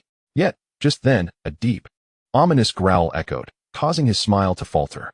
Is this never-ending? A third one. Tang Dong stared in disbelief. From a shadowy corner, a third black monster leapt forth.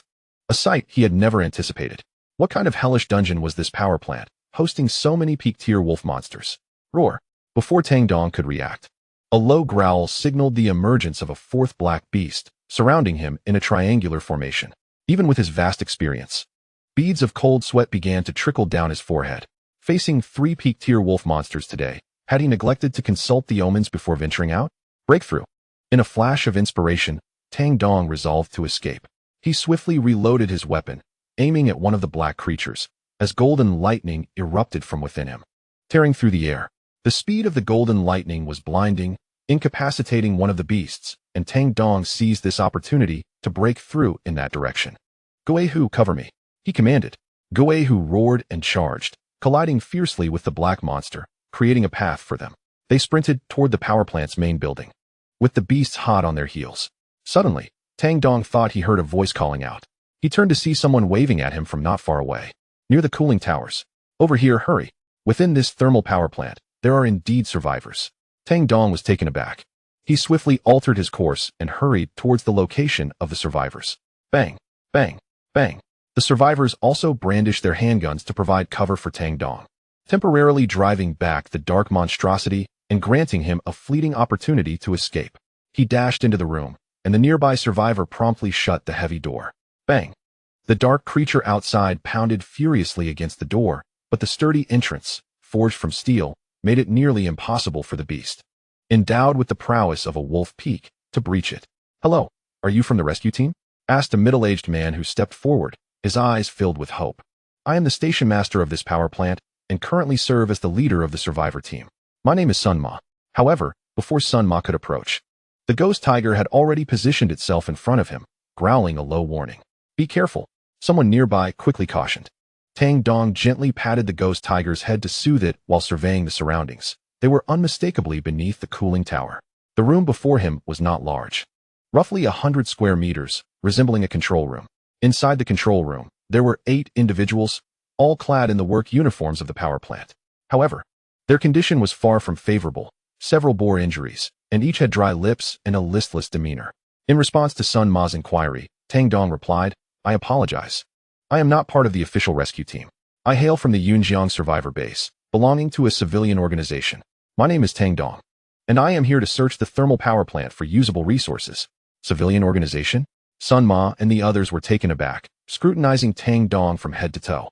Brother Tang, with your full gear, I initially mistook you for a member of the official rescue team. Wait, since you have managed to reach here, you must have a way to leave, right? And you are armed. Sun Ma's expression grew somewhat animated. Tang Dong said little more.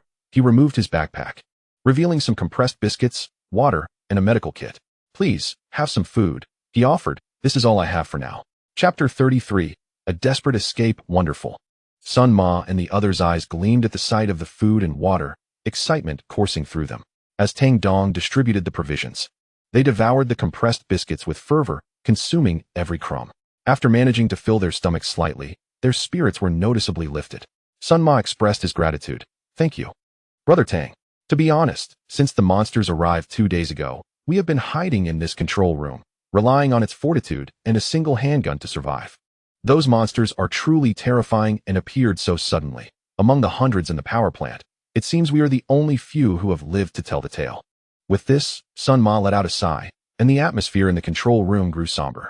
Sun Ma appeared to have an epiphany and promptly exclaimed, Brother Tang, since you have come from the outside, what news do you bring from the world beyond? The entire globe has succumbed. A monstrous frenzy has engulfed it all. The military base several dozen kilometers away has also fallen. The weapons and ammunition I possess were acquired from that very base, Tang Dong replied, spreading his hands in a gesture of resignation. What? Sun Ma and his companions gasped in disbelief. How can this be possible? Surely these creatures cannot withstand the might of the military? One of them could not contain his astonishment.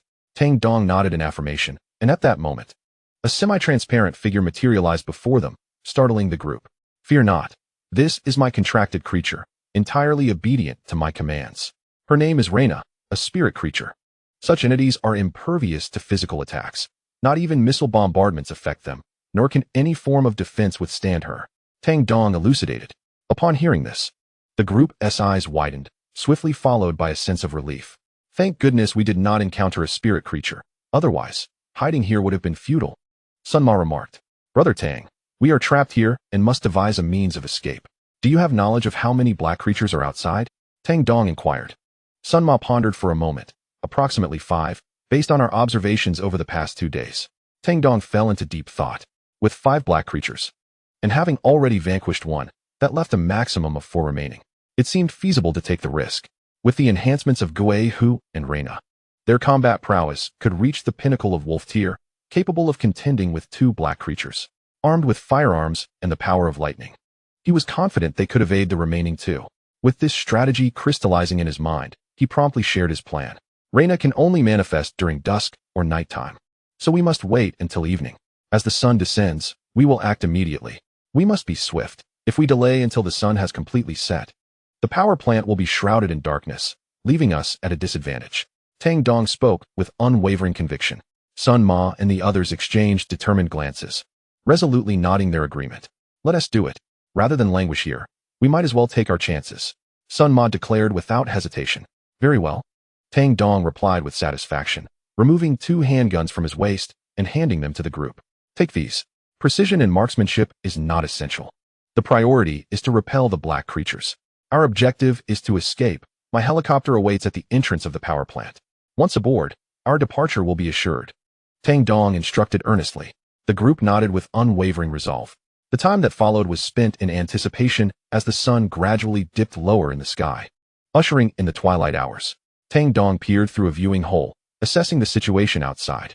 He glanced at Reyna, who nodded in response. Master, I am ready to act. Excellent. Everyone, let us proceed according to our plan. Prepare for departure.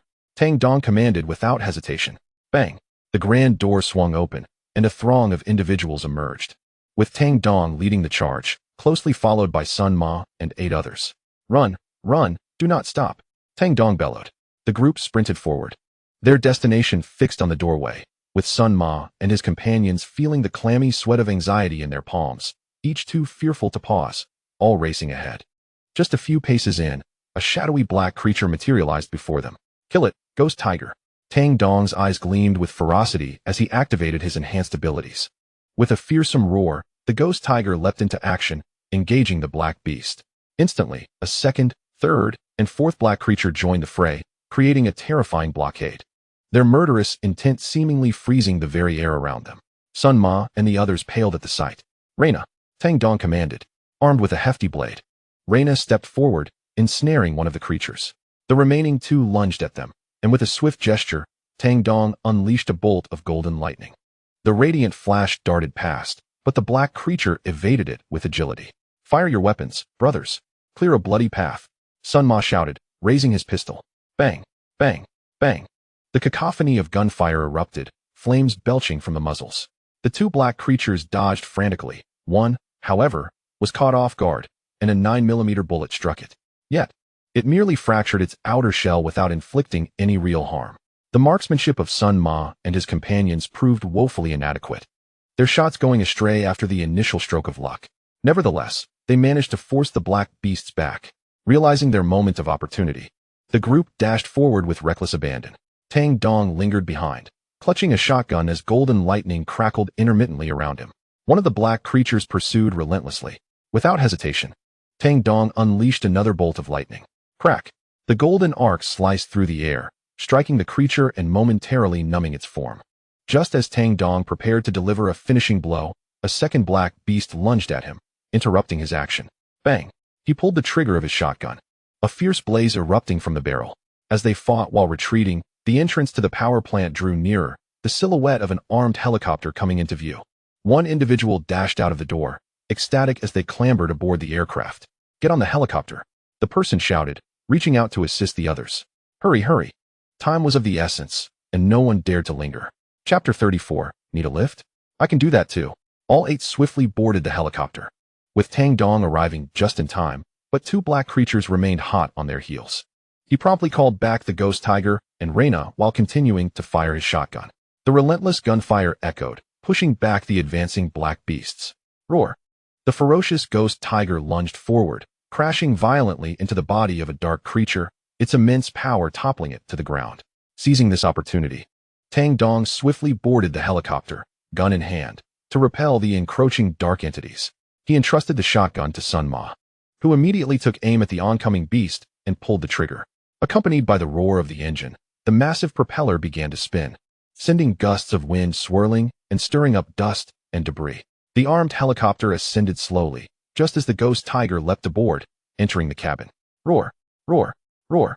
The 4 dark creatures on the ground let out thunderous howls, their eyes betraying a palpable sense of reluctance and murderous intent. Inside the cabin, everyone gasped for breath, soon breaking into hearty laughter. "Ha ha ha, we survived!" they exclaimed, their faces radiating the joy of having escaped death. A figure darted past, Reyna, who directly nestled into Tang Dong's embrace. He exhaled deeply, reflecting on the perilous escape that had just unfolded. Fortunately, their teamwork had been commendable, allowing them to flee successfully. "Everyone, we are now safe. Next, we shall head to the base where you can rest properly," Tang Dong announced. Gratitude shone on the faces of Sun Ma and the others. "Brother Tang, we cannot thank you enough. You have saved our lives.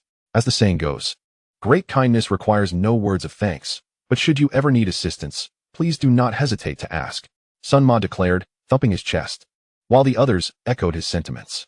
Having been trapped in the control room for 2 full days, they had initially believed they would perish there, only to be met with the hope of survival. The exhilaration of their newfound lease on life was unparalleled. There is no need for thanks. If you are interested, why not consider joining the Yunjiang Survivor Base? We are in dire need of talented individuals like you. Given your experience at the power plant, your expertise would be invaluable. As we require assistance in constructing a power facility, Tang Dong proposed. Sun Ma and the others exchanged glances, their hesitation dissipating as they nodded in agreement. "We have nowhere else to go. If your base is willing to take us in, that would be splendid." "Wonderful," Tang Dong replied, his face alight with joy. Sun Ma and his companions were skilled professionals, precisely what the base needed. Despite the peril they had faced, the outcome was fortuitous. After approximately half an hour, the armed helicopter successfully returned to the base's vicinity, gently descending until it landed on the helipad. As the cabin door opened, the group emerged. Zhao Ming approached briskly, his eyes brightening upon seeing Sun Ma and the others. "Greetings. Are you the leaders of this base?" he inquired, as Sun Ma stepped forward enthusiastically. Zhao Ming chuckled. "You misunderstand. I am merely the deputy leader. The one who brought you here is our chief." "What?" Sun Ma and the others gasped in astonishment, their eyes fixed on Tang Dong in disbelief. "Let us enter first and discuss later," remarked Tang Dong as a group of individuals made their way into the conference room, swiftly initiating a modest welcome gathering. During the feast, Sun Ma and his companions devoured their meals voraciously, their contented smiles reflecting their satisfaction after indulging in ample food and drink. "Tomorrow, we shall return to the power plant where the 4 formidable wolf-tier monsters reside. Ajia, you and your team will accompany me to eradicate those creatures," Tang Dong declared without hesitation. Zhao Jia, brimming with enthusiasm, nodded in agreement without a moment's doubt.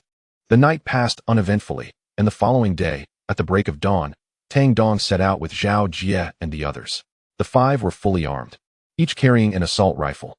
After the previous night's encounter where the 4 black monsters had overwhelmed them, it was time for Tang Dong to exact his revenge.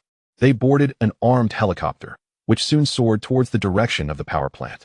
Before long, the helicopter arrived at the power plant, descending gradually and ultimately landing steadily at its entrance. "Let's move. Remain vigilant. Should we encounter any monsters, open fire immediately," Tang Dong commanded. Zhao Jia and his companions, rifles in hand, wore confident smiles across their faces. "Rest assured, leader, no wolf-tier monster can withstand our bullets," Lu Dong proclaimed with unwavering confidence. Suddenly, the ghostly tiger leaped from the helicopter, letting out a low growl towards a certain direction, prompting the group to turn their attention. A few dozen meters away, a black monster revealed itself. Upon noticing Tang Dong and his team, the creature let out a deafening roar, and with a rustling of footsteps, the other 3 black monsters emerged as well, for pairs of crimson eyes fixated on Tang Dong and his companions. While such a gaze had sent shivers down Tang Dong's spine the previous night, This time, the circumstances were entirely different. With a thunderous roar, the black monsters charged forth, swiftly closing the distance of several dozen meters. Fire! Tang Dong commanded as the monsters approached within 20 meters. The air erupted with gunfire as bullets spewed forth with ferocious intensity, instantly engulfing the positions of the 4 black monsters. The bullets, propelled by immense kinetic energy, pierced through the bodies of the creatures, unleashing a torrent of blood. At the wolf tier level, the monsters lacked the immunity to withstand bullets. And under the relentless fire from 5 assault rifles, the 4 black beasts succumbed in mere moments, lifeless and silent. Excellent! Tang Dong exclaimed, a satisfied smile gracing his features. The group promptly moved forward to begin clearing the battlefield, while the ghostly tiger pounced upon the carcasses, ravenously tearing into the flesh. Leader, I found 3 source crystals. Zhao Jia exclaimed with delight.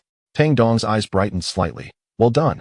With the 4 black monsters dispatched, Sun Ma and the others disembarked from the helicopter.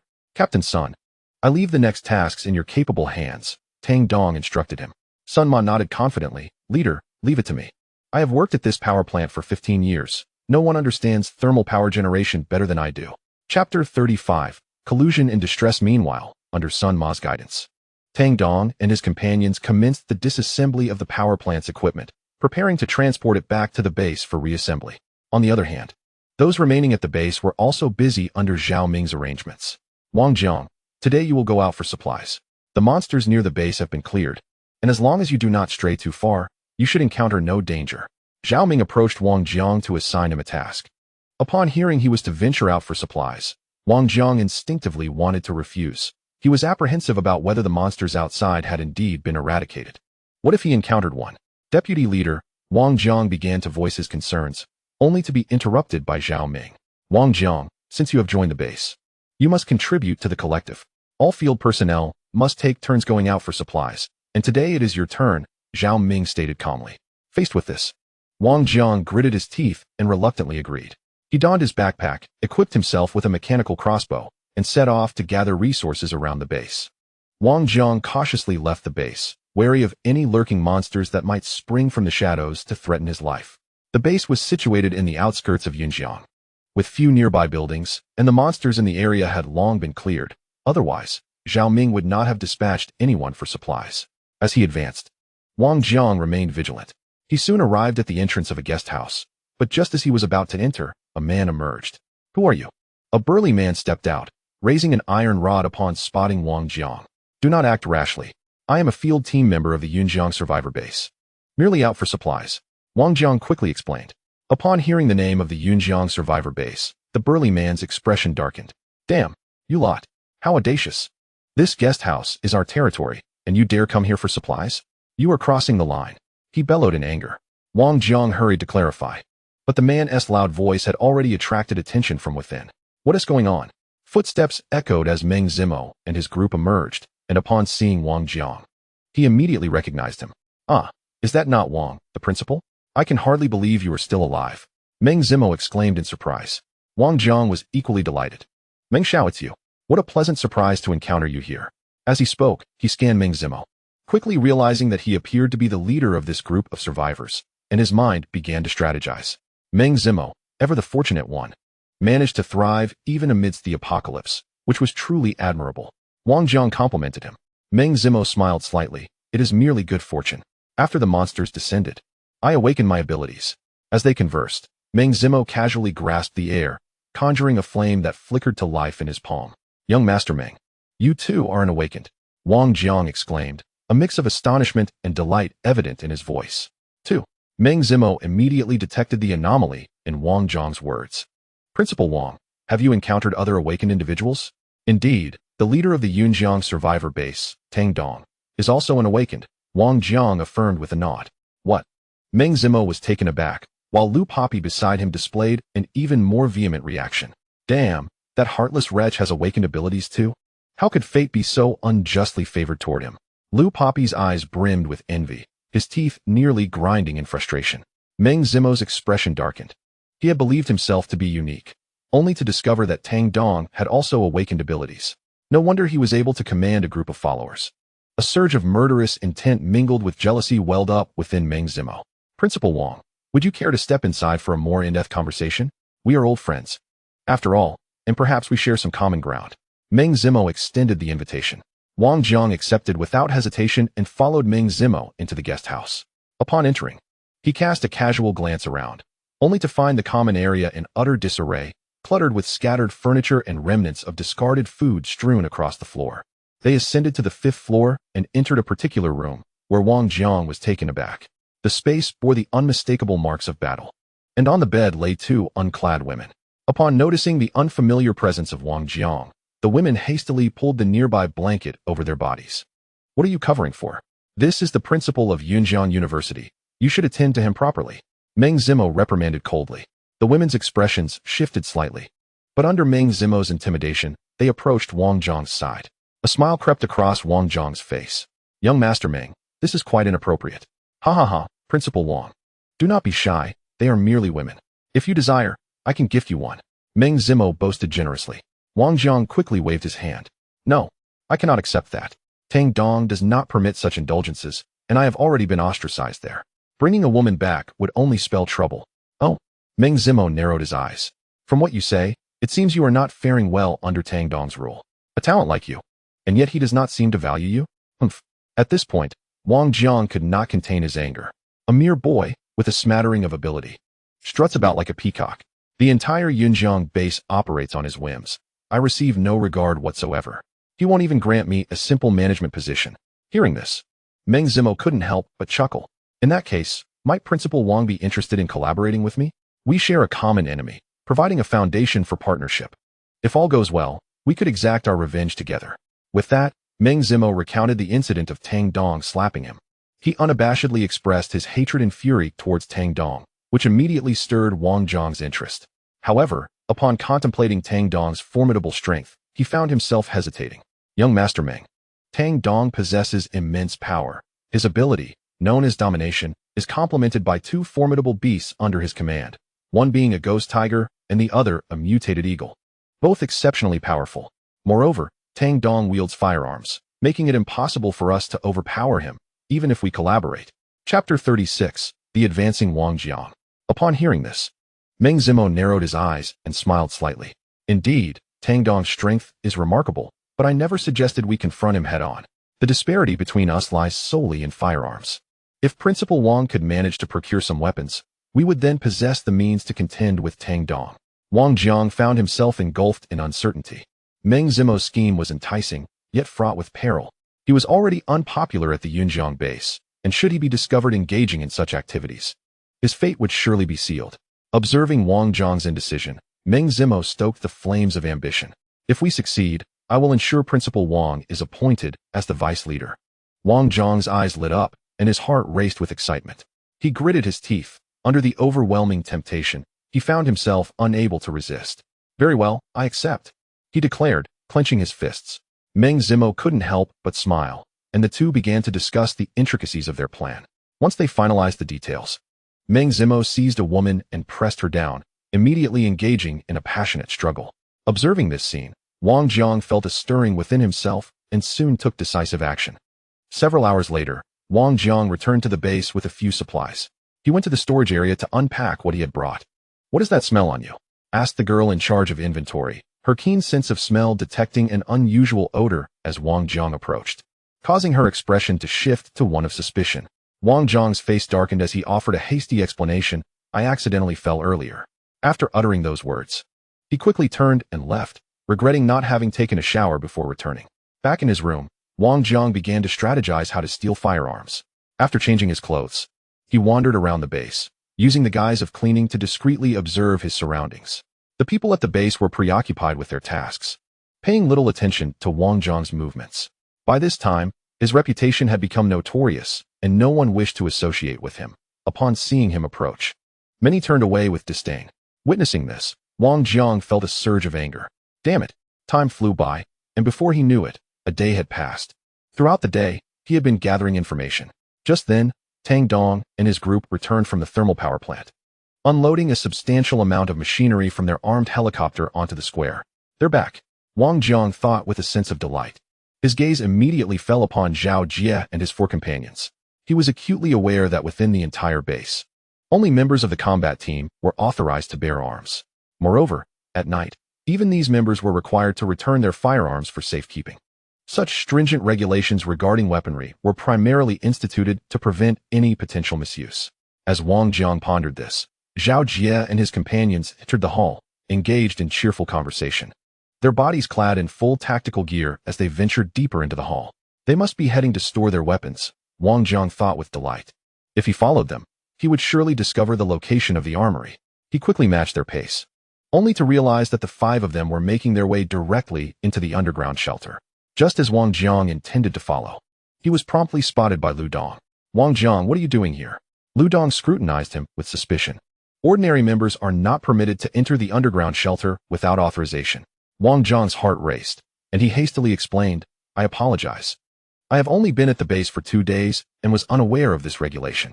Oh, then you must familiarize yourself with the base's laws to avoid inadvertently breaking any rules, Lu Dong replied without further suspicion, before proceeding into the underground shelter. This was problematic. It turned out the armory was located underground. Wang Jiang's expression darkened. Entering the underground shelter without permission, if caught, could result in severe consequences. It seemed he would have to wait until nightfall to sneak in. With this thought, he suppressed his anxious heart. As night deepened, everyone in the base returned to their quarters to rest. To conserve energy, the lights would automatically extinguish after 10 o'clock. Unbeknownst to him, it was already midnight. The base was silent, the vast space eerily quiet, as if even a pin drop could be heard. At that moment, a door creaked open, and Wang Jiang stealthily emerged. He tread cautiously, striving to minimize any sound, and slowly approached the entrance to the underground shelter. Moving with utmost care, he slipped inside, the lights having long been extinguished, forcing him to navigate in darkness.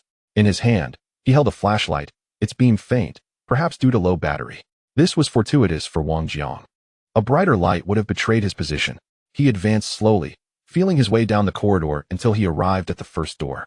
He opened it and illuminated the interior with his flashlight, revealing an array of boxes. Opening one, he discovered it contained compressed biscuits. It appeared this was a supply warehouse. How many resources had that rascal Tang Dong hoarded? Wang Jiang swallowed hard. The base operated under military management, with each individual allocated a predetermined amount of supplies. Now, seeing food laid out before him, Wang Jiang could not resist pocketing a few biscuits. He turned and departed, making his way to the second warehouse. Wang Jiang moved with utmost caution, fearful that any sound might disturb Tang Dong. He was acutely aware that Tang Dong's room was situated within the underground shelter. Should he awaken him, his demise would be certain. However, unbeknownst to Wang Jiang, a concealed camera in a corner of the ceiling was capturing his every action with clarity. In the monitoring room, the duty officer gazed in astonishment at Wang Jiang's behavior. Wang Jiang, what was this scoundrel doing in the underground shelter at such an hour? Without a moment's hesitation, the officer promptly used the internal phone to notify Zhao Ming. Upon receiving the news, Zhao Ming immediately arose and made his way over. Deputy leader. The duty officer stood up. Zhao Ming patted him on the shoulder and approached the monitor. As he observed Wang Jiang stealthily entering the storage room, his brows furrowed, a glint of coldness flashing in his eyes. Chapter 37. Pursuit. Zhao Ming's gaze turned icy. He was well aware of the rumors surrounding Wang Jiang's presence in the base. As the deputy leader, he had a clear understanding of the situation. It was precisely this knowledge that had led him to previously decline Wang Jiang's application to join the management team. Yet, he had not anticipated Wang Jiang's audacity to infiltrate the underground shelter and engage in such treachery. Zhao Ming's eyes were fixed intently on the surveillance footage of Wang Jiang's actions as he entered the armory. Witnessing this scene, a murderous intent flickered in his eyes. Zhao Ming quickly dialed the internal phone connected to Tang Dong. At that moment, in another room, Tang Dong sat upon his bed, each hand grasping a source crystal. Remarkably, the very ones he had obtained from the black creature during the day. He felt his mental power had reached its zenith. With the absorption of these 2 source crystals, he would undoubtedly break through to the tiger rank. Just then, the phone rang, interrupting his meditation.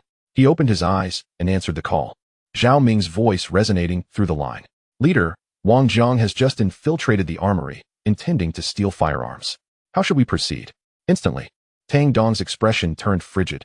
Keep an eye on him and ascertain his intentions. After ending the call, Tang Dong swiftly stored the source crystals and summoned Reina. He closed his eyes, his consciousness seamlessly entering Reina's body, directly taking control. This was one of the abilities of Dominion. As a contract beast, Tang Dong could assume control of any contracted creature's body. In this state of possession, he could flawlessly command Reyna's form and receive all sensory perceptions. Vision, smell, and hearing could be utilized with perfect clarity. With a swift motion, Reyna's body glided forth. As a spirit creature, Reyna had no physical form, rendering her invisible to ordinary people, ideal for stealth and surveillance. Under Tang Dong's command, Reyna quickly arrived at the armory, where she immediately spotted Wang Jiang in the act of stealing firearms. Inside the warehouse, Wang Jiang had taken out a backpack and was stuffing it with weapons and ammunition. Excitement evident on his face. Tang Dong squinted, refraining from rushing into action immediately. Wang Jiang's behavior appeared rather peculiar, if his intent were merely to acquire firearms. A single concealed handgun would suffice, given its compact size and ease of concealment. Yet, at this moment, Wang Jiang was fervently stuffing an array of weapons into his backpack. What could he possibly need with so many firearms? For an individual, even a single assault rifle would be more than adequate. A bold hypothesis began to form in Tang Dong's mind. As Wang Jiang continued to cram weapon after weapon into his bag, he also managed to take nearly 300 rounds of ammunition. Once he completed this task, a look of satisfaction washed over him. Cautiously ensuring he had not attracted any attention, Wang Jiang promptly departed from the underground shelter. Outside, the world lay cloaked in darkness, with only a smattering of moonlight illuminating the surroundings, barely enough to discern the situation. Unbeknownst to Wang Jiang, Tang Dong had been observing his every move. He mistakenly believed his actions were flawless. Carefully evading the patrolling guards, Wang Jiang made his way out of the base and immediately sprinted towards a nearby lodging. Tang Dong followed closely behind, maintaining a safe distance from Wang Jiang as he controlled Reyna's body. This form of remote manipulation had its limits. With Tang Dong's current strength, he could only extend his control up to 50 meters. Otherwise, he could simply remain at home while directing his contracted beast from afar. In the depths of night, Wang Jiang, burdened with a large backpack, dashed down the road and soon arrived at the lodging. He approached the door and knocked. Thud, thud, thud. The door swung open swiftly, revealing a figure from within. "It's me. I need to see your boss," Wang Jiang announced. "Come in." The individual recognized him. Under the guidance of that person, Wang Jiang quickly met with Meng Zimo and the others. The group, roused from their slumber, bore expressions of displeasure, particularly Meng Zimo, whose irritation was evident. However, as Wang Jiang opened his backpack to reveal the weapons inside, their fatigue vanished, replaced by exhilaration and joy. "It's firearms," Liu Bapi exclaimed in astonishment. "Ha ha." Meng Zimo laughed joyously, clapping Wang Jiang on the shoulder. "Principal Wang, you have not disappointed me. I didn't expect you to retrieve the weapons so swiftly." Liu Bapi, upon the return of Tang Dong, a monumental surprise awaited him. Meng Zimo smiled, unhesitatingly affirming, "A splendid plan. Brothers, let us rest well tonight. For tomorrow we shall take action against Tang Dong and his companions. Once we eliminate him, all the resources and women within the Yunjiang base shall be ours." This proclamation ignited a fervor among those present, including Liu Bapi, whose eyes gleamed with excitement. The group erupted in cheers, blissfully unaware that in a shadowy corner, Reyna had witnessed their every move. With a silent grace, Reyna departed, swiftly vanishing from sight and returning to Tang Dong's body. Upon reopening his eyes, Tang Dong's gaze was chillingly cold. Fortunately, Wang Jiang's scheme had been uncovered. Otherwise, the base would indeed face troubles come morning. Truly, one must be vigilant against internal treachery. Meng Zimo, Liu Bapi, and Wang Jiang, I had intended to grant you a longer lease on life, but since you seek your own demise, I shall gladly oblige. A fierce intent to kill burned in Tang Dong's eyes. He turned back to the base and informed Zhao Ming of the situation. After deliberation, they resolved to turn the tables and ensnare Meng Zimo and his cohort, executing a clever trap. Chapter 38, Stepping into the Tiger's Den. Inviting you into the trap upon returning to the base, Tang Dong recounted his observations to Zhao Ming and shared his strategy. Zhao Ming nodded with a smile. "The leader's plan is ingenious. I have no objections." "Ingenious may be an overstatement. It is merely a matter of countering their plot," Tang Dong replied with a chuckle. "It is getting late. Let us retire for the night." He returned to his chamber and retrieved the source crystal, cradling it in his hand. A stream of pure source energy flowed from the crystal, entering his sea of consciousness under his guidance, nourishing his soul. Tang Dong felt as though he were enveloped in a warm spring. The comfort radiating from his very essence was intoxicating. Suddenly, a tremor coursed through his soul. A breakthrough was imminent. Joy surged within Tang Dong. Originally at the pinnacle of the wolf tier, he had contracted Reyna, which enhanced his spirit, pushing his soul to the brink of advancement. Now, with the nurturing from the source crystal, his soul successfully crossed that threshold. Tang Dong narrowed his eyes, acutely aware of the changes within his essence. He observed as his once pale gray soul gradually transformed into a brilliant white. An hour later, he opened his eyes anew, a dazzling light emanating from them, as if coalescing into substance. He had successfully ascended to the tiger tier. In his previous life, he had struggled for years during the apocalypse to barely reach this level.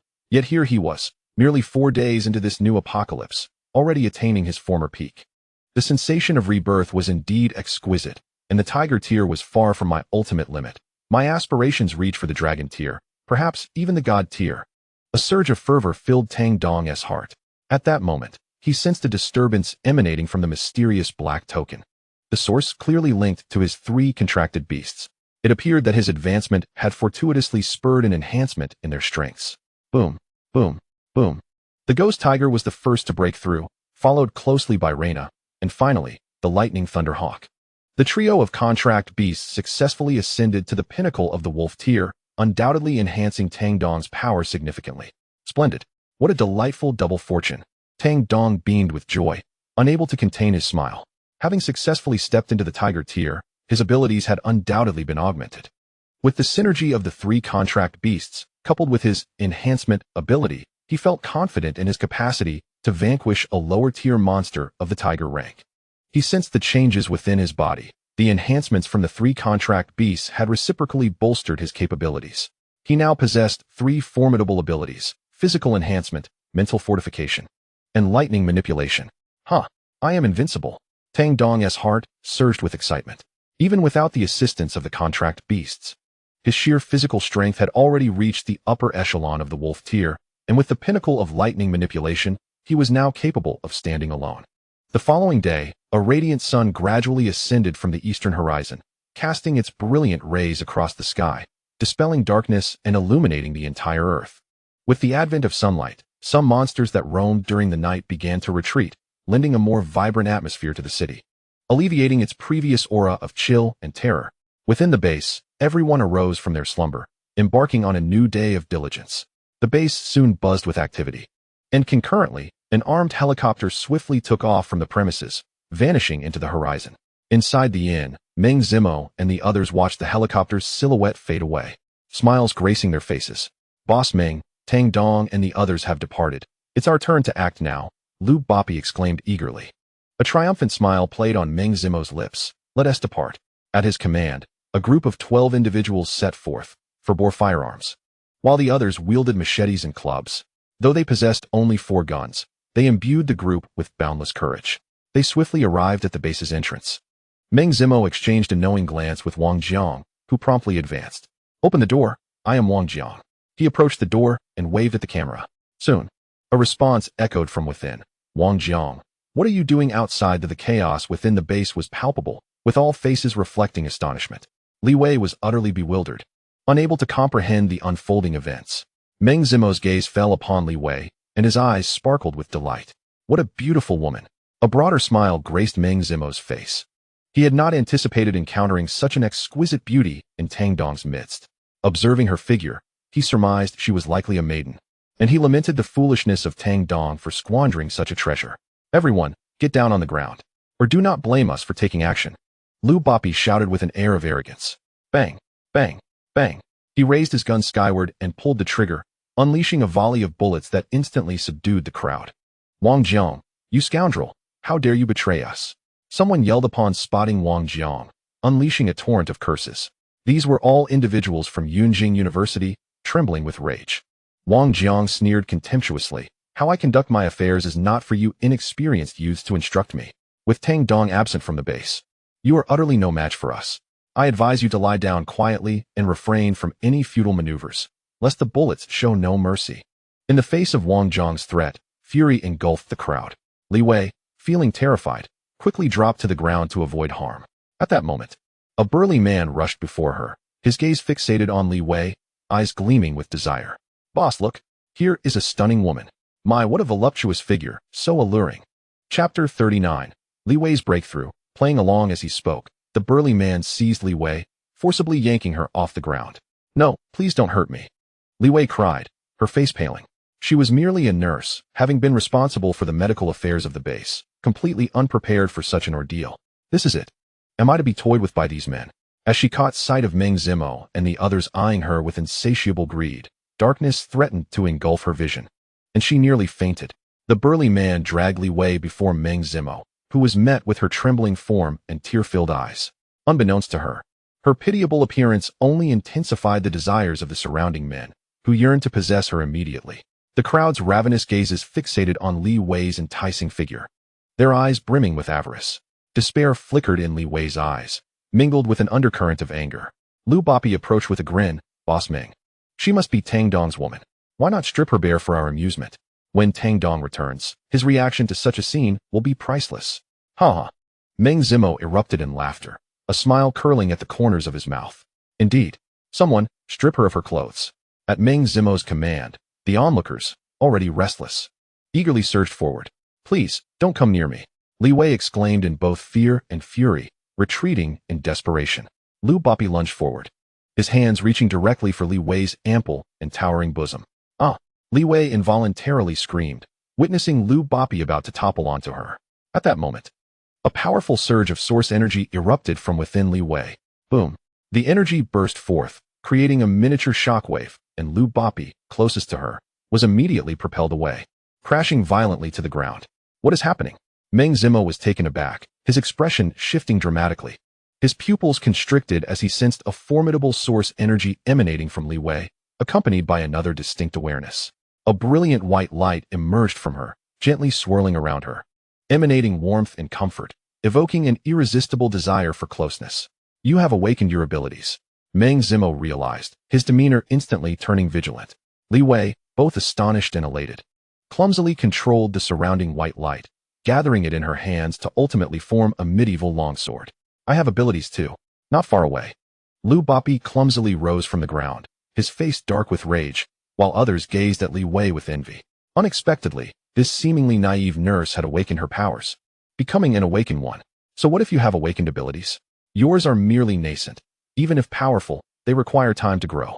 I doubt they can surpass my flames. Meng Zimo sneered. Boom. As soon as he finished speaking, flames around him surged wildly, coalescing into 2 basketball-sized fireballs in his hands. Your name is Li Wei, right? Join my team, and I shall make you the vice leader. My strength surpasses Tang Dong's. Following me promises greater prospects, Meng Zimo declared. This statement shocked Wang Jiang. Meng Xiao, what do you mean by that? Heh. Meng Zimo cast a sidelong glance at him, a cold smirk gracing his lips. In the next moment, one of the fireballs was unleashed from his hand, striking Wang Jiang. Boom. Accompanied by a deep explosion, the fireball detonated, engulfing Wang Jiang entirely in flames. Ah! Wang Jiang's entire body ignited, and he screamed in agony, rolling and struggling in pain.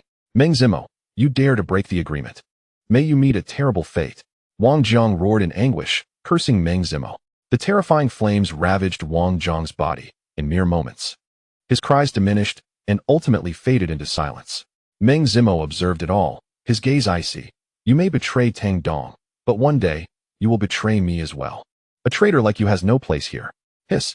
Lu Bapi and the others gasped in shock, their eyes filled with awe as they regarded Meng Zimo. Meng Zimo's expression returned to a smile. Li Wei, now there is no one left to hinder us. Make your decision. For it is said that those who recognize the times are the true sages. Your resistance is futile. Upon hearing such words, Li Wei did not hesitate to refuse, exclaiming, Impossible. I shall not join your worthless team. Meng Zimo chuckled derisively. It seems that only by eliminating Tang Dong will you relent. Watch closely, for when he returns, he shall fall by my hand. This base will belong to me, and you will recognize me as your leader. Ha ha.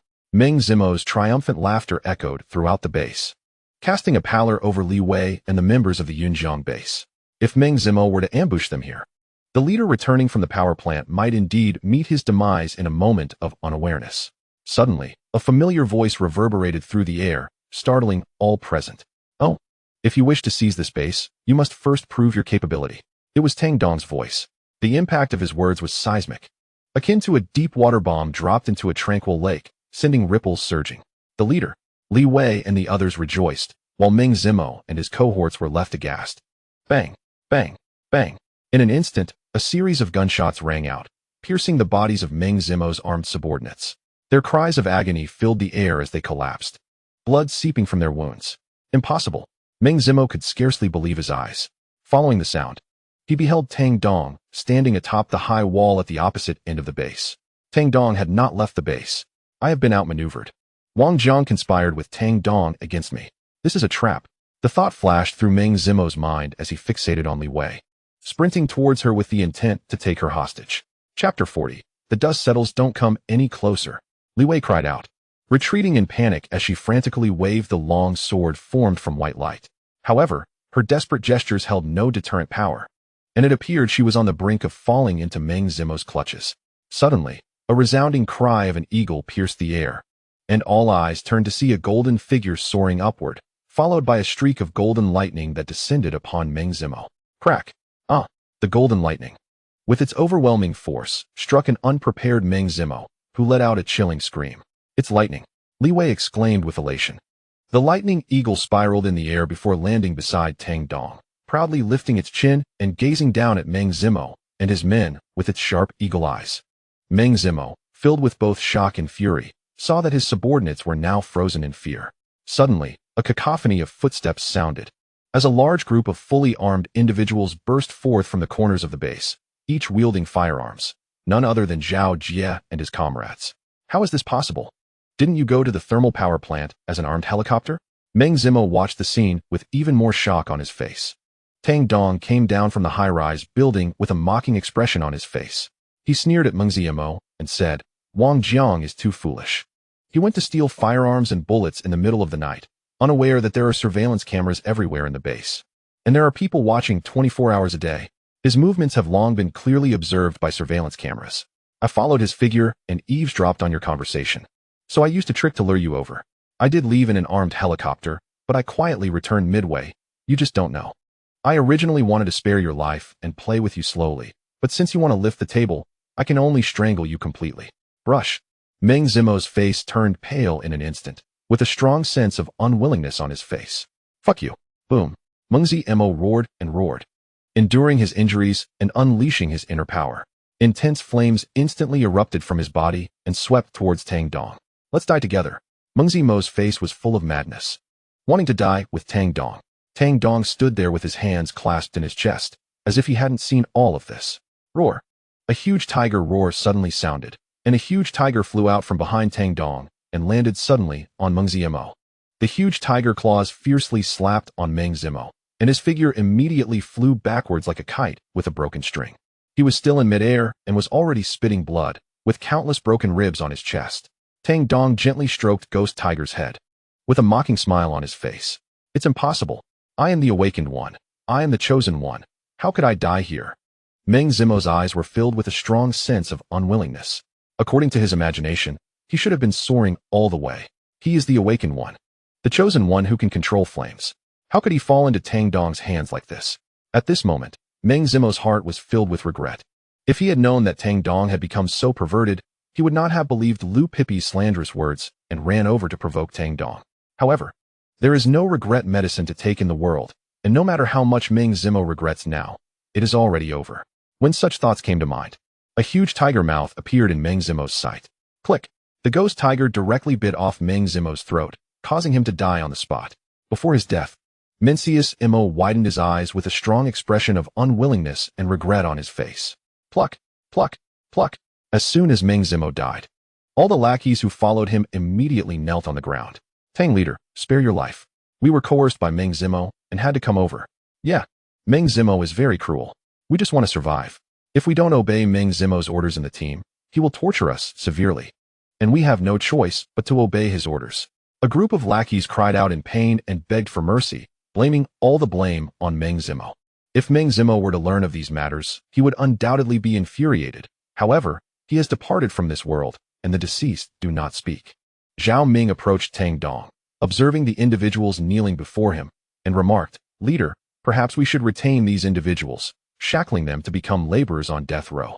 As the base expands, we require low-skilled labor, and these robust individuals present an excellent choice. Upon hearing Zhao Ming's words, Tang Dong nodded. Yet as his gaze fell upon the group, he realized one was conspicuously absent. Wait, where has Lu Papi gone? Tang Dong furrowed his brow. The group exchanged glances. and it dawned on them that Lu Poppy, who had been present moments ago, had inexplicably vanished. Damn, that scoundrel has fled on his own. One individual could not contain his outrage, inwardly cursing Lu Poppy for not taking him along in his escape.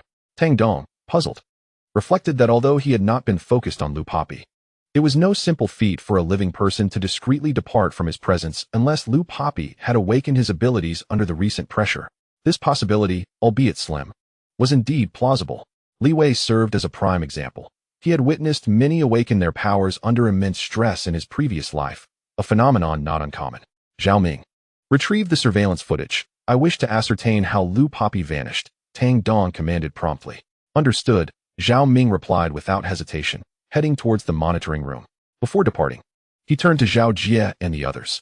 Jie, prepare the chains, bind these individuals, for they shall be deemed criminals from this day forth. Zhao Jie chuckled. No problem. The crisis had finally culminated, and the farce concluded, with everyone in the base breathing a collective sigh of relief, their previously anxious hearts now at ease.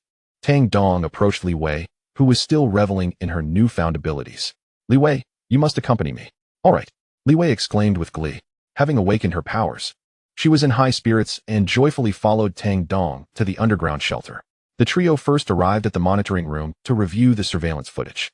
Zhao Ming replayed the recording from the entrance, and the three scrutinized it attentively.